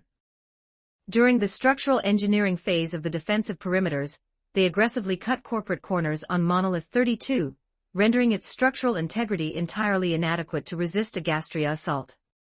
Under martial law, this is an absolute, non-negotiable capital crime. I shall engineer a flawless state summons to gather them inside a secure sector, granting you the absolute tactical window to execute your vengeance. However, once your blade has finalized the ledger, I mandate that you accede to a singular term. Articulate your term, Kizara replied smoothly. With her consuming vendetta standing on the absolute precipice of fulfillment, she was exceptionally cooperative. I require you to voluntarily surrender your physical shell as a premium sacrifice to serve beneath the heavenly venerable's throne. Your entity anchors in immense parameters of destiny within this world server. The exact fraction of a second you ascend as a consecrated offering, the heavenly venerable will return a massive, planet-cleansing wave of divine grace to our coordinates, enabling mankind to permanently erase the Gastria virus from existence. Is that the absolute extent of your mandate? Kizara let out a cold, relaxed chuckle. She had already sworn a sacred, silent oath to the cosmos that post-vengeance, her entire existence would be signed over to the deity anyway. She possessed absolutely zero reasons to decline. If anything, being laid upon the altar fires to serve the Creator was the single highest honor her soul could ever harvest. I accept your covenant without reservations. Inside the multiversal chat group Saitenshi, every active member, my localized operational strategy has achieved absolute success. Within a matter of days, I shall formally initialize the grand sacrificial ritual for my world line. I shall activate the cross-border live stream for the network the exact second the array fires. Umaradoma, wow. Outstanding news. Massive congratulations to Sister Saitenshi. Shinobu Kocho, let me extend my highest, most graceful congratulations. I look forward to spectating your world's cleansing. Isteth, accept my formal acknowledgements. I am currently deep within the uncharted territories of a foreign continent, spearheading a global pacification campaign. Rest assured, you shall smoothly ascend to occupy the mantle of our Lord God's divine emissary. Attached file, Northern_campaign_purge_metrics. Isaac Westcott, at his death, analyzing the spatial layout of this graphic data stream, did your legion just systematically execute a total, unrestricted corporate liquidation of an entire indigenous civilization's capital? Is death, humph. Those primitive non-human tribes were exceptionally stubborn, foolishly refusing to surrender their consciousness to the visualization text of my Lord God. Why should I permit them to continuously occupy valuable real estate within my server? Furthermore, the ancient mystical treasures and pristine mineral hoards extracted from their vaults possess decent catalytic properties. They shall serve perfectly as premium sacrifices for the sovereign. Umaradoma, woe that is completely and utterly savage. Classic General Isteth. Ingzheng, Mrs. Detha's tactical approach is entirely logical. A unified, highly disciplined empire commands zero operational space for unmonitored, rogue temporal bombs hiding along its frontiers. Sosuke Eisen, a precise evaluation. A singular plane of reality possesses absolutely zero necessity for two separate ruling structures. If the stubborn factions of my own timeline possessed the basic intelligence required to decode that elementary truth, my current maneuvers wouldn't require such a tedious expenditure of effort. Umaradoma, at Sosuke Aizen. Whoa, wait a second. What precise milestone has Aizen-sama's timeline touched? What are you currently orchestrating? Sosuke Aizen, I have successfully breached the spatial boundaries of the royal palace. I am currently finalizing my preparations to systematically liquidate the Soul King. However, the surviving captains of the Gotei 13, alongside the collective elite of Squad 0, are stubbornly forming an unguided blockade to obstruct my ascent. Moving forward, I mandate the preservation of these specific talents to efficiently manage the global infrastructure of the Siriidii, so I have refrained from executing their terminal erasure. I am simply forcing them into absolute submission, one individual after another, using pure, unyielding spiritual pressure. It is proving to be a moderately exhausting exercise. Chapter 77, Chapter 77, The Threshold of the Soul King Palace and the Desperate Truce. 1568 Words. World of Bleach. The Soul Society. Thunder detonated across the heavens as the surrounding atmospheric currents violently roiled. Searing bolts of lightning ripped through the sky, systematically fracturing the upper firmament. A boundless, incomprehensible wave of raw divine pressure cascaded down from the sky, heavy as the celestial rivers of the universe washing over the plain. Whether they were high-ranking Shinigami or ordinary souls, every entity residing within the plane registered a visceral, evolutionary terror in that exact fraction of a second. They trembled uncontrollably. Outside the Soul King Palace. The Soul King Palace existed within an entirely independent, isolated dimension where the Soul King and the royal family resided.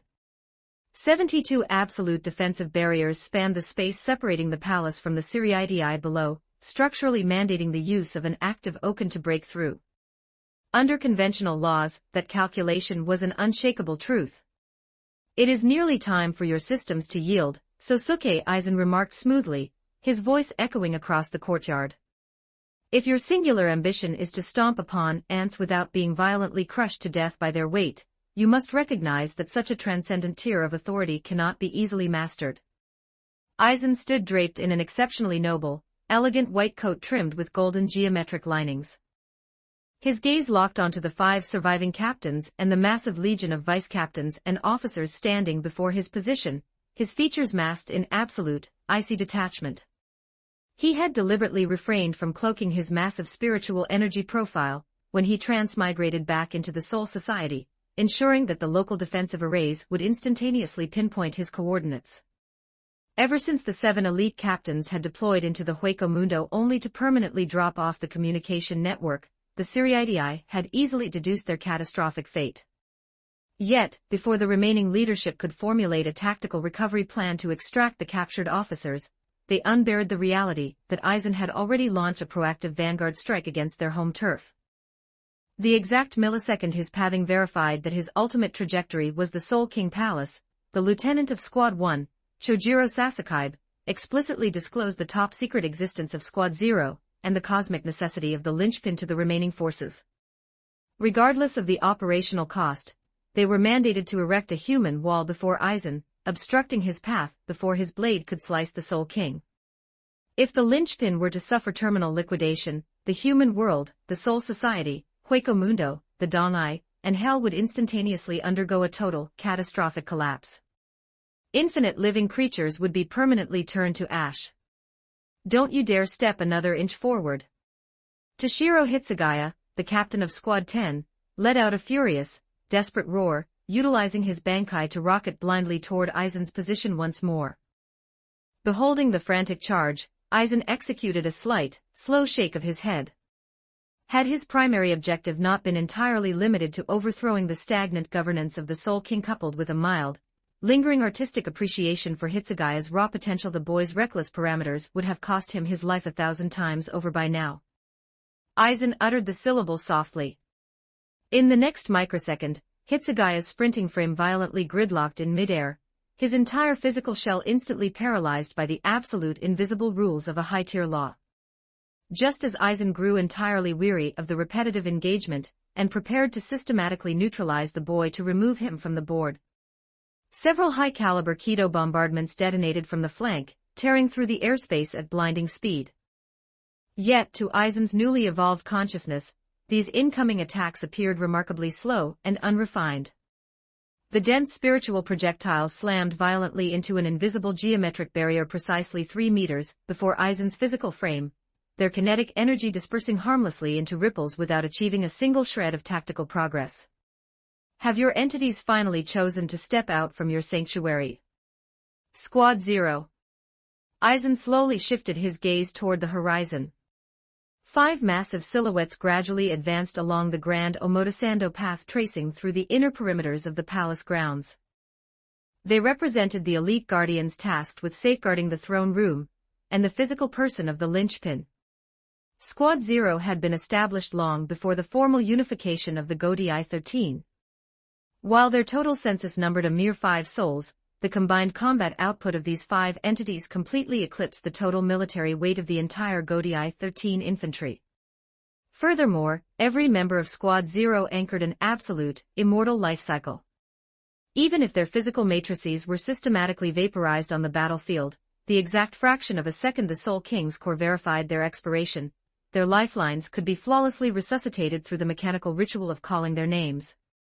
However, the structural price of this absolute link was eternal confinement. They could never permanently vacate the palace grounds. Deconstruct. Aizen understood with absolute mathematical certainty that these ancient guardians could never be diplomatically converted to his sect. Consequently, he possessed zero necessity to extend a single shred of mercy to their positions. The exact millisecond their profiles stabilized, he mobilized his newly mastered rules, launching a devastating wave of reality warping energy straight toward their coordinates. The invisible conceptual wave failed to directly shatter the 5 guardians of Squad 0. Instead, its destructive momentum collided violently against the primary protective boundary shielding the palace structure, grinding to a halt.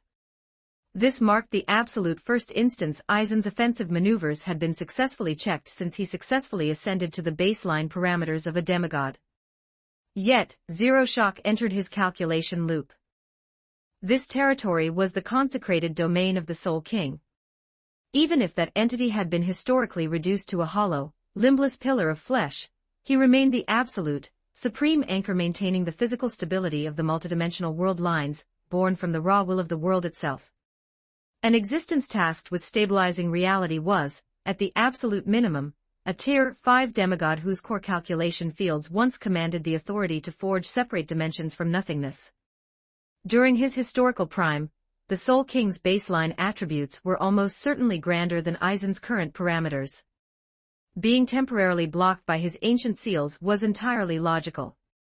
No matter, Aizen mused silently, a cold, confident smile gracing his features. He is currently nothing more than a broken fragment of flesh. These 72 layers of protective barriers lack the structural tolerance to resist my calculation arrays for long. Finalizing his assessment, Aizen smoothly accessed the digital network interface, initializing his cross-border live broadcast stream for the group. Is this the reality-breaking authority he has harvested from that foreign entity? Oetsu Nemea and Ichibe Hyasub knit their brows in unison, their analytical senses screaming under a wave of intense alarm.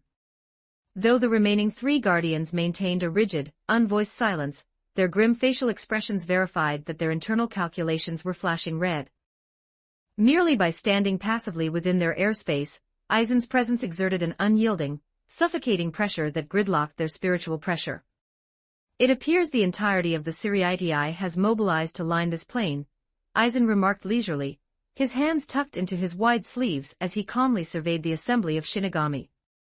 Every surviving captain, lieutenant, and seated officer belonging to the Godii 13, alongside the rogue combatants from the outer rifts, had consolidated their remaining military assets at this coordinate. It was no exaggeration to declare that the absolute totality of the Soul Society's defensive capital was currently packed within this courtyard. It was entirely predictable.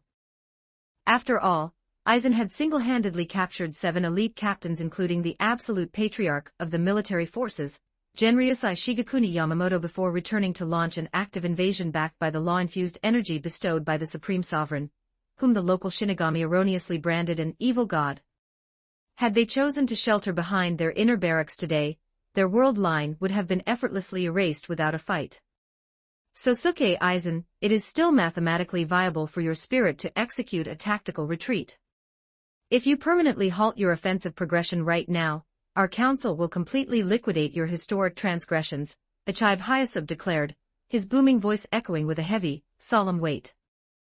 We shall formally cede the absolute sovereignty of Hueco Mundo over to your administration, granting you the absolute right to reign as the supreme monarch of the Hollow Rifts. Moving forward, our respective borders shall preserve a non-aggression covenant, never breaking the boundaries separating our domains. The exact millisecond the absolute decision of Squad Zero echoed across the plain, the surviving captains and lieutenants of the Godii 13 whipped their heads around in profound shock and absolute bewilderment. Did this historic compromise not represent an absolute, humiliating diplomatic surrender? Yet, following the initial wave of vocal outrage, a suffocating, heavy silence blanketed the ranks. If they rejected the terms, what alternative strategy did their systems possess? Did they command a single mathematical variable that could successfully guarantee a victory against Aizen today? Even after he had flagrantly butchered their honor, systematically captured 7 of their absolute strongest leaders, and violently broken into the sacred sanctuary of their world, they were completely and utterly powerless to enforce justice. Instead, they were being forced to cede territory and offer massive structural indemnities simply to beg Aizen to change his mind. An intense wave of unbridled fury and profound, bone-deep humiliation welled up inside the hearts of every Shinigami present. Chapter 78, The Million. 1590 for word Saitenshi. There are so many exceptionally powerful combatants in this world. Every single one of them possesses an energy signature far grander than the stage V Gastria layout of my native dimension. Umaradoma, trading blows against the collective captain hierarchy of the Soul Society completely single-handedly. Aizen-sama is looking incredibly magnificent right now. Ingzheng, Mr. Aizen's strategic execution is truly a masterful exhibition of unyielding courage and absolute composure. Accelerator, I literally just finalized dismantling those underground human laboratories, and the exact second I log back into the network, another live stream is already blazing. Who exactly are these swordsmen? Their ambient spiritual pressure feels absurdly high. They look immeasurably more competent than that weakling at Isteth. Isteth, oh? What a pathetic, petulant bark from a perverted lolicon. If your calculation fields possess the courage, why don't you transmigrate down to my continent and say that to my face? Isaac Westcott, Squad Zero and the Soul King are structurally anchored to the foundational lattice of that world line. They cannot be converted into assets for our congregation. Consequently, my optimization model suggests a total, unrestricted blood sacrifice of their entities. At Sosuke Aizen, the moment you offer them to the altar fires, you will undoubtedly harvest an immeasurable bounty of divine grace from the heavens. Cross swords the threshold of the Soul King Palace. Glancing briefly at the streaming text scrolling across his virtual interface, Sosuke Aizen refocused his sharp gaze on the hypervigilant Shinigami barricading the courtyard. I reject your terms, he articulated smoothly, his calm voice cutting cleanly through the roaring wind. His calculated trajectory had never been limited to merely ruling Hueco Mundo. His operational blueprint demanded total, unyielding dominance over the human world and the Soul Society as well. Controlling the totality of the 3 realms was a mandatory structural prerequisite to successfully expanding the Sovereign's congregation across this universe. There was absolutely zero room for diplomatic negotiation. Shinobu Kocho, Mr. Aizen is completely domineering. Umaradoma, Aizen-sama is exceptionally magnificent. Ingzheng, Mr. Aizen reigns supreme. Deep within the pristine higher dimensions of the Divine Kingdom, Takumi reclined upon his emerald throne, tracking the digital live broadcast with a deeply amused, playful glint in his eyes. Fascinating. Is Aizen preparing to test his demigod attributes against the absolute military core of the Soul Society? Back upon the Omotesando path facing the Soul King Palace, the atmosphere grew suffocatingly dense. Sosuke Aizen. Do you truly desire to bear historical witness to the absolute collapse of the three realms, and the terminal vaporization of hundreds of millions of living souls? Tenjiro Kirinji, the first officer of Squad Zero revered across the rifts, as the divine general of divine speed, roared furiously. What operational value is there in exchanging dialogue alongside a fanatical heretic serving an alien entity? Shutara Senjimaru, another elite member of Squad Zero, called out coldly. Execute his matrix immediately, lest the cosmic order of this world line meet its permanent end. Precisely. The remaining captains and lieutenants executed a unified nod. They possessed absolute clarity regarding the terrifying scale of Aizen's newly harvested attributes. Overestimating his tactical capabilities was a mathematical impossibility. Therefore, his absolute rule manipulation capability enforces a definitive threshold regarding its structural cooldown and area of effect.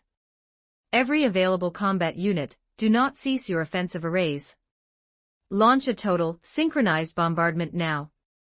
The 5 mythical guardians of Squad Zero unleashed their ultimate releases concurrently, directing the massive vanguard of captains, vice-captains, seated officers, and countless rank-and-file Shinigami to open fire.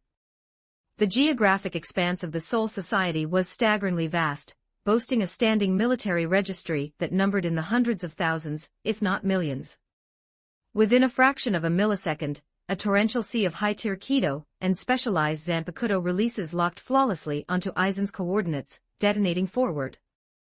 Inside the multiversal chat group watching the grand multiversal blockbuster play out in real time, the spectating group members were thoroughly gripped by intense excitement. Shinobu Kocho, these spiritual combatants are remarkably efficient. Their spell matrices are classified as Kido correct. Had the slayers of my native dimension commanded a high-tier mystical framework of that caliber, surviving against the demons would have required 0 sacrifices. The demon demographic is already on the brink of total extinction in my world anyway, so I suppose it doesn't matter anymore. Ingzheng, it is an undeniable metric that while their individual variables completely fail to compare against Mr. Aizen's demigod attributes, the combined kinetic output generated by the total mobilization of an entire world's military capital is truly a terrifying force to behold. Saitenshi, a precise evaluation. The legendary Stage V aberrations that occupy the absolute apex of my world's combat charts would be effortlessly obliterated by any single captain from this lineup. They are exceptionally mighty. Accelerator, humph.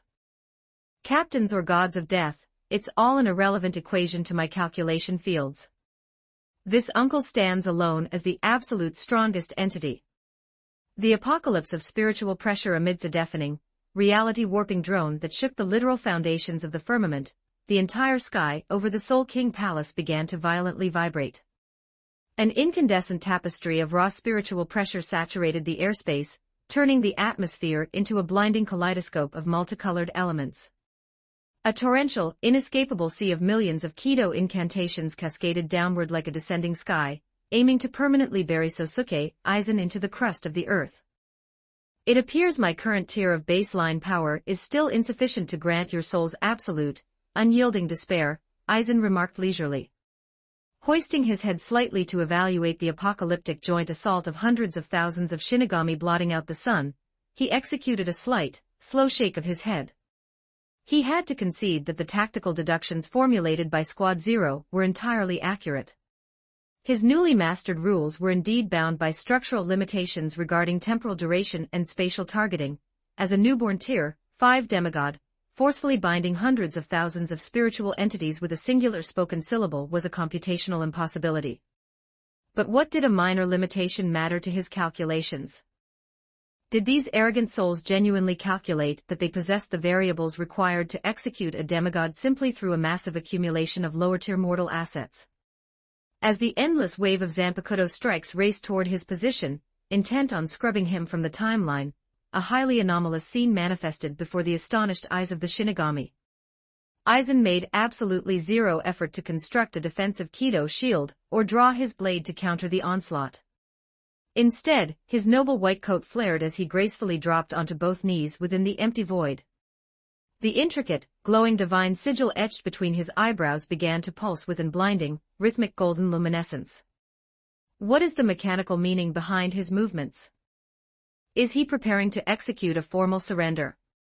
Gazing upon Aizen's sudden prostration, the captains and the 5 members of Squad Zero refused to permit their cognitive focus to relax for a single microsecond. They understood Aizen's psychological profile far too well to believe he was capable of folding under pressure. Even if he were to hypothetically yield the match, a tyrant of his caliber would never drop to his knees before their collective presence. Because from a purely analytical standpoint, not a single entity standing across this plane was stronger than him. The powerful possess unyielding dignity. Eliminating every alternative variable, only a singular, terrifying mathematical possibility remained: he is initiating the sacred summoning sequence to anchor his absolute God to this timeline. Halt his calculations immediately. Pour every remaining ounce of your spiritual pressure into the payload. Ichib Hyasub roared with a thunderous, panic-stricken boom. The collective forces frantically pushed their spiritual pathways to their absolute limits, aggressively amplifying the velocity of their ultimate releases. Concurrently, a severe, suffocating premonition of pure existential doom seized the hearts of every Shinigami present. It felt as though an unimaginable, primordial cosmic terror was standing right on the other side of the spatial fabric. If that alien sovereign successfully projected his shadow down into their dimension, their entire universe would be permanently stripped of all hope. He must be violently neutralized before the link stabilizes. Inside the multiversal chat group at this exact milestone, the chat channel exploded into absolute fanatical fervor. Shinobu Kocho, the divine initialization has commenced.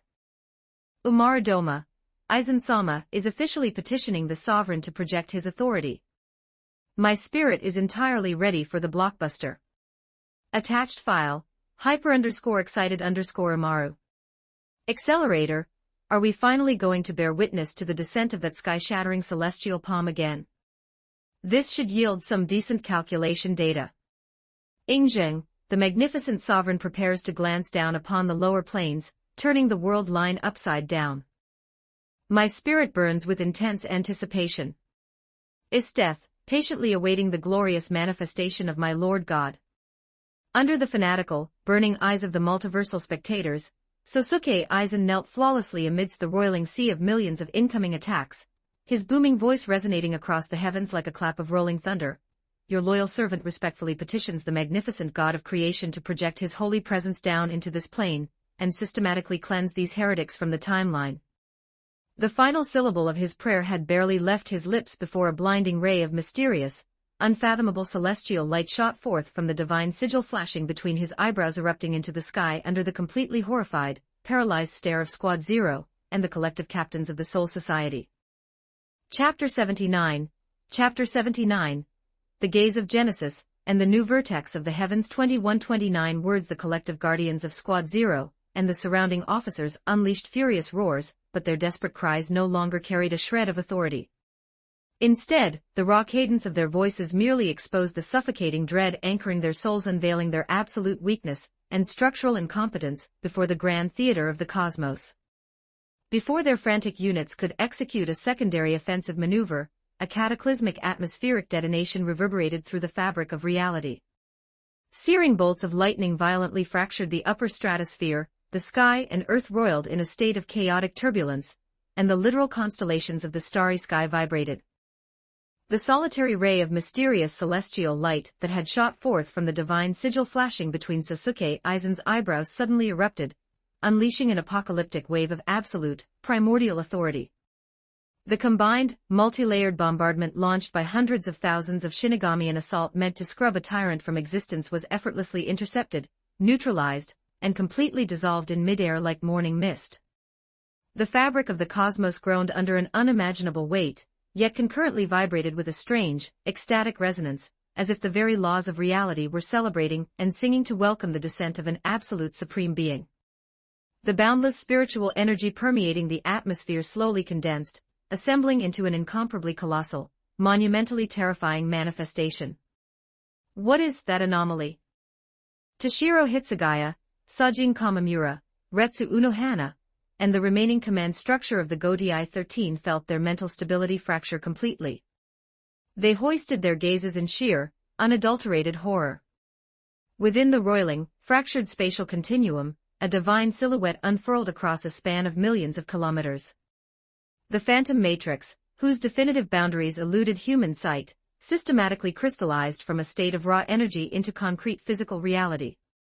An unparalleled, suffocating wave of primordial divine authority blanketed the coordinate system. The presence was staggeringly vast, unimaginably profound.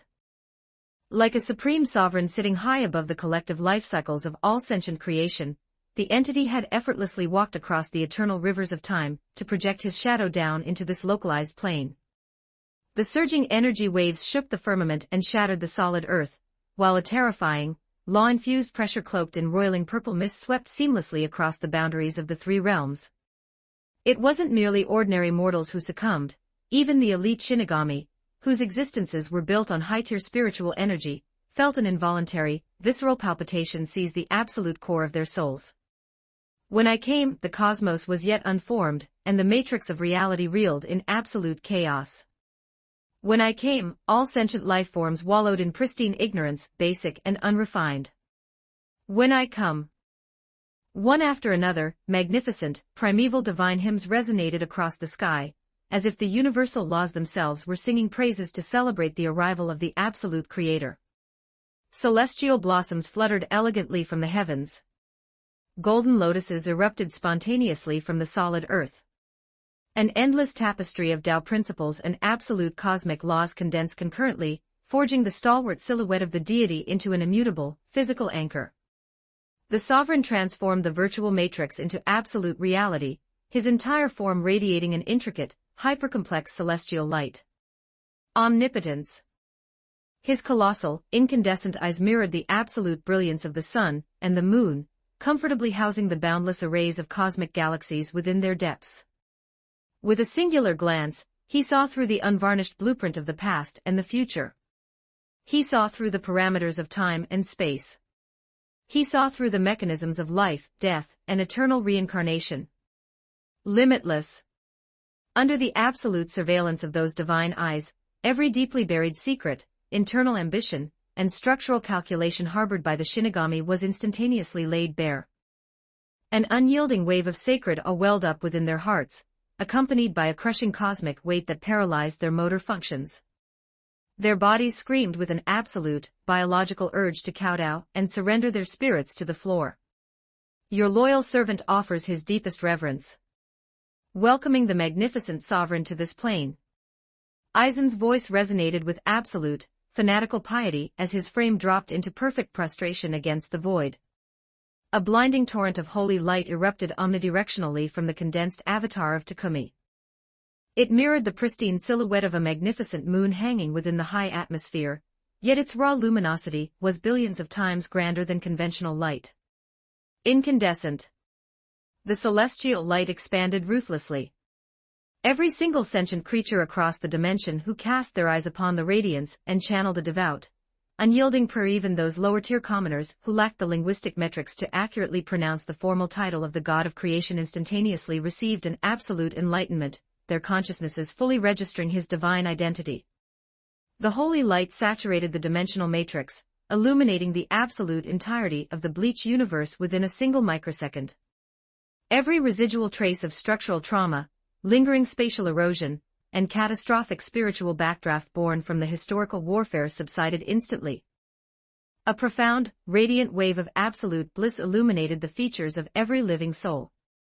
The lingering panic died out. Their existential dread dissolved completely. Cocooned within the warm perimeter of the holy light, their physical matrices felt exceptionally revitalized, as if they had been returned to the pristine safety of a maternal sanctuary. Every chronic pathology, internal corruption, and spiritual blemish roiling within their systems vanished into nothingness.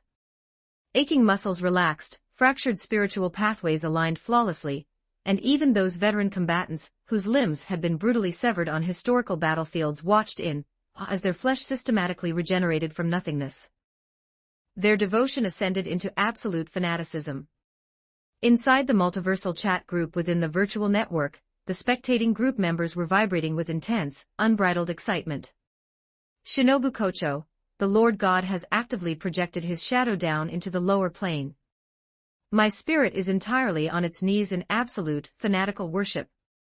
Ingzheng, to think that a mere fraction of a temporary avatar generated by a single thread of the sovereign's divine consciousness could command a reality-warping authority of this caliber. My soul offers its highest reverence to the venerable God.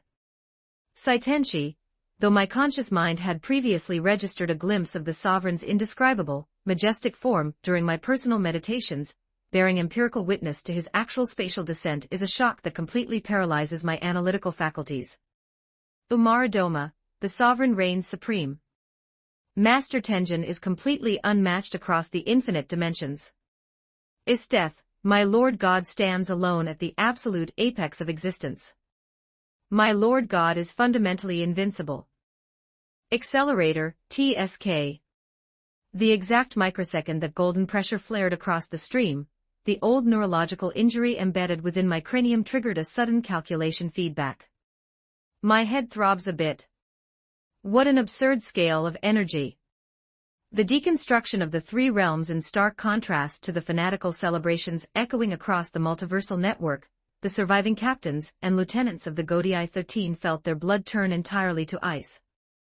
An absolute, suffocating dread paralyzed their nervous systems.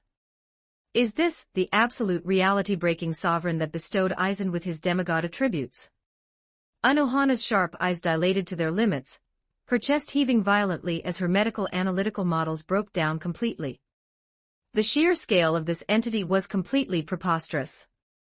Merely manifesting a passive, temporary phantom matrix was sufficient to single-handedly freeze the laws of their universe, treading the collective constants of their reality beneath his heel like common dust. If his absolute, unfettered true main body were to ever transmigrate into their dimension, wouldn't the structural architecture of their entire world line instantly self-destruct?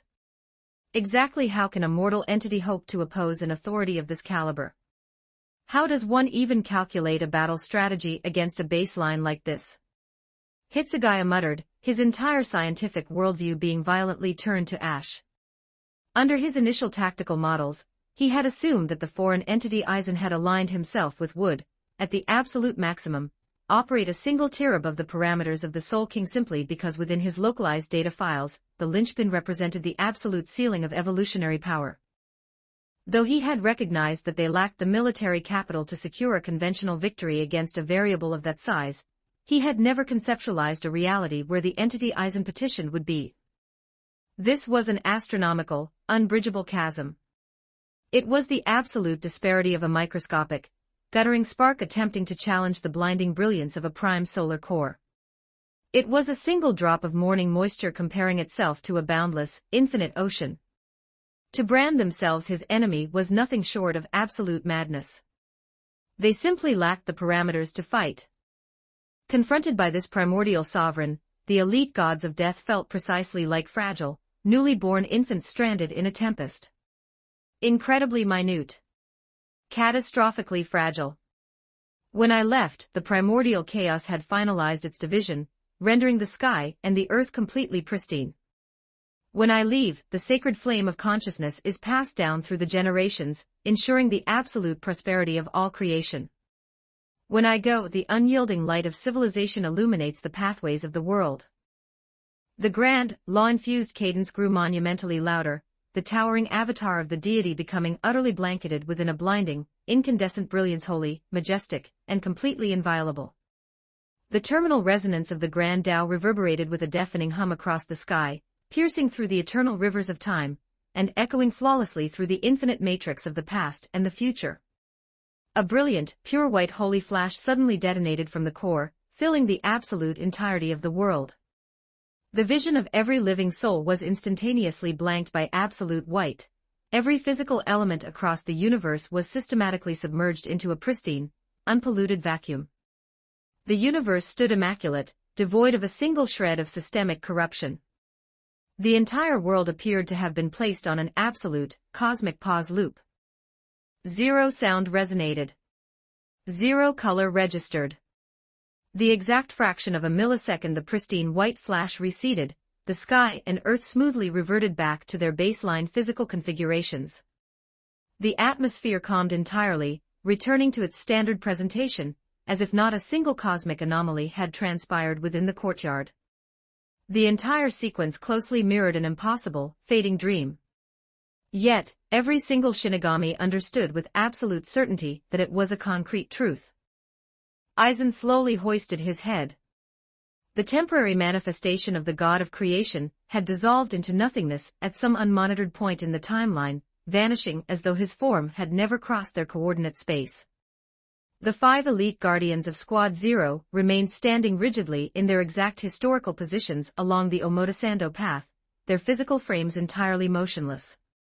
Their expressions were permanently frozen, and the absolute baseline of their biological and spiritual lifelines had completely evaporated into nothingness. They were all dead. Every single member of the Royal Guard had been instantaneously extinguished without a single drop of blood being spilled. Aizen's pupils intensely contracted to razor slits as his brilliant mind processed the raw data. He drew a deep, controlled breath to stabilize his equilibrium. The structural purge wasn't limited to the Guardians. Moving his analytical senses outward, he verified that the 72 layers of absolute defensive barriers safeguarding the palace grounds had been cleanly deleted from the system ledger. Furthermore, the ancient, decaying spiritual pressure of the Soul King had completely vanished from the throne room. Yet, the cataclysmic collapse of the 3 realms that the Shinigami had desperately prophesied failed to materialize.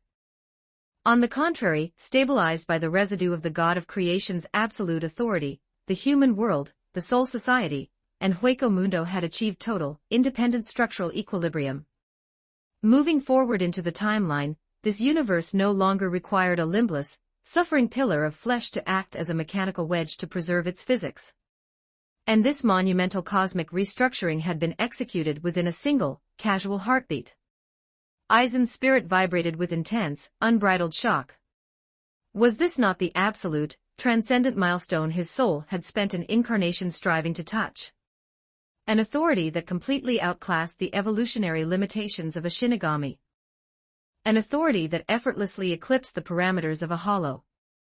An authority that comfortably rewrote the absolute constants of this entire world line. He slowly stood up, brushing the dust from his pristine white coat. His sharp gaze swept across the massive vanguard of gods of death, who stood so thoroughly paralyzed by existential shock that they didn't dare to execute a single breath. The corners of Aizen's mouth curved into a highly refined, dangerous smile. From the very dawn of creation, not a single entity has ever occupied a permanent throne within the sky. However, from this historical milestone onward, I shall stand alone at the absolute summit. Chapter 80, The Consecrated Sovereign and the Intrusion of the Void. 1685 words inside the multiversal chat group. Umaradoma, gasp. Saitenshi, gasp. Shinobu Kocho, gasp. Isaac Westcott, gasp. Ingzheng, gasp. Accelerator, gasp. Isdeath, gasp. The multiversal chat channel fell into a state of absolute, dead silence, completely void of text except for the collective, recorded sound of members sharply drawing breath. A monumental passage of chronological time rolled by before the group members slowly managed to reconstruct their shattered cognitive balances. Their internal systems were paralyzed by an unbridgeable, boundless shock. Umaradoma, the sovereign's holy flash completely and utterly blinded my mortal sight.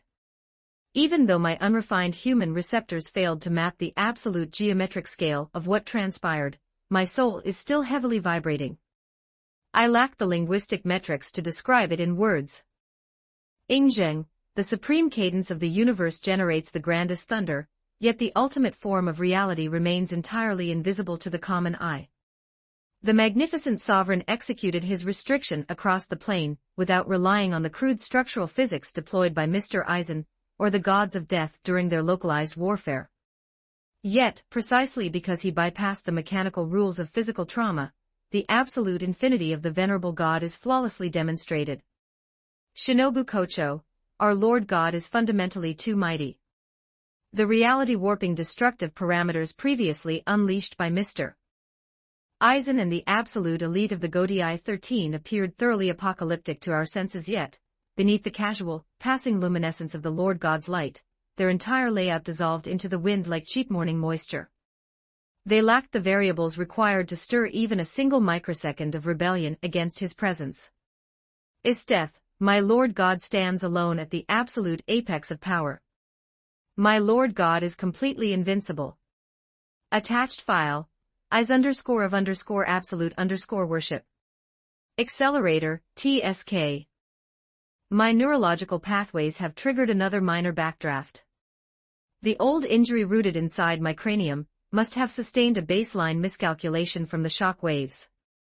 I am going to log out and check into Heaven Canceller's trauma center to stabilize my parameters first.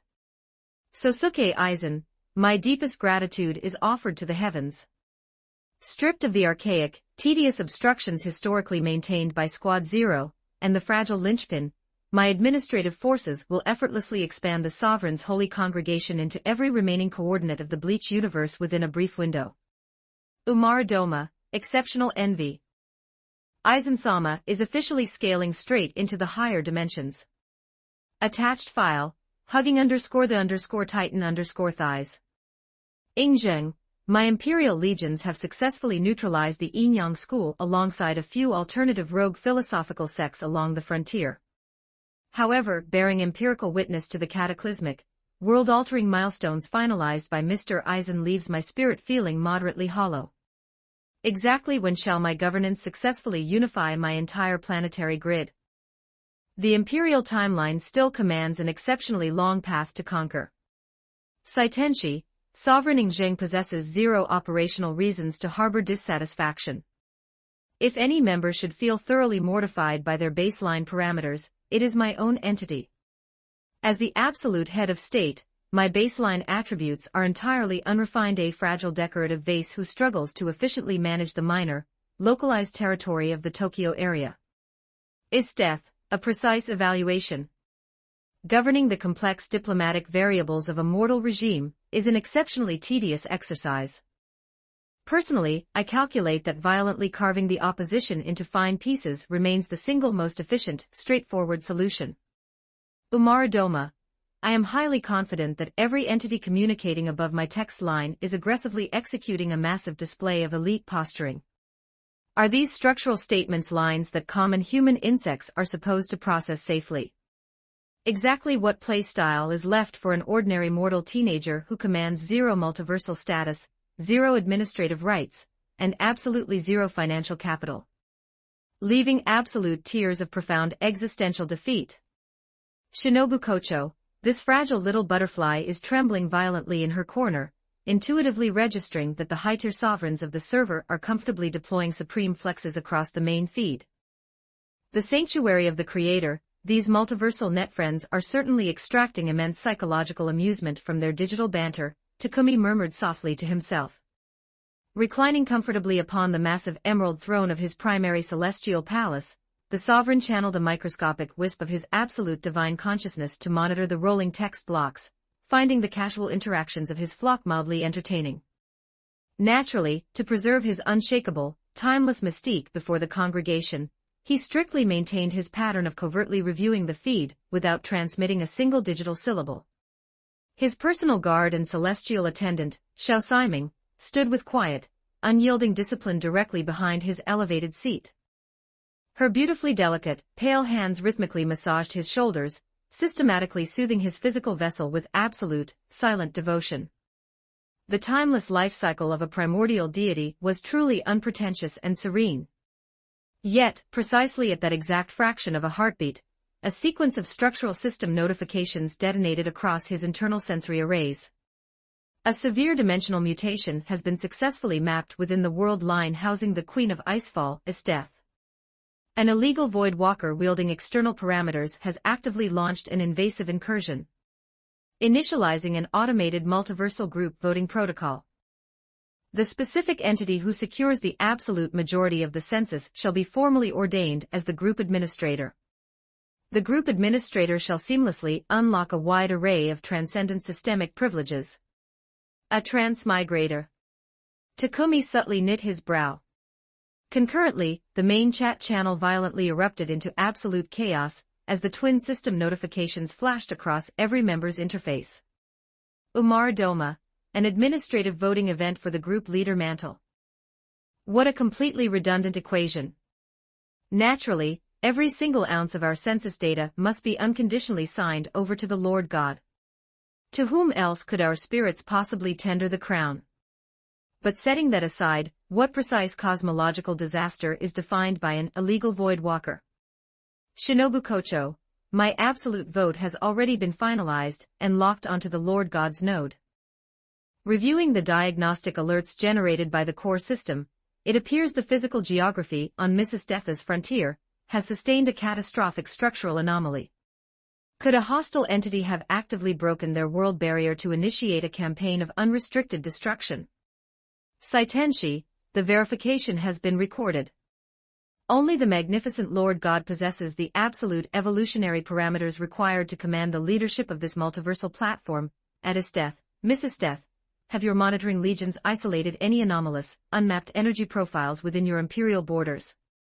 The voting protocol finalized within a single cosmic millisecond. Having effortlessly harvested more than half of the absolute multiversal census, Takumi was permanently ordained as the group administrator. The exact fraction of a heartbeat the mantle settled onto his soul, an entirely new, hidden interface materialized smoothly alongside his default chat platform. Group quests and the multiversal exchange mall. Takumi scrutinized the virtual infrastructure. The common members were still frantically spamming text blocks across the primary channel, completely unapprised of the update. It appears that the parameters governing the group quests and the exchange mall are structurally restricted, visible exclusively to the group administrator. Takumi clicked open the directories of the multiversal mall, discovering an incandescent, dazzling inventory of cosmic assets spanning the infinite dimensions. Every mythical treasure, high-tier bloodline, and ancient law fragment native to the myriad heavens was cleanly archived within the ledger. Precisely as mapped. This represents the definitive, correct mechanical operational mode of a multiversal chat platform. Takumi harbored zero surprise. Had the network functioned merely as a glorified cross-border telecommunication bridge, lower-tier mortal commoners like Umara Doma would have faced immense structural bottlenecks, unable to scale their parameters efficiently even backed by the advice of higher powerhouses. But with an integrated cosmic exchange store active, their progression models would become exceptionally simple. However, from Takumi's personal perspective, the contents of the exchange mall generated absolutely zero psychological waves. He already commanded the absolute authority of the infinite amplification system, and his core entity had successfully ascended into the higher echelons of godhood. To his treasury, the multiversal store was nothing more than a minor, aesthetic embellishment. In fact, allowing the common group members to gain active clearance to the exchange mall at this specific junction would be highly counterproductive to his central expansion plans. The moment those mortals discovered the existence of a points-based system store, their focus would inevitably shift toward aggressively farming points to buy personal weapons, completely stalling their motivation to execute massive territorial sacrifices and expand his holy faith across their respective world lines. Fortunately, as the Supreme Group Administrator, he maintained absolute systemic clearance to rewrite the permissions ledger. Whether it concerned the group quests or the multiversal exchange mall, his personal authorization was the definitive law. If he refused to sign the release, the common flock would remain permanently blind to their existence. Moving on to the intruder, a common transmigrator. One of those fragile mortal souls who harvested a secondary cheat system, or automated software plugin across the literature of my previous life. Reviewing the baseline parameters of the group quest, he verified that successfully neutralizing the anomaly would return a reward of 10,000 system points to his ledger. Yet, analyzing the equation, Takumi smoothly abandoned any intention of personally transmigrating down to eliminate the target. His divine stature was simply too grand. A mundane, lower-tier transmigrator was fundamentally unworthy of forcing a primordial deity to step into the dirt of a lower plane. At the end of the day, his treasury cared absolutely nothing about a minor sum like 10,000 exchange points. Consequently, leveraging his supreme administrative authority, Takumi smoothly modified the deployment parameters of the chat group quest, transmitting the finalized directive straight onto the main feed. The system interface immediately broadcasted a global, crimson notification banner across every member's vision: emergency multiversal deployment initialized. It has been successfully verified that the world line housing the Queen of Icefall has sustained a severe dimensional corruption, triggered by the active intrusion of an evil Void Walker. All available group units are hereby authorized to deploy and eliminate the evil intruder as rapidly as possible. The final point distributions shall be mathematically allocated based on individual task completion metrics. Chapter 81, The Concept of Void. 1614 words. Amaradoma. Whoa, the chat group finally unlocked an official quest function. I just analyzed the operational parameters of the mission, and the prize ledger lists everything from mythical artifacts, celestial props, and divine currencies to legendary martial cultivation secrets, bone cleansing elixirs, and ancient bloodline templates. There are literally endless rewards up for grabs. Saitenshi, reflecting upon our current roster, aside from the members who have actively executed grand territorial sacrifices, it appears almost no one across the server commands a personal artifact. Though naturally, our Supreme Sovereign operates as the ultimate exception to that rule. Accelerator, Adisteth, hey, you icy scum. Do your coordinates require active military reinforcement? This uncle can reluctantly back you up this once if you ask nicely. Umaradoma, at Accelerator, Uncle Excel, didn't your system just check into a trauma ward for a neurological calculation relapse? Exactly how are your parameters fully stabilized already? Has the sheer allure of harvesting a mythical artifact forced you to crawl back for a sweet reward? Accelerator, is this uncle the type of pathetic insect who crawls back for cheap incentives? This uncle merely observed a weakling stranded in a crisis and suffered a sudden, volatile burst of charity. Isteth, my tracking arrays haven't isolated a single spatial anomaly within my borders yet, and at Accelerator, go drop dead. Even if my life cycle were to permanently flare out, I would never beg a disgusting, perverted lolicon like you for assistance. Absolutely repulsive. Accelerator, who the hell are you calling a perverted lolicon? You absolute, blood-soaked psycho. Shinobu Kocho, calm yourselves, please stop bickering.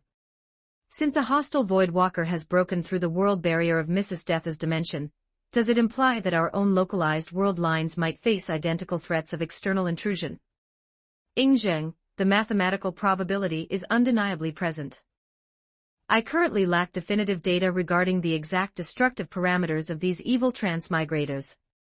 It would be highly problematic if an anomaly of that caliber chose to materialize within the borders of my great Qin Empire. Shinobu Kocho, at Umaradoma, Umaru, do your databases possess any analytical data on what a transmigrator actually is? Saitenshi, could it perhaps represent some manner of catastrophic, parasitic biological aberration, similar to the gastria ravaging my world line? Umaradoma, not at all. The architectural concept of a transmigrator is completely oversaturated within the modern media layout of my world. The central protagonists of countless light novels and anime series fall directly into this category. Umaradoma, there are several primary vectors of transmigration such as soul possession, raw physical displacement, direct chronological reincarnation, and so on. While a rare subdemographic might occasionally manifest inside the shell of a monster, the overwhelming majority retain a standard human matrix. This marked the absolute first instance the multiversal chat platform had deployed an active, emergency mission. The mere prospect of eliminating an unmapped entity like an evil transmigrator to secure premium rewards like divine artifacts intensely piqued the interest of every member. While they operated as absolute, faithful devotees of the heavens, accumulating a measure of personal multiversal capital did nothing to compromise their profound reverence for the sovereign. Umaradoma, based on my extensive, multi-year experience consuming fictional media, transmigrators cannot be uniformly classified as inherently good or evil. In terms of structural power, they span from absolute low-tier weaklings to reality-breaking anomalies. The most catastrophic ones can effortlessly shatter entire galactic sectors and deconstruct the universe. Shinobu Kocho, my goodness, are these transmigrators genuinely that terrifying? Ingzheng, if an anomaly of that magnitude were to suddenly manifest within my great Qin, absorbing the data suggesting that these dimensional intruders could wield universe-shattering parameters, a brief thread of panic rippled through Ingzheng's imperial composure. However, the exact fraction of a second his mind anchored onto the image of the supreme God of creation he worshipped, his racing heart smoothly regained its absolute, unshakable equilibrium. Backed by the absolute protection of the sovereign, any rogue demon, or distorted entity attempting to rewrite his empire would inevitably be turned to fine ash. The sovereign was fundamentally invincible. Accelerator, humph, let them cross into my district then. I'll simply erase the trash within a fraction of a millisecond. One less piece of garbage cluttering the multiverse. Isteth, why would an invading Voidwalker automatically assume they possess the variables required to execute my matrix anyway? Infused with the absolute celestial protection of my Lord God, who across the infinite dimensions can hope to touch my lifeline? Or is your skull itching for another physical calculation correction, Accelerator? Accelerator, ha! You talk as if you were the one who landed that devastating strike last night. If your calculation fields possess the raw courage, transmigrate over to my coordinates right now, and see if this uncle completely flattens your entity into the dirt. What an absolute, unguided joke. Isteth, just try me, you miserable, degenerate lolicon. Umaradoma, hey. Why are you two immediately reverting back to your toxic bickering? Do you still want to absorb the tactical breakdowns regarding these transmigrators or not? Accelerator. Isteth. Observing the rapidly scrolling text lines within his virtual interface, Takumi let out a quiet, knowing smile. These goofy group members were remarkably entertaining. Umaru, in particular, was proving to be an exceptionally convenient asset. She continuously functioned as the server's resident encyclopedia, spontaneously delivering lore breakdowns, structural spoilers, and conceptual analyses to the flock. Her presence made it infinitely simpler for the members to comprehend the multiversal order, smoothly paving the way for them to aggressively expand his faith and orchestrate premium sacrifices. Takumi merely had to sit back upon his emerald throne, maintain his magnificent, timeless mystique, and comfortably await the moment the fruits of their labor were ready for harvest. Naturally, executing the necessary divine presence across the network remained an absolute mandate. The grace of God is as boundless as the sea, and the wrath of God is as inescapable as a prison. Only by consistently projecting this supreme paradigm could he deepen their fanaticism and maximize his yield of pure faith. Umaradoma, to be perfectly fair, Sister Isteth, you don't need to stress yourself too much. The statistical probability of you colliding with a cosmic tier transmigrator, who can snap their fingers to vaporize a galaxy, is microscopically small. The vast majority of them never even approach their evolutionary apex, remaining significantly weaker than your current attributes. Umaradoma, however, there is one highly specific subclass of transmigrator that demands absolute, extreme vigilance. These particular individuals might initialize their life cycles as absolute, low-tier mortal weaklings, but they carry a reality-breaking, external authority known as a system. With that cheat active, their attributes will scale to an omnipotent tier within an exceptionally brief chronological window.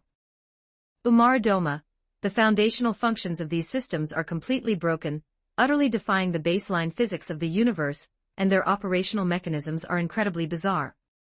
Umaradoma, for instance, certain systems allow the carrier to automatically grow stronger simply by executing kills. Others grant immense, unearned attributes merely through a daily sign-in ritual. Some return massive power boosts simply from sleeping, while others allow the user to scale their parameters unconditionally by drinking alcohol. Umaradoma, and then there are specific systems that turn the user into an absolute, immortal roach that refuses to die, aggressively multiplying their raw strength the more physical trauma they sustain. Shinobu Kocho, my goodness. Such anomalies genuinely exist within the cosmos. Is that even remotely logical? It completely violates every foundational law of cultivation. That is entirely too absurd. Saitenshi, it sounds deeply terrifying.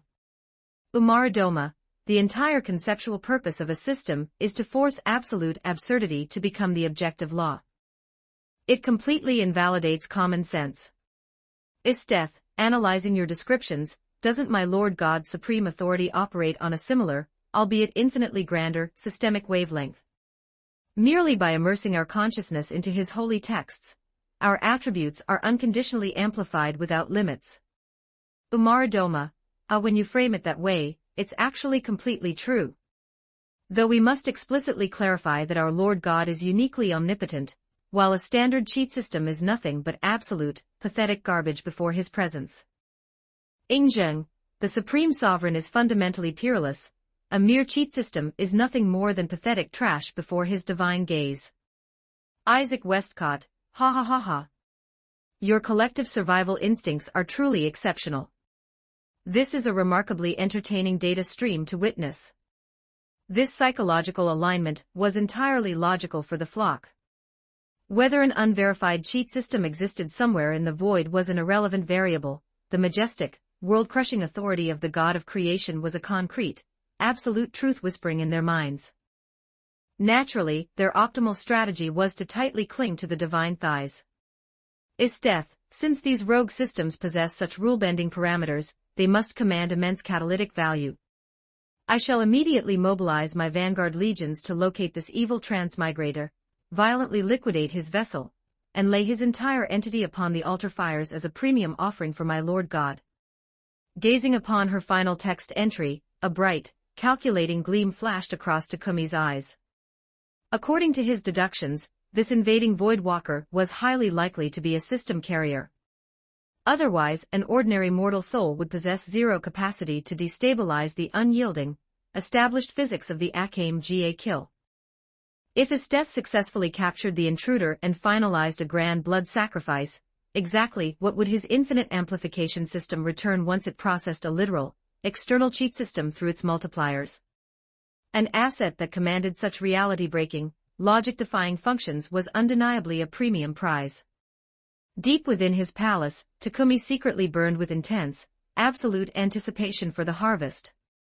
Chapter 82, The Falling Capital, The Unspoken Taboo, and Akame's Revelation 1620 words inside the multiversal chat group. Umaradoma, Sister Isteth is so domineering. Utilizing an evil transmigrator as a blood sacrifice to offer up to the Lord God, the Sovereign will surely be pleased. Remember to activate the live stream when the time comes. Ingzheng, please do host a live broadcast. I am highly curious to see the exact structural composition of an evil transmigrator. Sosuke Aizen, at Isteth, if your coordinates require it, I am fully prepared to cross the boundary and assist your forces. Although you command the protection of the divine sigil, it is counterproductive to routinely rely on the Sovereign to clear local obstacles. Furthermore, after triggering the immortal imprint once, the array requires a prolonged window to accumulate spatial energy before it can fire again. This operates as an absolute, life-saving trump card granted to us by God. It should never be squandered lightly. Isteth, my gratitude for your counsel, I understand perfectly. Should a terminal crisis manifest, I shall petition my Lord to project his shadow, though I calculate such measures will be entirely unnecessary. The active group members didn't dwell too heavily on the matter. The network parameters now permitted cross-border transmigration between members, meaning that even if Isteth's baseline attributes proved insufficient to instantly crush the intruder, she could easily apply for tactical reinforcement from the server's top-tier powerhouses. However, invoking such assistance meant incurring a heavy debt of multiversal favors. An elite soul understands that relying on external entities to bypass personal milestones permanently bottlenecks one's own evolutionary ceiling. Unless driven into an absolute, inescapable corner, no sovereign on the server was willing to compromise their pride. Furthermore, the emergency quest had materialized directly within the coordinates of Akame-ga kill, which operated strictly as Isteth's recognized sovereign territory. Consequently, without her explicit, formal invitation, the alternative members would never unilaterally accept the quest parameters to drop into her world lines. This functioned as a primary, unspoken rule of etiquette observed across the network. By that exact same token, if an illegal Voidwalker were to breach the dimensional barriers of their own worlds, no external member would dare to intrude without prior administrative consent. Shinobu Kocho, reflecting upon the quest data, although I comprehend the rule-breaking nature of an evil transmigrator's cheat system, does the target exhibit any distinct, visible anomalies? Exactly what metrics should we track to isolate his presence rapidly? Umaradoma, under conventional circumstances, they display absolutely zero distinguishing external features from ordinary human commoners. However, since the chat group has categorized this as an emergency quest, it implies the target's underlying trajectory is far from simple. He will certainly not remain a non-factor for long. Umaradoma, even if he currently registers as a completely unmapped, low-tier nobody, his unearned cheat mechanics will inevitably trigger a catastrophic, rapid spike in his baseline attributes, forcing him to shoot up into a peerless master within a fraction of a timeline. Umaradoma, therefore, the optimal strategy is to locate any obscure individual whose power levels suddenly and inexplicably defy standard cultivation curves. In all likelihood, that is your transmigrator. Umaradoma, the exact fraction of a microsecond your scouts verify his identity, you must deploy your absolute maximum destructive capacity to deliver a sudden, thunderous strike. You must not grant his system a single microsecond of breathing room to recalculate. Is death, understood? The moment my intelligence networks lock onto his coordinates, I shall execute him instantly, leaving him 0 vectors to survive. Cross swords the siege of the imperial capital back within the war-torn coordinates of the Akame Ga kill. Universe, Esteth smoothly withdrew her consciousness from the network, issuing a sequence of absolute military decrees ordering the 3 beasts and her elite vanguard legions to sweep the provinces based on the criteria Umaradoma had outlined. In the current timeline, Esteth's regular infantries had already subjugated the vast majority of the global territory. If an illegal transmigrator dared to show his face within the sector, escaping her total surveillance network was a mathematical impossibility. The singular holdout remaining on her war map was the ancient imperial capital itself. Her failure to instantly flatten the city walls was far from a reflection of the enemy's defensive capabilities. Rather, Esteth had deliberately chosen to preserve the central fortress as a grand finale to her campaign. Furthermore, since she had entered an absolute covenant with Akame, she had explicitly promised to leave Prime Minister Honest's execution entirely to the assassin's blade. Umaradoma, at Esteth, oh by the way, Sister Esteth. Statistically speaking, the overwhelming majority of these male transmigrators are remarkably young, excessively handsome, and harbor a pathological psychological need to show off their strength before the masses. Esteth, data logged. My thanks. Standing proudly before the colossal gates of the imperial capital, Esteth watched her massive iron legions assemble. She briefly cast her awareness back into the virtual interface one final time. Esteth, my vanguard has finalized its deployment before the main gates of the imperial capital. My scouts have yet to isolate the signature of the evil transmigrator, so for the time being, I shall initialize the live broadcast to showcase the total unification of this world and my formal ascension to the throne. Umaradoma, that is entirely logical. After all, he operates with a transmigrator's intellect. If he actively suppresses his parameters to lay low, hunting him down becomes exceptionally tedious.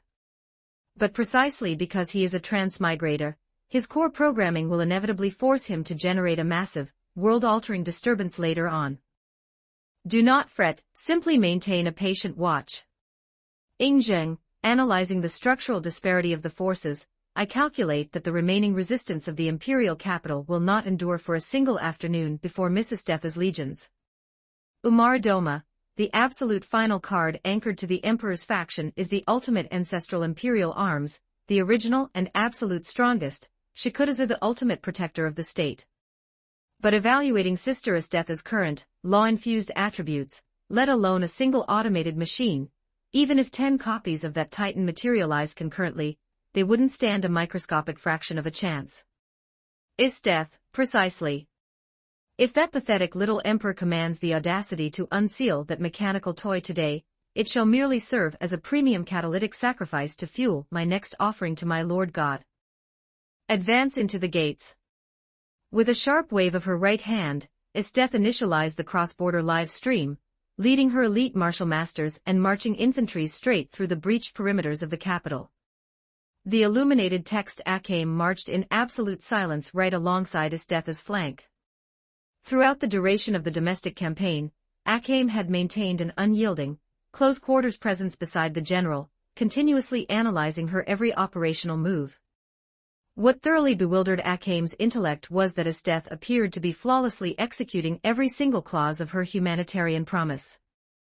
Aside from those bizarre intervals where the general would temporarily zone out into empty space, a phenomenon Akhaim now recognized as her interacting with an invisible, transcendent framework, Esteth behaved precisely like a visionary monarch determined to forge an empire entirely purged of societal darkness.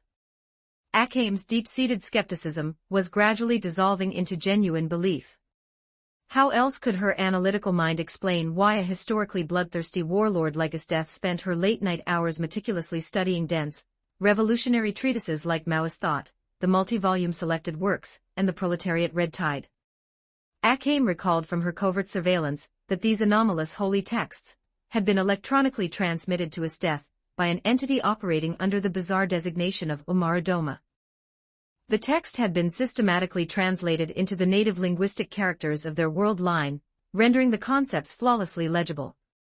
Initially, Akhaim had merely intended to skim through the confiscated pages casually to verify if they contained hidden military codes. But the exact microsecond her eyes processed the opening chapters, her facial expression froze completely. Her gaze grew monumentally solemn. Her brow had furrowed to its absolute limit as she sat glued to the text, her consciousness entirely enslaved by the profound ideological architecture of the volumes, occasionally widening her eyes in pure awe or involuntarily clapping her hands together at the sheer genius of the methodology. To think such a majestic administrative strategy actually exists within the cosmos. The absolute power of the masses, the systemic uprising of the proletariat to shatter the chains of the elite. Guerrilla warfare and asymmetric tactical matrix of this caliber can actually be calculated. Absolute genius. Exactly what manner of transcendent, reality-bending thinker mapped out these flawless, logic-defying formulas? This entire paradigm, it is simply. After completing a rapid, comprehensive review of multiple volumes, Akhaim stood entirely paralyzed, her internal worldview thoroughly shattered.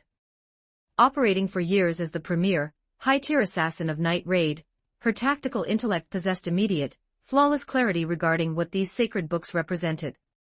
It was absolutely zero exaggeration to declare that leaking even a single, unrefined chapter of these texts into the lower provinces would be sufficient to violently subvert the ruling global hierarchy. And here, Esteth possessed an entire library of them. The heavy volume currently resting within Akhaim's trembling hands slipped from her fingers, hitting the solid flooring with a dull thud.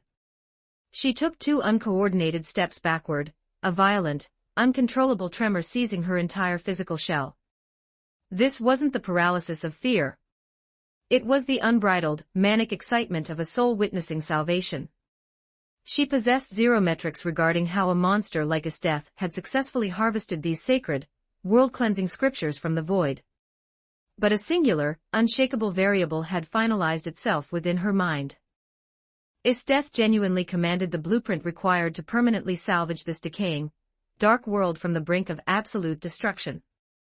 Chapter 83, The Bloodless Coup, Honest Desperate Trap, and the Gathering of Masters. 1883 words deep within the boundless expanse of the Divine Kingdom, Takumi reclined upon his throne, reviewing the continuous updates within the chat interface and executing a subtle nod of approval. So, Esteth has officially initiated her campaign to claim absolute sovereignty over her world line, he mused silently. His calculation fields already forecasted an unprecedented, catastrophic surge of pure faith power preparing to anchor to his server. More importantly, the exact fraction of a second a world achieved total, unyielding unification and initiated a formalized state-tier sacrificial festival, the sovereign would seamlessly harvest the raw power of state fortune. The metaphysical value of state fortune, the baseline karmic destiny, and compressed luck anchoring an entire planetary civilization was an exceptionally mysterious energy matrix. Even across the hyper-advanced higher dimensions, supreme god kings would gladly launch total interstellar crusades to aggressively compete for a single thread of it. Takumi's anticipation intensified. Although Ingzheng had previously executed a grand sacrificial ritual within the Great Qin timeline, the initial scale of that offering was ultimately limited. The automated parameters had not been completely fulfilled because the Qin banners had yet to seamlessly conquer the entire global grid. Isteth's current layout, however, was engineered to perfectly bridge that gap. The Great Hall of the Empire back within the coordinates of the Akame-ga Kill universe inside the primary Imperial Palace, the atmosphere was suffocatingly heavy. The young Emperor Makoto sat perched upon his towering gold throne, his immature features heavily contorted by a mixture of deep, defensive fury and raw panic. He cast a venomous glare down at the assembled civil ministers and military generals flanking the floor. Isteth's iron infantries have already breached the outer gates and are actively marching through our streets, yet your tongues are completely frozen, the young ruler roared, his voice cracking with immense, unguided rage. Does our magnificent, millennium-old empire lack a single tactical variable required to liquidate a treasonous general? Exactly what operational use is there in maintaining your cabinets if you fold like cowards? Yet, the rows of civil and military officials remained entirely unmoved by his outburst. Following a classic baseline of self-preservation, they uniformly stared silently at the floor, keeping their breathing shallow as they maintained a dead, unyielding silence. Isteth's absolute ascension was mathematically unshakable, backed by the reality-shattering presence of an omnipotent, supreme deity. They were nothing but lower-tier mortal commoners. Attempting to defy a living god was an evolutionary impossibility. In unvarnished reality, more than 90% of the imperial court had already secretly immersed their spirits into the visualization texts of the creation god sect. Amidst this suffocating, paralyzed silence, a senior minister slowly hoisted his head, his sharp voice echoing across the columns. Your Majesty, Her Imperial Majesty Isteth has flawlessly manifested the absolute mandate of heaven. She operates as the definitive, supreme representative of the Lord God upon this terrestrial plane. If Your Majesty possesses the basic cognitive faculties required to accurately map the parameters of advance and retreat, your optimal play is to execute an immediate, voluntary abdication. Yield the sovereign throne over to the virtuous hands of Her Majesty Isteth. Emperor Makoto's eyes dilated to their absolute limits, his frame locking in pure, unadulterated fury as he locked his gaze onto the speaking official. This was a flagrant, public act of high treason. Yet, before his vocal cords could coordinate a command to order his personal guards to have the traitor dragged out and dismembered by wild horses, the absolute totality of the imperial court dropped to their knees in perfect, synchronized prostration. Their booming voices shook the masonry. We humbly petition Your Majesty to execute an immediate abdication in favor of the virtuous. Your Majesty, pray yield the throne and secure the preservation of our lineage. Your Majesty, pray yield the throne and step down. Beholding the total, unyielding collapse of his administrative cabinet, the young emperor's face turned completely ash-white. His physical vessel trembled so violently he nearly slipped straight off the golden dais. You miserable turncoats! He gasped, his voice hollow. Have every single one of your houses organized a synchronized rebellion against the crown? He had been apprised by his intelligence networks that certain subfactions within the military had surrendered their allegiance to Isteth's banner. But his calculation fields had completely failed to forecast a scenario where his absolute, entire Manchu court would uniformly flip their scripts within a single heartbeat. Ultimately, they possessed zero alternative choices. Confronted by an emissary who commanded the direct, law-infused protection of the heavens, common human intellects would naturally categorize her as the single true monarch destined to rule the planet. Your Majesty, our actions do not stem from a desire to rebel, rather, Her Majesty Isteth moves with the absolute current of destiny. Defying the absolute mandate of heaven is a mathematical impossibility, Your Majesty. Your Majesty, pray yield the throne and step down. The civil ministers and military commanders repeated the phrase with absolute, unyielding precision. Their internal motives were thoroughly transparent.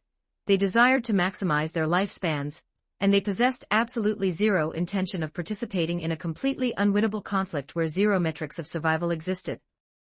Crossed swords the intruders of the throne room, ha ha ha ha. Little Emperor, the ancient templates explicitly dictate that an elite soul must adapt to the parameters of the current era. Your administrative baseline has collapsed entirely, your reign is finished. A sharp, arrogant burst of laughter resonated from the grand entrance of the pavilion. Isteth breached the threshold of the throne room, walking like an unshakable sovereign as she advanced down the central carpet. Flanking her frame was a terrifying vanguard composed of Akame, the elite three beasts, and the complete roster of the Jaegers. "Is death, you treasonous monster!" Emperor Makoto whimpered, an intense wave of raw terror instantly saturating his gaze. At this milestone, the law-infused, predatory spiritual aura radiating from Estetha's newly evolved structure was simply too monumental to compute. Across the provinces, every local warlord, revolutionary cell, and rogue faction had already been subjected to her absolute law. Those who comply shall flourish, those who resist shall be systematically turned to ash. Her progression was an unshakable constant of reality. Now, the definitive hour of her confrontation inside the palace hall had finally stabilized. "Little Emperor, the immense geopolitical weight of this vast empire is a cargo your fragile shoulders lack the parameters to safely carry. Vacate the seat." Estetha commanded, her icy blue eyes locking onto his form with absolute, unquestionable dominance. The moment her words dropped, a suffocating, terrifyingly dense wave of murderous intent blanketed the entire hall. The cowering ministers trembled violently, feeling precisely as though a primeval, colossal alpha predator had just locked its teeth around their throats. Emperor Makoto's knees knocked together beneath his royal robes. Had his physical frame not been tightly wedged against the carved backrest of the throne, he would have instantly collapsed into a pathetic heap onto the marble floor. "What precise atrocities do you intend to execute against my person?" The young ruler stammered, his trembling hand pointing weakly at her advance. "Little Emperor, your administrative processing capacity is entirely exhausted.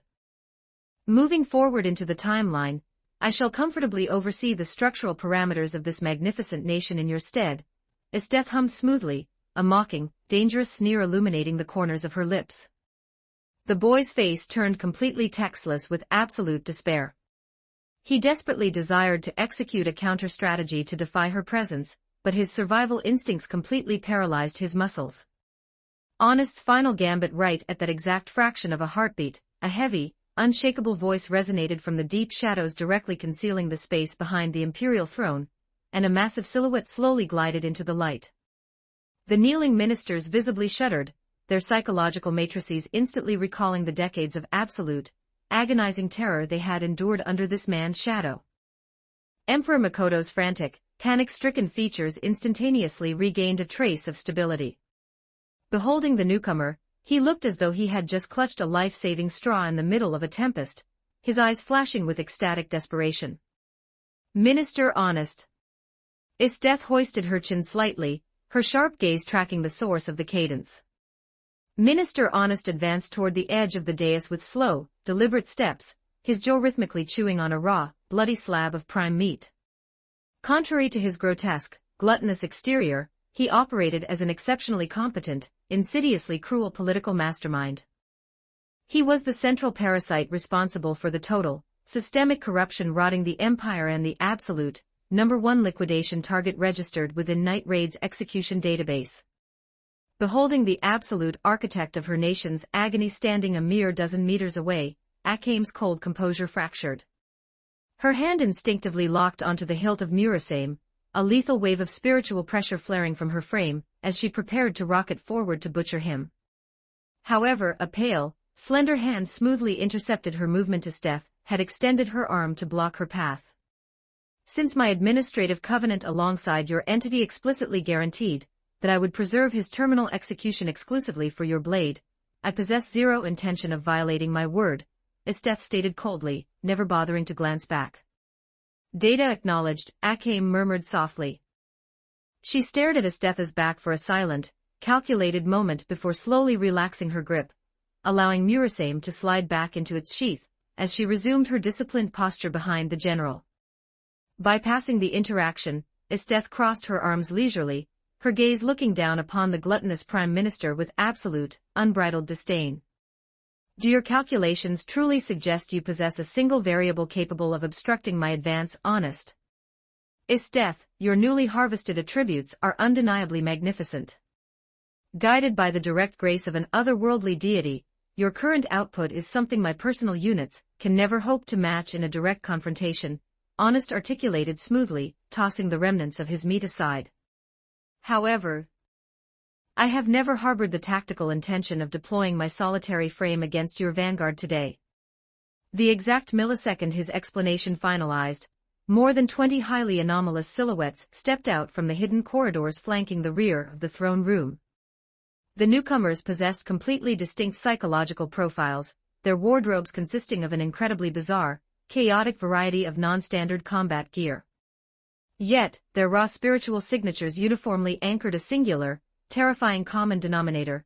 Their internal energy reservoirs were as massive as a raging sea, and their gazes cut through the air like unsheathed blades. They represented the absolute, highest tier of combat capital hidden within the boundaries of the world server. Dorothea, Cosmina, Isteth casually cross-referenced their profiles against her internal databases, her expression freezing for a brief millisecond before dissolving into a completely relaxed, dangerous smile. To think the absolute elite of the four Rakshasa demons, the specialized black ops of Wild Hunt, and even a handful of unmapped master combatants from the foreign tribes have consolidated their coordinates at this specific location. Minister Honest has aggressively expended his entire political capital simply to gather your houses into a unified barricade against my person. Oh, outstanding. This saves my cleaning crews the immense trouble of tracking your entities down one by one across the provinces later on. Chapter 84, The Shattered Era Stone, and the Unbroken Frost. 1442 words, originally. If your houses had been willing to surrender your consciousness to the holy texts and believe in my Lord God, sparing your miserable lifelines wouldn't have been entirely outside the realm of possibility. Regrettably, you calculated poorly. Now you can only serve as a bloody collective sacrifice to fuel my next offering to the sovereign. Isteth's face turned completely cold, an absolute, bone-chilling wave of predatory killing intent instantly saturating the grand hall. Save your tedious threats, Isteth. I am exceptionally eager to verify exactly how much power that so-called evil god has bestowed upon your vessel to match the absolute strength of my imperial arms. Sayura, the depraved son of Minister Honest, snarled with a sadistic sneer. A vile, lewd glint flashed across his features as he aggressively scanned Isteth's figure. In terms of raw cruelty and unbridled debauchery, Sayura's psychological baseline was entirely identical to his gluttonous father's. He routinely violated, tortured, and discarded countless innocent women across the provinces, yet his underlying combat proficiency remained remarkably high. He had long harbored a twisted, depraved fixation on a beauty as peerless as Isteth, but due to her world-crushing strength and supreme military standing within the empire, he had never commanded a single vector to lay his hands on her. Today, however, represented his absolute optimal window. His unique imperial arms, dimensional formation, Shangri-La, operated as an exceptionally rare, space-manipulating spatial teleportation matrix. By constructing a localized geometric array, it could instantaneously transmigrate any targeted mass directly into a predetermined, marked void, a separate, hostile dimension from which no traveler could ever hope to return. Armed with a reality-bending capability of that caliber, Sayura calculated that regardless of how monumentally massive Isteth's physical power scaled, a single structural miscalculation on her part would cause an absolute tactical failure. His depraved blueprint was to deploy the absolute secret technique of his spatial array to systematically teleport the upper portion of Isteth's head, everything above her jawline, straight into the void. Leveraging the absolute spatial severing properties of the rift, he would effortlessly liquidate Isteth, afterward retrieving her headless, pristine physical shell to preserve as a grotesque, taxidermied doll to satisfy his darkest carnal desires. Although losing half of her face would technically compromise her aesthetic symmetry, Sayura's depraved mind possessed zero qualms about operating a vessel that retained a mouth, a full chest, limbs, and a lower anatomy. Yet, despite his unhinged arrogance, Sayura maintained a clinical baseline of tactical awareness. He recognized that attempting to execute a demigod entirely on his own might result in a catastrophic failure. Consequently, while he masqueraded as the primary spearhead of the imperial ambush, the actual linchpin of the strategy rested entirely upon his father, Minister Honest. Had Honest not explicitly detailed the parameters himself, Sayura would have remained entirely unapprised of his father's hidden trump card, the gemstone imperial arms permanently embedded into his forehead, Aristone. It functioned as the ultimate anti-imperial arms countermeasure, engineered specifically to permanently shatter an opponent's weapon. As long as an adversary stepped within its effective operational range, Honest could forcibly nullify and deconstruct the enemy's imperial arms, at the absolute cost of fracturing his own forehead gemstone. Though the damaged crystal required a full chronological week to systematically regenerate its structural matrix, rendering it entirely unusable until the countdown finalized, its single-use output was completely absolute. The Imperial Ambush Protocol was beautifully simple. Honest would utilize Aristone to forcibly shatter Isthetha's absolute dominion over ice, instantly severing a massive portion of her combat output. Simultaneously, the gathered masters and regional champions would swarm her coordinates, creating a brief, tactical blind spot that would permit Sayura to cleanly transmigrate her upper head into the spatial void, finalizing the execution. Sayura's ambient physical energy suddenly skyrocketed, his massive spiritual pressure setting his silhouette off like an unyielding, undefeated god of war. Inside the multiversal chat group. Inside the virtual interface of the chat platform, the eyes of the spectating group members gleamed with intense interest. Shinobu Kocho, this young man appears remarkably efficient. To command a combat threshold of that caliber at such a youthful milestone is undeniably impressive. It is no wonder his tongue produces such arrogant declarations. Umaradoma. Sayura spent years transmigrating across the global grid, systematically absorbing the advanced martial arts and hidden lethal cultivation techniques native to every foreign nation. His system specializes in devastating momentum-based windmill kicks and raw physical brawling. Saitenshi, indeed.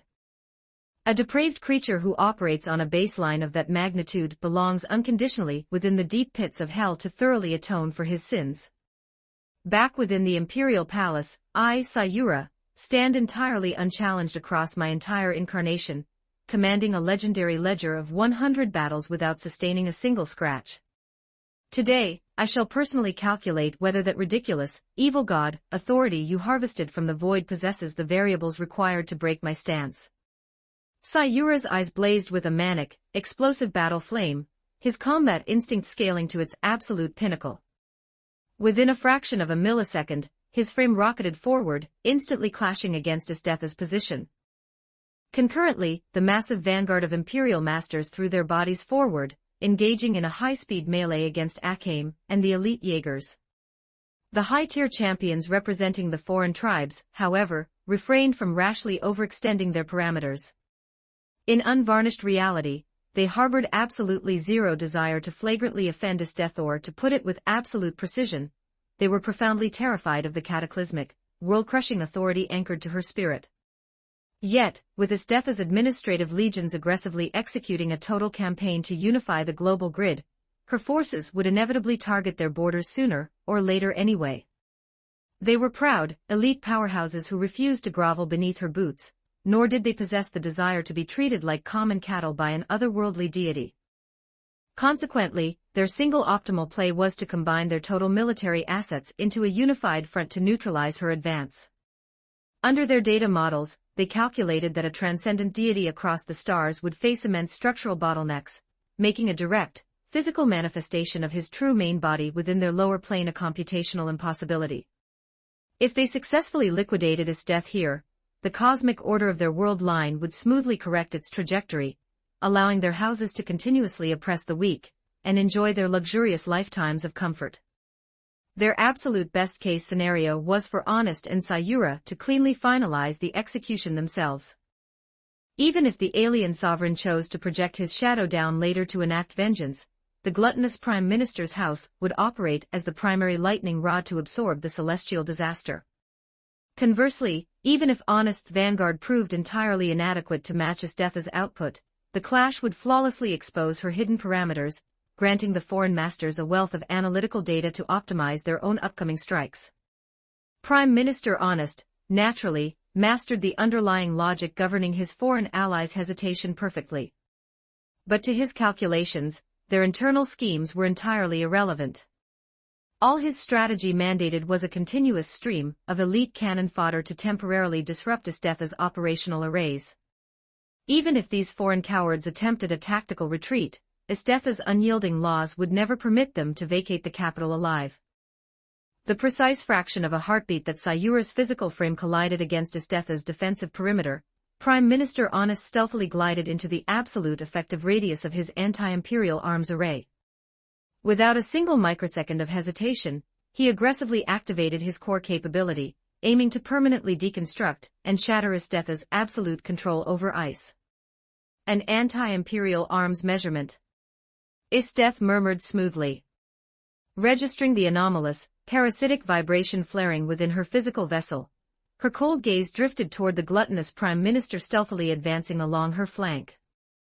Having thoroughly analyzed the archived future destiny logs uploaded into the multiversal network, she possessed absolute clarity regarding every single hidden card tucked away within Honest's administrative inventory.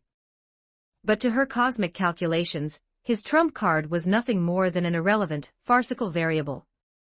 Face to face against the combined onslaught launched by Sayura and the Imperial elite, the absolute expression on Estetha's features failed to exhibit a single microsecond of fluctuation. Ice Soul Shatter Spin. She elegantly extended her slender right hand into the open air. Instantly, an incredibly dense, roiling vortex of absolute sub-zero frost condensed into a massive, rapidly rotating ice halberd, which she casually swung straight toward Sayura's oncoming frame with world-crushing momentum. Beholding the blinding flash of frost magic, Prime Minister Honest's eyes violently dilated to their absolute limits, his jaw dropping in pure, unadulterated horror. How is it mathematically possible for her to continuously operate her imperial arms? Chapter 85, Chapter 85. The Frozen Empire, and the Foolhardy Challenger 1709 words to comprehend this absolute failure. One must look directly at the intrinsic composition of Estetha's unique imperial arms, Demon's Extract. Formed entirely from the biological essence of a legendary, super-dangerous category of beast native to the absolute northern frontiers, its core structure was a blood-type matrix. The intricate mark branded across her chest was merely a physical manifestation generated the exact millisecond she consumed the fluid. In unvarnished terms, this meant every single drop of blood circulating through Estetha's veins operated fundamentally as the imperial arms itself. Consequently, Minister Honest's unique anti-imperial arms trump card, Era Stone, wasn't structurally defective. It had successfully executed its command parameters, but the application was completely useless against a demigod. Even if a localized cluster of her blood temporarily sustained a complete deconstruction, turning into standard mortal fluid, Estetha could seamlessly deploy the boundless reserves surging through the rest of her circulatory system to continuously manipulate the laws of frost. Her absolute anatomy was the definitive, structural nemesis of Honest's trump card. Catastrophe. Beholding the absolute failure of his single greatest asset, Minister Honest's eyes dilated in raw panic, the final remnants of his psychological will to resist collapsing into nothingness. While the surrounding courtyard reeled under the explosive impact of the ongoing melee, he stealthily turned on his heel, desperately sprinting toward the outer perimeters in a frantic bid to escape the war zone. Naturally, a clumsy maneuver of that scale could never hope to evade the sharp tracking senses of Estetha or Akame, both of whom had maintained absolute surveillance over his coordinates. "He is entirely yours to liquidate, Akame," Estetha ordered calmly, her tone completely detached. Akame executed a disciplined nod. With a fluid acceleration of her attributes, she instantly uncoupled from the primary front line, transforming into a dark blur as she pursued the fleeing Prime Minister. Shattering ice flying blades. A torrential storm of razor-sharp glacial constructs erupted omnidirectionally, bursting like pressurized bubbles to instantly obliterate the ultimate defensive arrays maintained by the Imperial elite. A heavy geyser of crimson blood sprayed into the air. Sayura's physical vessel was ruthlessly pierced and pinned straight against the shattered marble masonry by a massive ice lance, leaving a thick, smoking trail of gore in its wake. The surrounding combatants froze, staring at one another in paralyzed horror.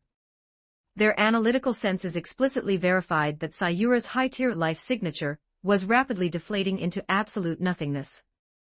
A collective, terrified intake of breath resonated uniformly across the courtyard, spanning both the Imperial survivors and the elite masters of the foreign tribes. Not a single soul had calculated a reality where an undefeated, high-tier champion like Sayura could be so effortlessly crushed beneath Estetha's heel like a common insect. Those who had previously traded blows against him possessed intimate knowledge regarding his terrifying strength, and the space-severing dominance of his spatial array. He was a monster they couldn't hope to match. Yet, a titan of that caliber had been liquidated within a single passing heartbeat. If Estetha were to retarget her absolute focus toward their positions, wouldn't their respective lifelines be vaporized within a fraction of a millisecond? Nothing more than a pathetic disappointment, Estetha sneered, her icy blue gaze casting a look of absolute disdain toward Sayura's pinned corpse. Unite your forces and unleash a synchronized strike immediately. Otherwise, not a single one of our houses will leave this palace alive, a foreign champion shrieked, his voice saturated with pure existential dread as he unleashed an intense, roaring torrent of flames, a high-tier pyrokinetic imperial arms release. Do not presume your victory is finalized, Daemonis, another warlord roared, a cold light flaring across his features as he forcefully uncoupled the primitive shackles binding his internal parameters, awakening an ancient, slumbering beast within his matrix. A colossal, grotesque biological creature resembling a massive prehistoric boar manifested violently by his side, its sonic screech shaking the masonry. It was a high-grade organic imperial arms. Simultaneously, the remaining masters aggressively unsealed their absolute hidden trump cards, completely abandoning their engagements against the Jaegers to focus their uniform destructive capital straight onto Estetha's position. Outside the palace gates meanwhile, standing just beyond the outer courtyard of the fortress, an exceptionally handsome young man monitored the central pavilion which had long since been reduced to a smoking mountain of rubble beneath the cascading shockwaves of the warfare, his chest burning with an acute sense of helplessness. Let's be entirely clinical here. Estetha's output parameters are completely preposterous. The absolute elite of the Empire are being slaughtered like common cattle. If my vessel actively enters her combat perimeter, won't my system be instantaneously vaporized into fine ash? The youth inquired nervously within his conscious mind. The automated digital interface floating within his neural framework returned absolutely zero vocal responses to his query. This worthless dog system possesses absolutely zero baseline AI interactive intelligence. Mikashir cursed intensely under his breath, his temper flaring. But with the software remaining completely mute, he possessed zero avenues to force a calibration. He could only passively review his primary holographic interface. Host, Mikashir Combat Power Tier, Destroyer Class System Type. The die to become stronger, System Current Mission. Highly aggressively provoke a combatant wielding Continental Tier attributes, and successfully maintain a defensive evasion loop within their strike zone for a duration of 20 minutes without dying. Mission Rewards, 1x Random God Level Bloodline Template, 1x Epic Grade Equipment Artifact, 3x Rare Grade Random Items, 1 million System Points. Under ideal parameters, Mikashir would gladly have chosen to permanently avoid a transcendent monster like Estetha. But the absolute mathematical value of the mission rewards was simply too catastrophic to pass up. Following a prolonged, agonizing mental calculation, Mikashir finalized his choice and decided to gamble. He commanded a vast treasury of high-tier, life-saving survival cards, as long as he strictly maintained an evasive, non-confrontational defensive layout rather than attempting a head-on clash. Surviving for 20 minutes shouldn't be an impossible equation. Inside the throne room, an earth-shattering, apocalyptic condensation of physical energy detonated from the vanguard of the Masters. Flame blast. Thunder execution. Phantom eagle step. Solar eclipse. The torrential, multi-layered bombardment blotted out the sun, systematically sealing every single directional vector surrounding Estetha's frame. Confronted by the incoming apocalypse, Estetha merely let out a quiet, thoroughly dismissive snort. Her ambient aura flared to its absolute peak, her tyrannical spiritual pressure shaking the sky and fracturing the solid crust of the earth. Extending her slender right hand, a pristine, concentrated crystal of absolute sub-zero frost condensed smoothly at the tip of her index finger, explicitly unleashing the world-crushing authority of a continental tier demigod. Absolute glacial freeze. A single finger tapped down against the open air, instantly shattering the collective ultimate forms of the masters before permanently sealing the absolute totality of the Grand Palace complex beneath a monumental, crystalline glacier. The surviving champions stood entirely paralyzed, a suffocating, primal dread seizing the core of their souls. This is madness, the Demoness has scaled to an omnipotent tier, after harvesting the grace of that foreign entity. We command 0 variables to secure a victory, our single optimal play is to run, a foreign tribal lord shrieked in absolute terror, rapidly pivoting on his heel to sprint toward the exit. Within a fraction of a millisecond, a secondary commander rocketed away in the opposite direction. Seeing their high-tier champions prioritize self-preservation, the remaining defenders lost every ounce of their psychological stability. Smearing oil onto the soles of their boots, they frantically scattered, fleeing toward any available spatial vector. Ambitiously calculating a successful tactical retreat. Glacial bloom. The corners of Estetha's lips curved into a highly refined, dangerous smile. With a secondary casual manipulation of her finger, the atmospheric constants of the entire imperial city warped violently. A terrifying, inescapable wave of absolute sub-zero air shot up vertically from beneath the heels of the fleeing masters, forcing their vessels to shiver violently as cold sweat froze against their skin. The heavy shadow of terminal erasure wrapped tightly around their lifelines. They couldn't block the tracking parameters of this law. They were going to die. I tender my unconditional surrender.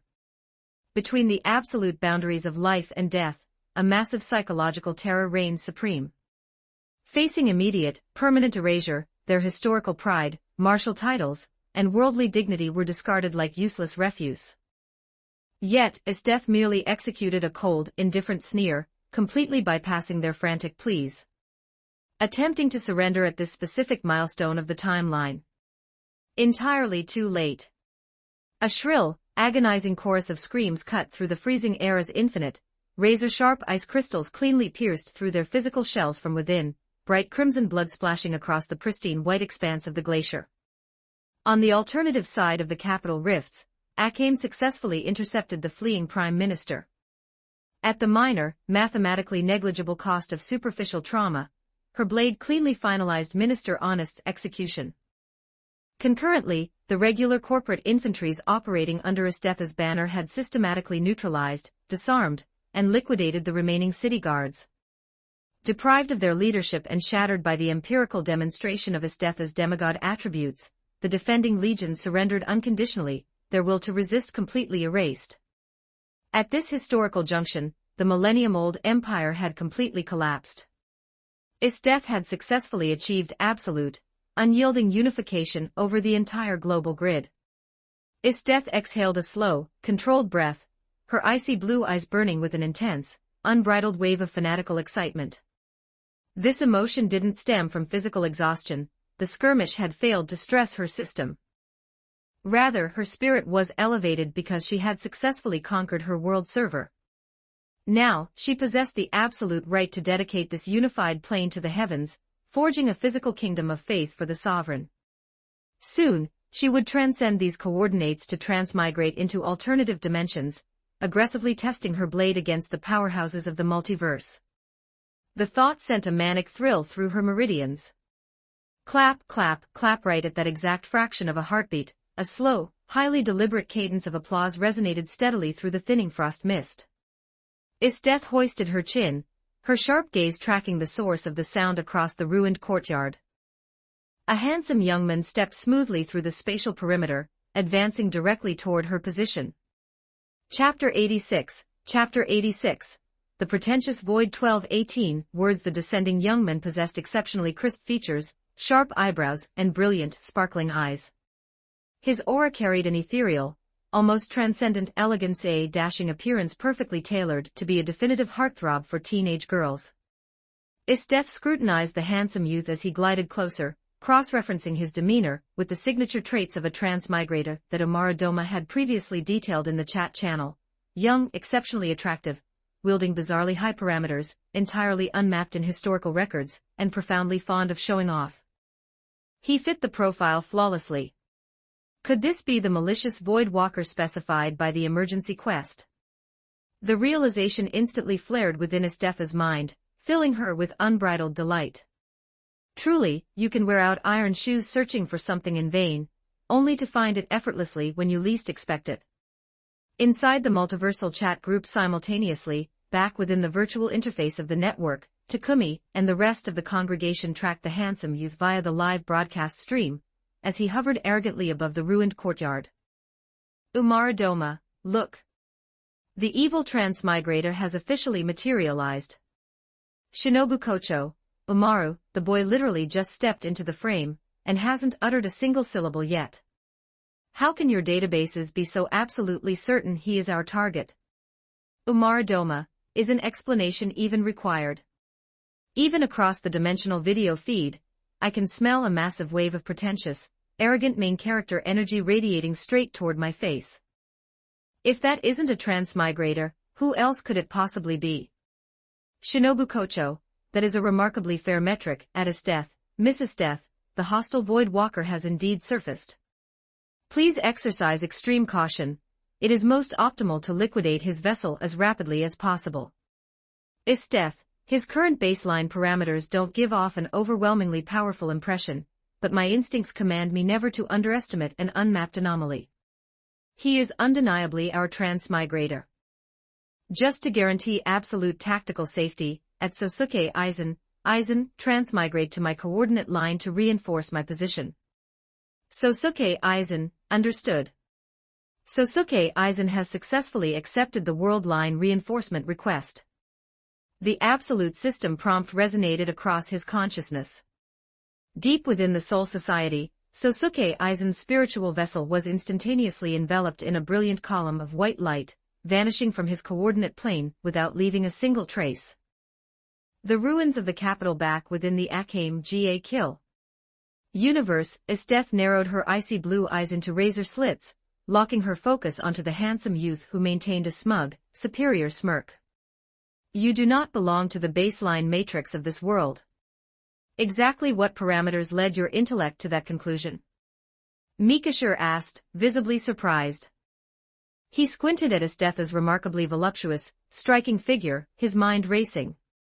Could the mysterious deity anchoring her faction have explicitly exposed his data profile to her mind? That defied the baseline laws of his system. The automated software had explicitly masked his causal traces across this universe. Even an otherworldly god shouldn't command the variables required to scan his identity. That god's cosmic authority was completely broken. For a brief millisecond, a thread of hesitation rippled through his confidence. Initially, he hadn't harbored much concern regarding the deity backing the Ice Queen. Though he recognized that Esteth's attributes had scaled to a significantly grander tier than her original canonical baseline, he calculated that with his die to become stronger, system active, surpassing any local god was merely a matter of chronological time. He had ultimately accepted this high-risk deployment out of sheer greed for the massive rewards, but he also intended to map out Esteth's mechanical weaknesses firsthand. Having successfully transmigrated across the dimensional rift to arrive at this coordinate, Mikashir possessed zero intention of depriving himself of luxury. To his mind, claiming the absolute beauties of this world line was a non-negotiable directive. Especially a proud, arrogant queen like Esteth. The mere phantom thought of violently conquering her spirit and forcing her to grovel beneath his feet made his mouth run entirely dry with anticipation. The exact fraction of a second he finalized this 20-minute survival mission and harvested the god-tier bloodlines, his raw physical attributes would multiply exponentially. At that milestone, capturing her alive would be an elementary equation. And as long as he preserved her heartbeat, he wouldn't draw the immediate, hostile focus of that otherworldly entity. Even if that deity's true main body chose to forcefully break through the world barrier later on, Mikashir commanded an immense treasury of high-tier survival cards. Even if a victory proved mathematically impossible, escaping unscathed was a variable he could flawlessly guarantee.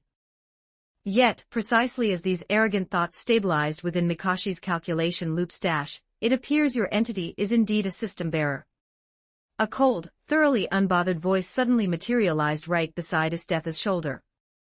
Draped in a magnificent white robe inlaid with golden, law-infused geometric patterns, Sosuke Aizen stared down at Mikashir, his eyes entirely void of human warmth. A sharp wave of deep bewilderment fractured Mikashi's composure.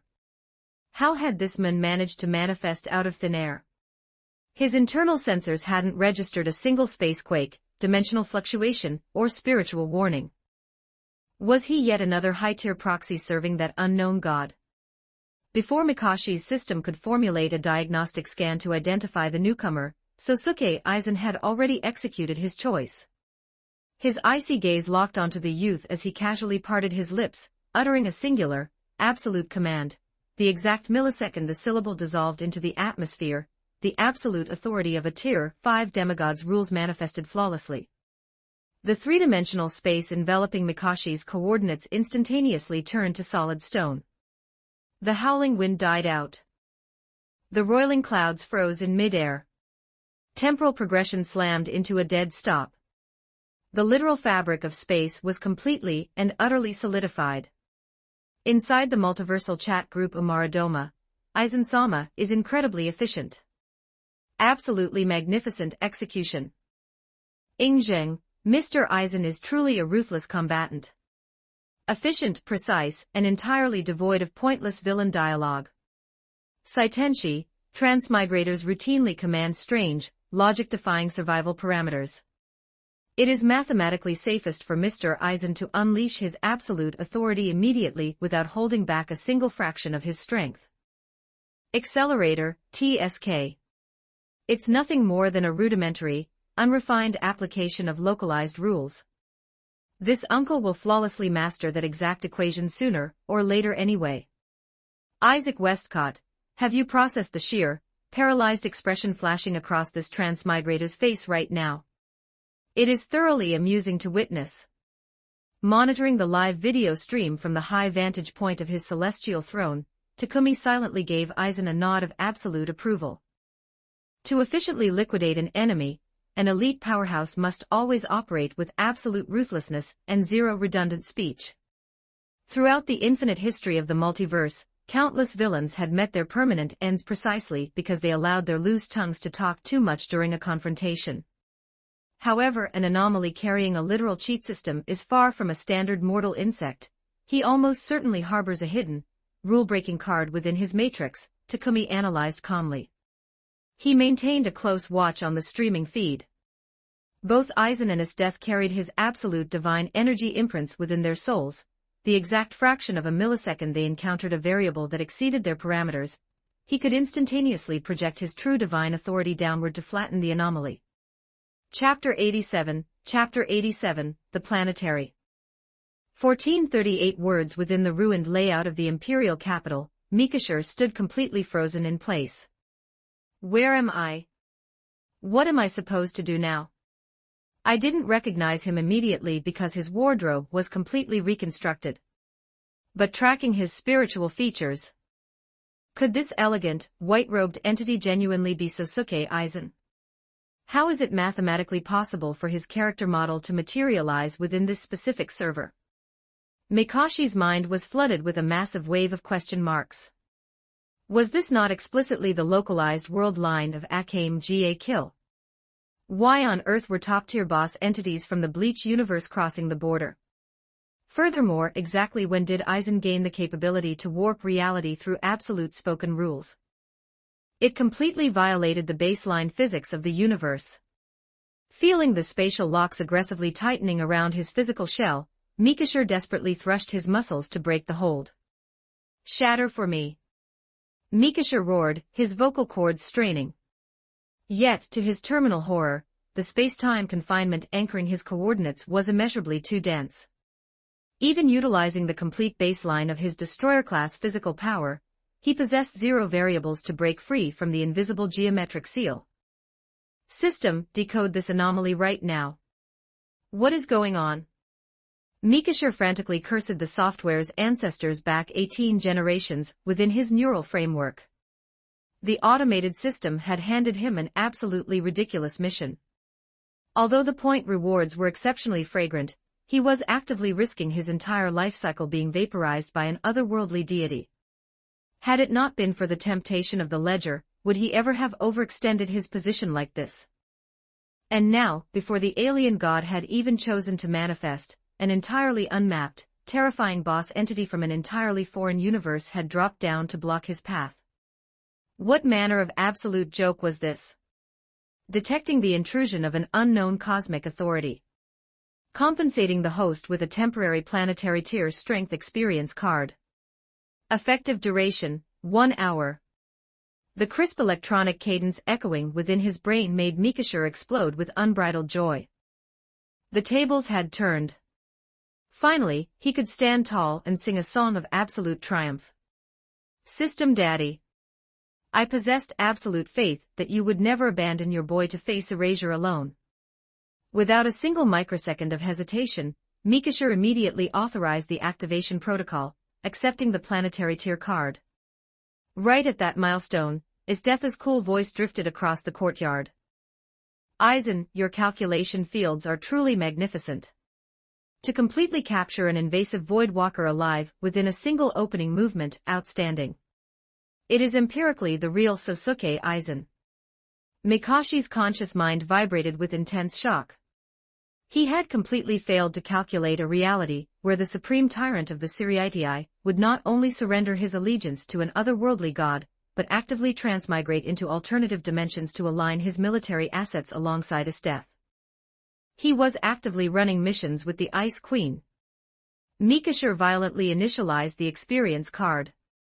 An incomprehensibly vast, universe-shattering torrent of cosmic power instantly surged into his meridians, causing his ego to expand to an infinite threshold.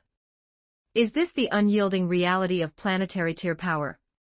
It is monumentally grand. He casually twisted his neck. The exact fraction of a second his joints cracked, the solidified three-dimensional space enveloping his frame violently shattered into fine pieces like fragile parchment. The space-time confinement that had previously paralyzed his nervous system felt like nothing more than a passing tickle against his skin. I am fundamentally invincible. Mikashir roared inwardly, his spirit burning with absolute, chaotic excitement. A terrifying, primordial aura mimicking the weight of an apocalyptic behemoth erupted omnidirectionally from his physical shell, blanketing the absolute entirety of the imperial capital within a single heartbeat. All living creatures across the province instantaneously dropped into a state of paralyzed prostration, their bodies shivering in absolute terror. Isthetha rapidly hoisted her chin, her sharp gaze locking onto Mikashi's frame, as her pupils contracted into razor slits. Prior to this milestone, the young transmigrator had completely suppressed his internal parameters. Although her intuition had categorized him as an anomalous danger, seeing him effortlessly pinned by Aizen's array had led her intellect to assume his ceiling was minor. But with his parameters now violently flaring, the absolute spiritual pressure radiating from his vessel was thoroughly apocalyptic. It easily overrode the constraints of Aizen's rule manipulation field. Sosuke Aizen subtly raised his brows, his analytical senses registering an exceptionally lethal, dangerous energy signature flaring from the youth. Even his own demigod baseline felt a severe wave of alarm. This invasive Voidwalker was indeed a catastrophic anomaly. To suddenly multiply one's baseline power by millions of times within a single heartbeat, was this the true, logic-defying application of that so-called system? Mikashir cracked his knuckles, his entire physical vessel radiating a blinding, magnificent celestial luminescence. He resembled a supreme, youthful monarch standing high above the mortal plane, high-spirited and entirely unmatched. Backed by an unshakable, reckless authority, his burning gaze swept downward, locking greedily onto Isthetha's exquisite figure. That flawless, perfect porcelain face, that exceptionally voluptuous chest, those pristine, long white legs. She was a masterpiece. However, this experience card enforces a strict chronological limitation. I must systematically eliminate this pesky Aizen first before I claim my prize. Mikashi's frame vibrated. A vast, literal ocean of crimson vitality and physical bloodlust erupted from his pores, rocketing straight into the celestial vault to blot out the sun, permanently dyeing the entire sky a deep, smoking blood red. He stepped out into the open void, his blood energy roiling as he advanced step by step like a primeval fiend descending from the heavens. With every footfall he executed, an invisible, monumental hammer seemed to violently slam into the hearts of Aizen and Isthetha, forcing their expressions to turn exceptionally grave. He was a terrifying creature, a literal humanoid leviathan. Inside the multiversal chat group within the virtual interface of the network, the spectating congregation was thoroughly gridlocked by deep shock. Umaradoma, whoa! Merely by executing a casual twist of his neck, he completely pulverized Aizen-sama's absolute spatial lock. That torrential sea of crimson energy blotted out the entire sky. His attributes are way too broken. Shinobu Kocho, his current energy output completely outclasses Mr. Aizen's baseline attributes. This is absolutely terrifying. Saitenshi, it is monumentally horrific. He looks precisely like a biological monster draped in human flesh. Are all dimensional void walkers outfitted with parameters of this caliber? Accelerator, TSK. Is this the unvarnished reality of a system's cheat function? Ingzheng, an entity operating with a system, truly operates beyond the boundaries of all logic.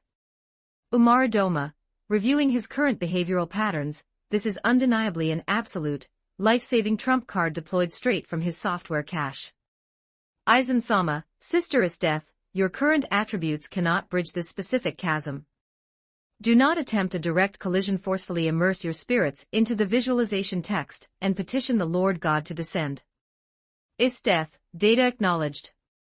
I mapped the strategy perfectly. Cross swords the stance of the invader. Planetary tier output.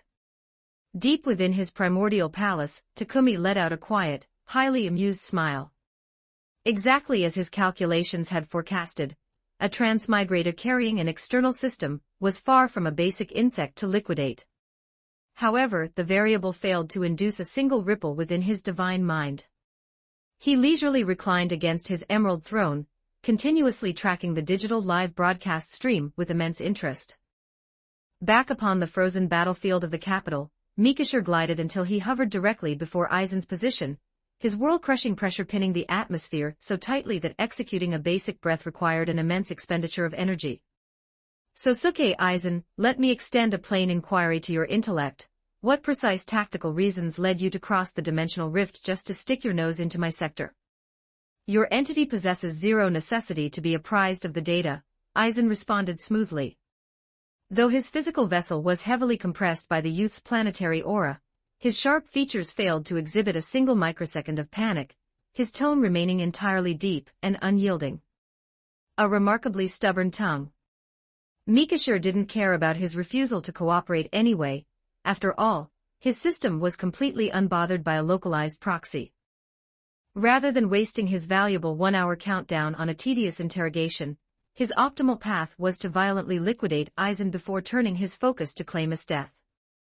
Esteth was the absolute goddess of his dreams. Ever since his soul had transmigrated into the Akame Ga Kill universe, his mind had constantly fantasized about pinning the proud, arrogant general beneath his frame, and doing whatever his darkest desires dictated. And now, the definitive operational window had arrived. Chapter 88, The Classifications of Faith, and the Fool's Blade. 1663 words. I respectfully petition my Lord God to project his holy presence down into this plane, and systematically annihilate this malicious invader.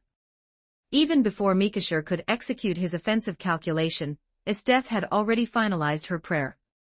The prayer was merely a formal ritual to demonstrate profound reverence toward the heavens. In absolute reality, a singular, fleeting thought was all it took for Esteth to trigger the divine power capsule embedded within the holy sigil flashing between her brows. Even if a believer encountered an instantaneous, lethal threat before their consciousness could form a coherent thought, the wisp of divine energy Takumi left within the imprint would automatically reanimate to safeguard their vessel. As for Sosuke Aizen, though he had previously expended the divine burst within his own seal during his worldline ascension, Takumi's primary cosmic baseline remained firmly anchored to his soul. It would still shield him from terminal erasure in a true crisis. The mortals simply remained unapprised of this mechanical blueprint. They operated under the false assumption that once the active payload inside the divine sigil was triggered, the array required a prolonged chronological window to replenish its spatial energy. In truth, this was merely a targeted misunderstanding Takumi had intentionally fostered across their neural links. He was a primordial sovereign, not an automated babysitter. If his divine protection commanded zero structural constraints, the flock would rapidly lose their visceral sense of sacred awe, severely bottlenecking the continuous growth of pure faith. Inside the multiversal chat group, inside the virtual interface of the chat platform, every active member held their collective breath. The prospect of witnessing the Supreme Sovereign project his shadow down into the lower planes once more sent a frantic surge of excitement through the server. I am categorized as an evil invader. Mikashir sneered, his burning gaze locking firmly onto Istetha's position. The divine sigil flickering between her brows suddenly flared, launching a mysterious, incandescent thread of celestial light straight into the vault of heaven. Yet, Mikashir made absolutely zero effort to intercept the link. He was profoundly eager to verify exactly what manner of local heretic god anchored her faction. Since neither of them belonged to the native matrix of this world line, what valid criteria granted her the right to brand his entity an evil interloper? The newly harvested parameters of his planetary tier experience card infused his soul with limitless, reckless confidence. Fear was entirely void from his calculation fields. If anything, his chest burned with immense, manic anticipation. If he successfully suppressed this so-called deity, his system would undoubtedly extract an immeasurable treasury of mythical rewards. Correct. Suddenly, Mikashi's auditory receptors twitched. An invisible, cosmic vibration rippled across the sky and earth. When I came, the cosmos was yet unformed, and the matrix of reality reeled in absolute chaos. When I came, all sentient life forms wallowed in pristine ignorance, basic and unrefined. When I come. The ancient, magnificent resonance of the Grand Tao echoed through the heavens, vibrating with an unearthly cadence, as if the entire universe were singing praises to welcome a supreme being. Celestial blossoms drifted from the clouds, while golden lotuses sprouted seamlessly from the solid ground. Mikashir snapped his head upward. The starry sky was visibly swaying, and the literal firmament trembled under an unyielding weight. An unparalleled, crushing wave of divine authority cascaded directly from the highest heavens. It slammed downward like a descending ocean, forcing every mortal entity to close their eyes in absolute, paralyzed despair, helplessly awaiting terminal erasure. Istetha and Sosuke Aizen, however, felt a surge of unbridled joy. The suffocating planetary pressure Mikashir had used to bind their vessels was instantly neutralized, dissolving into nothingness beneath the incoming divine weight.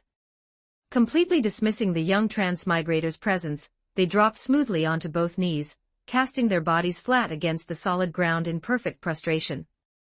Your loyal servants offer their highest reverence, welcoming the magnificent sovereign to this plane. A cataclysmic detonation reverberated across the firmament. The heavens shook violently, and the cosmic constellations vibrated. The absolute laws of the Grand Tao interwoven seamlessly in the sky, flashing a pristine, holy luminescence that thoroughly blanketed the Akame Kill. An indescribably grand, colossal silhouette materialized amidst the stars. The sovereign's physical vessel was so monumentally massive that the literal world line struggled to accommodate his geometric scale. Endless galaxies and solar systems spun lazily around his form, while the absolute totality of creation appeared to revolve around his central axis. Every living creature across the Akame Kill universe hoisted their heads in absolute, paralyzed amazement. They beheld him standing proudly amidst the stellar dust, roiling currents of primordial chaos energy cloaking his majestic frame, his entire structure radiating a hypercomplex, hazy celestial light that defied all human comprehension. Concurrently, a singular sacred name crystallized naturally within the deepest depths of their conscious minds, the God of Creation. We offer our collective worship to the magnificent God of Creation. Infinite living souls fell to their knees in absolute reverence. For those who had already been initiated into the creation god sect, their internal fanaticism multiplied exponentially, their faith scaling to an entirely new, unyielding paradigm. Within a single heartbeat, common believers transitioned into devout followers, while devout followers sublimated into absolute zealots. The four tiers of cosmic faith across the infinite dimensions, the spiritual hierarchy of faith, was divided into four distinct tiers: pan-believers, individuals who casually offer worship to whatever deity manifests before their eyes, completely lacking a fixed spiritual anchor or definitive ideological loyalty. Ordinary believers, believers who command a stable spiritual anchor, demonstrating baseline respect for their chosen deity, and confining their worship strictly to that specific faith. They constitute the baseline entry node of a God's congregation. Devout believers, souls who harbor a profound, sincere reverence for the divine. They actively study the sacred doctrines, implement the holy decrees with absolute discipline, and execute their prayers systematically every single day.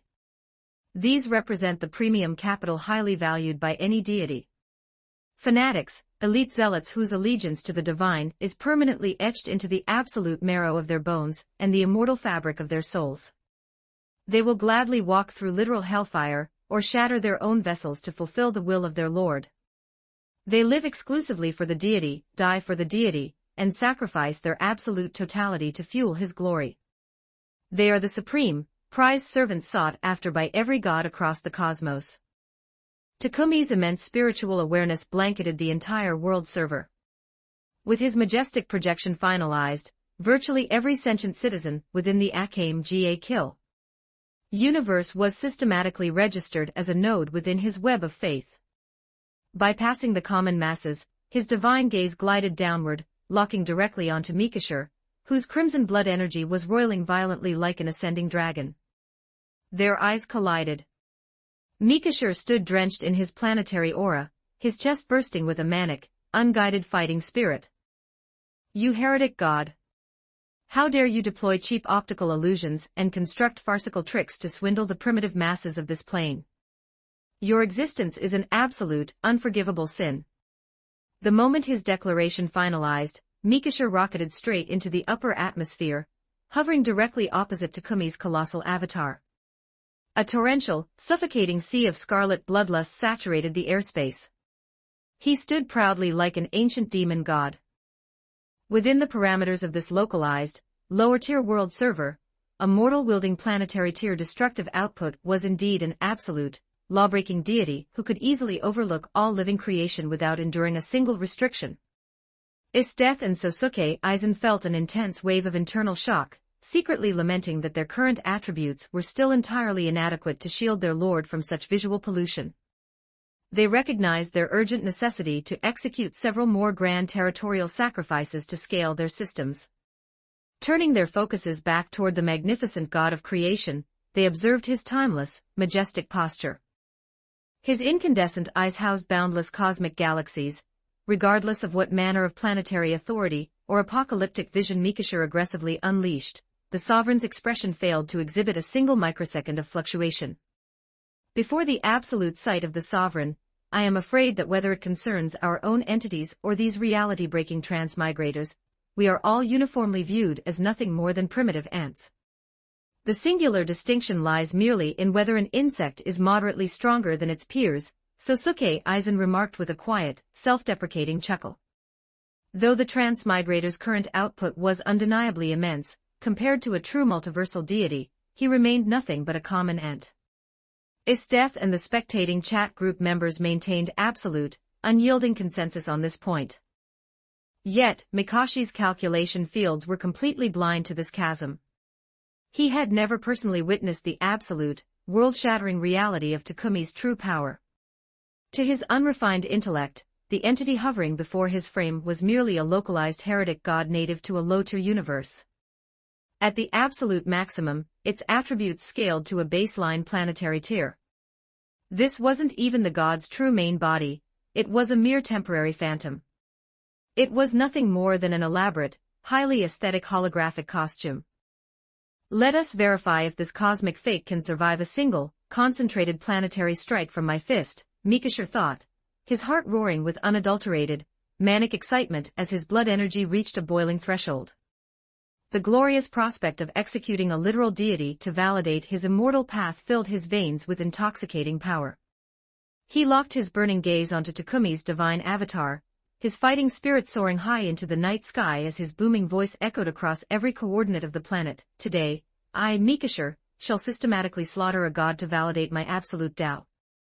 Under the paralyzed, awestruck stare of the global populace, Mikashi's physical vessel expanded exponentially, transforming into a colossal, heaven-bracing titan that radiated a blinding, incandescent luminescence.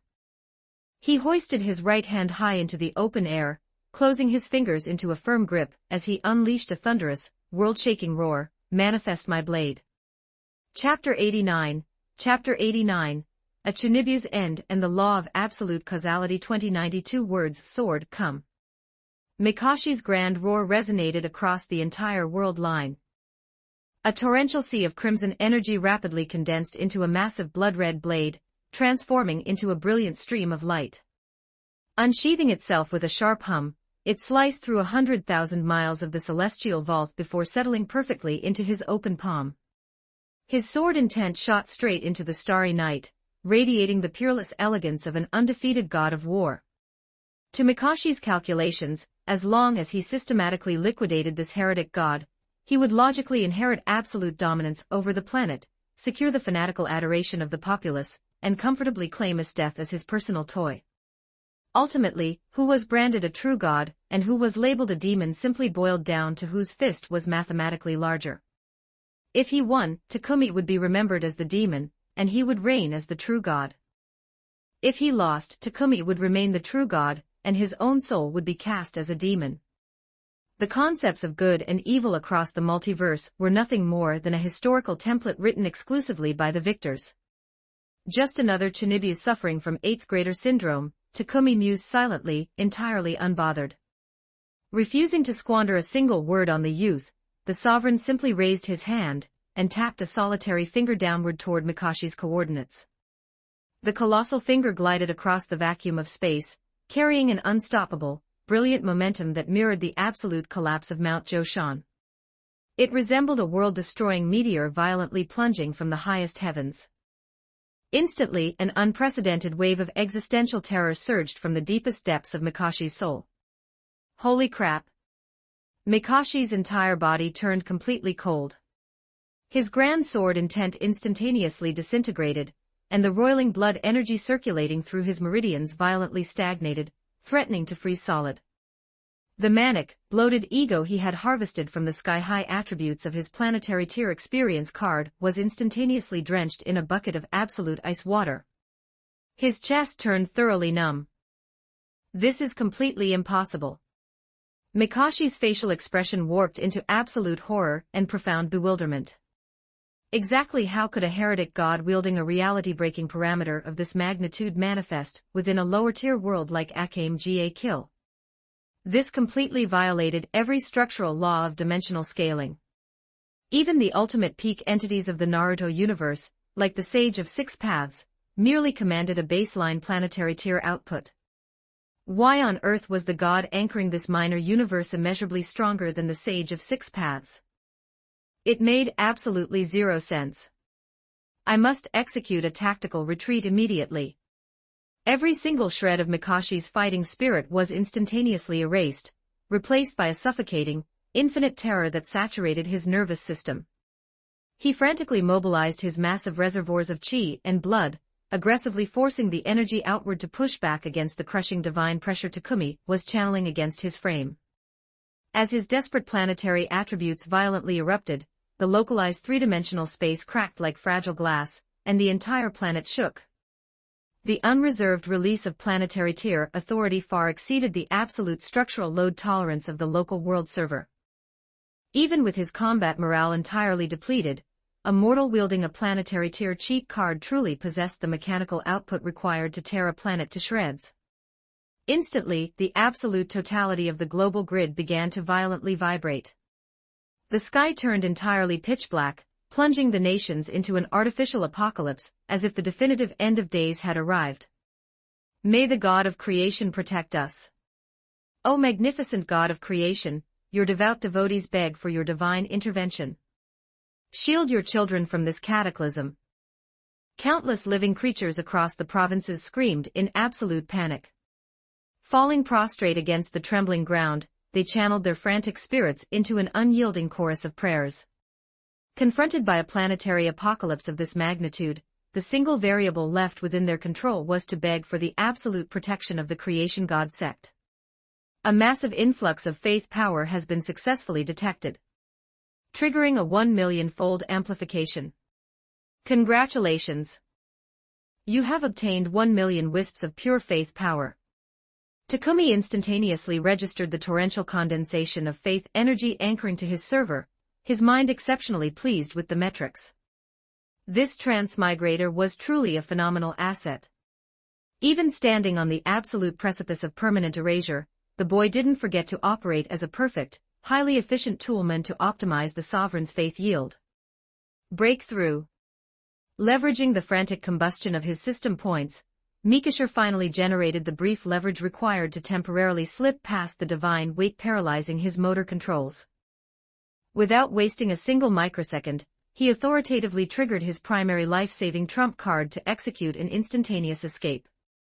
In a literal flash, Mikashi's physical vessel transformed into a brilliant streak of aurora light, rocketing straight toward the deepest reaches of the outer starry sky as he vanished from the terrestrial plane. Beholding the sudden spatial vacuum, the pupils of Esteth and Sosuke Aizen instinctively contracted, a brief thread of surprise flaring within their calculation fields. However, the logical deduction was thrown out of their minds the exact fraction of a heartbeat it surfaced. The absolute infinity of their Lord God and the terrifying scale of his authority were variables that mortal intellects possessed zero parameters to accurately conceptualize. Mikashi's successful escape was an absolute mathematical impossibility unless the sovereign deliberately authorized a loose leash to play with the prey. They fixed their eyes back onto the divine manifestation. The colossal avatar of the god of creation remained perfectly static, his timeless posture failing to exhibit a single shred of modification. The massive, sky-bracing finger he had targeted toward Mikashi's coordinates continued its slow, deliberate descent toward the empty patch of void, completely unbothered by the fact that the target had already transmigrated thousands of miles away. What precise strategy is the Lord God executing? Sosuke Aizen's eyes filled with genuine, unvarnished bewilderment. Mikasher had already broken through the atmospheric barrier. Why was the sovereign continuously pressing his finger down onto empty space? The collective members of the chat group tracking the live digital broadcast were similarly gridlocked by intense curiosity, their conscious minds itching like a cat frantically scratching a surface. Yet, within the span of a single heartbeat, a scene that thoroughly shattered their scientific worldviews manifested before their eyes. A clean, distinct sound of a sharp instrument effortlessly piercing through dense meat resonated across the silence. The exact fraction of a second Takumi's finger finalized its trajectory against the empty coordinates, a physical vessel suddenly materialized straight out from the void, perfectly aligning its skull directly beneath the descending strike. The individual's forehead was cleanly and absolute pinned beneath Takumi's fingertip, the localized authority of the strike violently drilling straight through his brain case.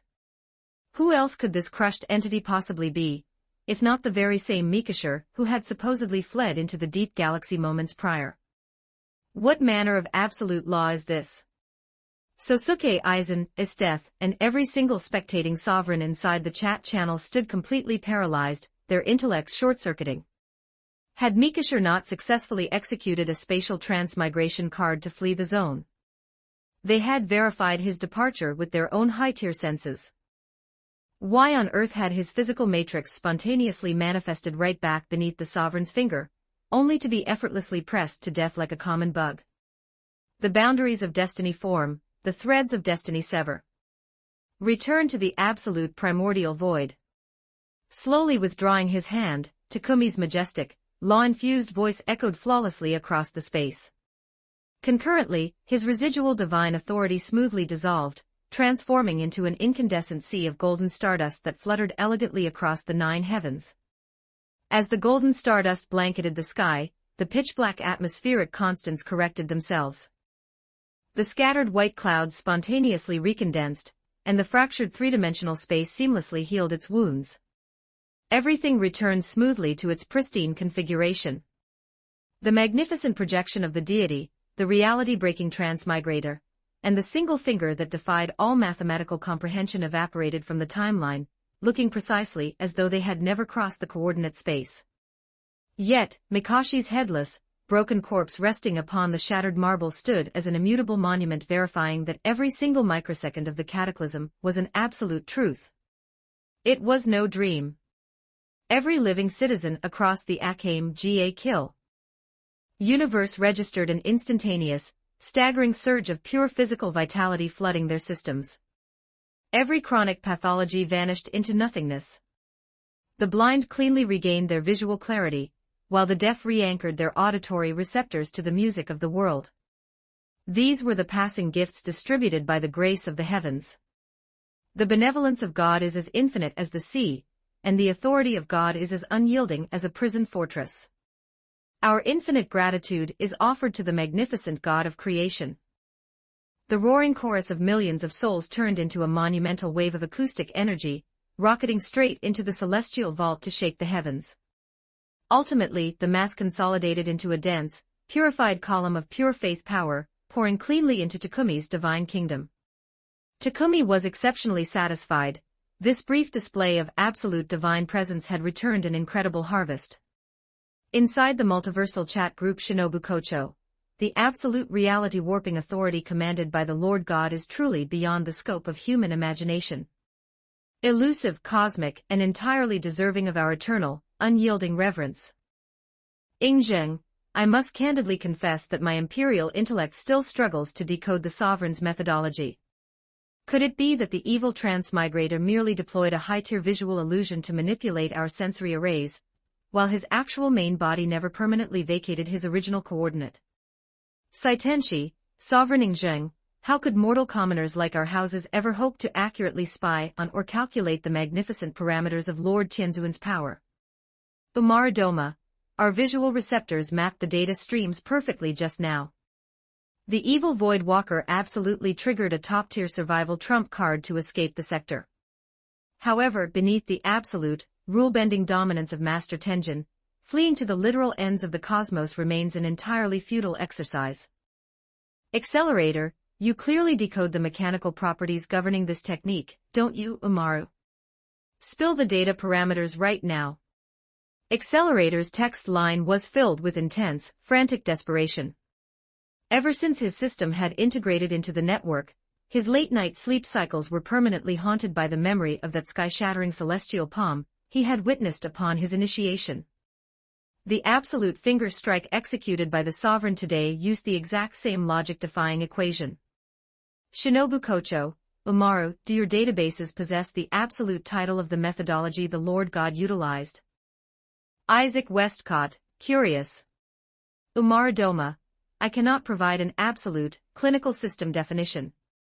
However, the phenomenon aligns flawlessly with a specific conceptual archetype native to the fictional archives of my world, similar to Gibalg, the spear that strikes the deaththorn, a conceptual weapon capable of completely reversing the laws of cause and effect. Umar Doma, the exact fraction of a microsecond that class of weapon is initialized, the mathematical effect which dictates that the opponent's heart has already been cleanly pierced is permanently finalized within the universe's ledger first. Subsequently, the physical cause, meaning the literal trajectory of the spear flying through the air to strike the chest, manifests afterward to fulfill the logic. Umar Doma, unless an adversary commands an astronomical, absolute tier of conceptual luck parameters to rewrite the ledger, the mechanical equation dictates that the moment the sequence initializes, your expiration is already a finalized variable. Umar Doma, to frame it cleanly, it is a supreme weapon of absolute causality. Umar Doma, for a supreme entity like Master Tenjin, the exact fraction of a millisecond he decides to execute a strike, the cosmic cause and effect have already been seamlessly finalized within his calculation fields. The deployment of the strike is the cause, and the terminal hit is the immutable effect. This absolute relationship is locked before the finger even moves. Umar Doma, it matters absolutely nothing whether you transmigrate to the edge of the galaxy, hide within a separate dimension, or deploy an immortal survival card. Your terminal coordinate will inevitably be pulled back to fulfill the hit. Umar Doma, in other words, unless your system commands a tier of authority capable of directly overriding his absolute laws, the exact millisecond Master Tenjin decides to move his hand, your ultimate destiny is already a locked, unshakable constant. Umar Doma, no matter how much your system struggles, it is entirely useless. Chapter 90, The Bestowal of Divine Strides and the Zealot's Coronation Covenant. 1626 words inside the multiversal chat grouping Zheng, incredible. Is this the absolute authority of the sovereign? With a single drop of his finger, no matter where an entity attempts to hide across the infinite corners of the multiverse, their terminal erasure remains an absolute constant. Sosuke Aizen, so that is the underlying mechanism. The absolute law of cause and effect, it is indeed a transcendent paradigm that my current calculation fields cannot yet hope to touch. Saitenshi, even after spectating the digital feedback loop for so long, the sheer, unimaginable scale of his presence leaves my spirit thoroughly paralyzed. Shinobu Kocho, this is far too terrifying. To choose to operate as an enemy against a powerhouse of that caliber would plunge any soul into absolute, unguided despair. Death, my Lord God is monumentally magnificent. Once again, my baseline understanding of true power has been completely shattered and rewritten. Saitenshi, wait, something doesn't compute. At Umaradoma, according to your causal baseline model, shouldn't the evil transmigrator have been systematically executed by the sovereign's authority out in the deep vacuum of the starry sky? Umaradoma, I was merely deploying a simplified analogy. The reality-warping methodologies commanded by our Lord God are immeasurably more complex than a basic concept. The parameters governing the sovereign's actions are fundamentally beyond what our mortal minds can ever hope to calculate or accurately spy on. Saitenshi. Realizing the sheer redundancy of her structural question, Saitenshi's face flushed with a wave of deep embarrassment. She could only blame the intense, suffocating shock waves of the broadcast for temporarily short-circuiting her cognitive focus. Deep within the pristine higher dimensions of the divine kingdom, Takumi reclined elegantly upon his emerald throne, tracking Umaradoma's pop science explanations with a quiet, highly amused smile. Sure enough, maintaining an intimate familiarity with the fictional media archives of my previous life continuously yields outstanding operational value, he mused. Umar's causal deduction closely mirrored the exact law he had just executed. The precise fraction of a millisecond his finger dropped, Mikashi's terminal coordinates and absolute expiration were permanently locked into the ledger. No matter how many life-saving trump cards the transmigrator burned to flee across the galaxy, the trajectory of the universe would inevitably warp to drag his skull right back beneath the descending strike. Right at that milestone, a crisp electronic chime detonated within Takumi's consciousness. Congratulations to the group administrator for successfully eliminating the malicious Voidwalker. Emergency quest finalized. You have been rewarded with 10,000 group points. As the Supreme Group Leader, this diagnostic alert was transmitted exclusively to his personal sensory framework. 10,000 exchange points, better than nothing, I suppose. Takumi remained entirely unbothered by the minor currency yield. With a casual manipulation of his administrative clearance, he smoothly restructured the public quest completion ledger, broadcasting the modified notification straight onto the main feed. Congratulations to Group Nodes Death and Sosuke Aizen for successfully completing the emergency quest. Bestowing reward standard divine ability, ground compression earth stride. This particular technique was an asset Takumi had cleanly extracted from Mikashi's soul the exact microsecond his finger pulverized the youth's brain case. It operated as the underlying spatial formula powering the transmigrator's final Aurora escape trick. It was the perfect token to distribute as a formal reward for his death and Aizen's mobilization. In this multiversal ecosystem, Takumi's role closely mirrored that of a supreme project foreman. Regardless of which individual group member aggressively executed a mission, the raw systemic rewards would inevitably route straight through his central node first. Exactly how those assets were filtered, modified, and redistributed down the line depended entirely upon his personal whim. After all, the localized quests visible to the common flock were systematically edited and dispatched by his hand anyway. He held absolute veto power over the final treasury. While a high-tier blueprint like the ground compression Earthstride, the mystical art of shrinking space-time down to a single inch, represented an invaluable, logic-defying treasure to ordinary mortal commoners, it was nothing but useless refuse to an absolute god of Takumi's stature. For the common members, however, the notification caused their spirits to vibrate with manic excitement. Umaradoma, wow! Monumental congratulations to Sister Death and Aizen-sama. This is a literal divine ability template. Shinobu Kocho, the unique spatial velocity the evil transmigrator utilized to transform into an aurora and escape earlier must have been powered by this specific template. Accelerator, TSK. To command a high-tier asset of this caliber, as expected of a reward processed through a literal god. Ingzheng, the sovereign reigns supreme as the absolute, primordial god of creation. How can a basic system reward ever hope to compare to his true majesty? Saitenshi, bypassing the status check, I am profoundly curious regarding the precise operational mechanics of this divine ability, at his death, at Sosuke Aizen. Shinobu Kocho, attached file, highly_curious_butterfly. Umar Doma, curiosity +1. Is death, I have just integrated the data files. This divine ability operates as a high-tier manipulation of space-time laws. Not only does it yield an astronomical tactical velocity, but it enables the user to effortlessly vault into the highest heavens or plunge into the deepest netherworld. One can seamlessly cross into any coordinate. Umar Doma, wow, I am shedding absolute tears of intense envy. If my system commanded a cheat of that scale, wouldn't I be capable of teleporting from my bedroom to my school desk, or instantly flashing to the arcade center without walking a single microsecond?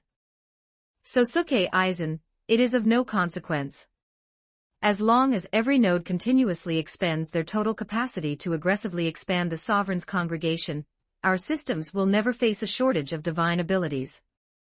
Ingzheng, Mr. Aizen's assertions are entirely accurate. Let our empires worship the sovereign and aggressively execute our evangelical mandates. Isteth, at Takumi, my deepest reverence is offered to my lord. Magnificent is the sovereign. I intend to host a global imperial coronation ceremony in exactly 7 days, uniting the entire planet under a unified state sacrifice dedicated to your glory. I must humbly inquire if this meets your divine authorization. The exact fraction of a microsecond Isteth's sudden tag materialized on the screen. The entire multiversal chat channel instantaneously plunged into a dead, freezing silence. Every active member fell completely mute. After all, this marked only the second instance in historical records where a mortal commanded the sheer audacity to directly ping Takumi's absolute handle. The first had been Accelerator during his initial registration loop. Every single node across the server possessed intimate memory of the catastrophic neurological backdraft that choice had yielded. Even today, the boy's calculation centers sustained periodic agonizing spasms, forcing him to check into trauma wards. Although that localized enforcement stemmed from his flagrant blasphemy, it was undeniable that Isteth's psychological parameters were exceptionally brave. Following her formal comprehension that Takumi reigned supreme, as the absolute, omnipotent god of creation, not a single alternative member dared to directly disturb his presence, consciously refraining from generating any digital noise near his throne. The frozen palace of the capital back within the coordinates of the Akame Ga Kill universe inside the newly secured palace hall, Isteth's proud frame was visibly rigid, her chest tightening under a sudden wave of nervous apprehension. She possessed zero data verifying whether the sovereign would perceive her direct inquiry as an act of mortal presumption. Yet, looking out across the courtyard, her vanguard had successfully secured a vast mountain of high-tier imperial masters for the blood sacrifice, supplemented by the prime physical vessel of the transmigrate Amikashur. While her frost laws could preserve their cells indefinitely, delaying the ritual for an extended countdown would severely bottleneck the psychological momentum of her newly unified empire. More fundamentally, Isteth refused to maintain a distant, sterile barrier separating her life cycle from Takumi's sight. She desired to serve his baseline directly. Takumi, granted. Isteth, my infinite gratitude is offered to the heavens. The general exhaled a massive, controlled sigh of pure relief, her tight shoulders relaxing completely. According to the established sacrificial liturgies, grand ceremonial festivals were structurally restricted to a frequency of once every 3 months unless authorized by a monumental geopolitical milestone.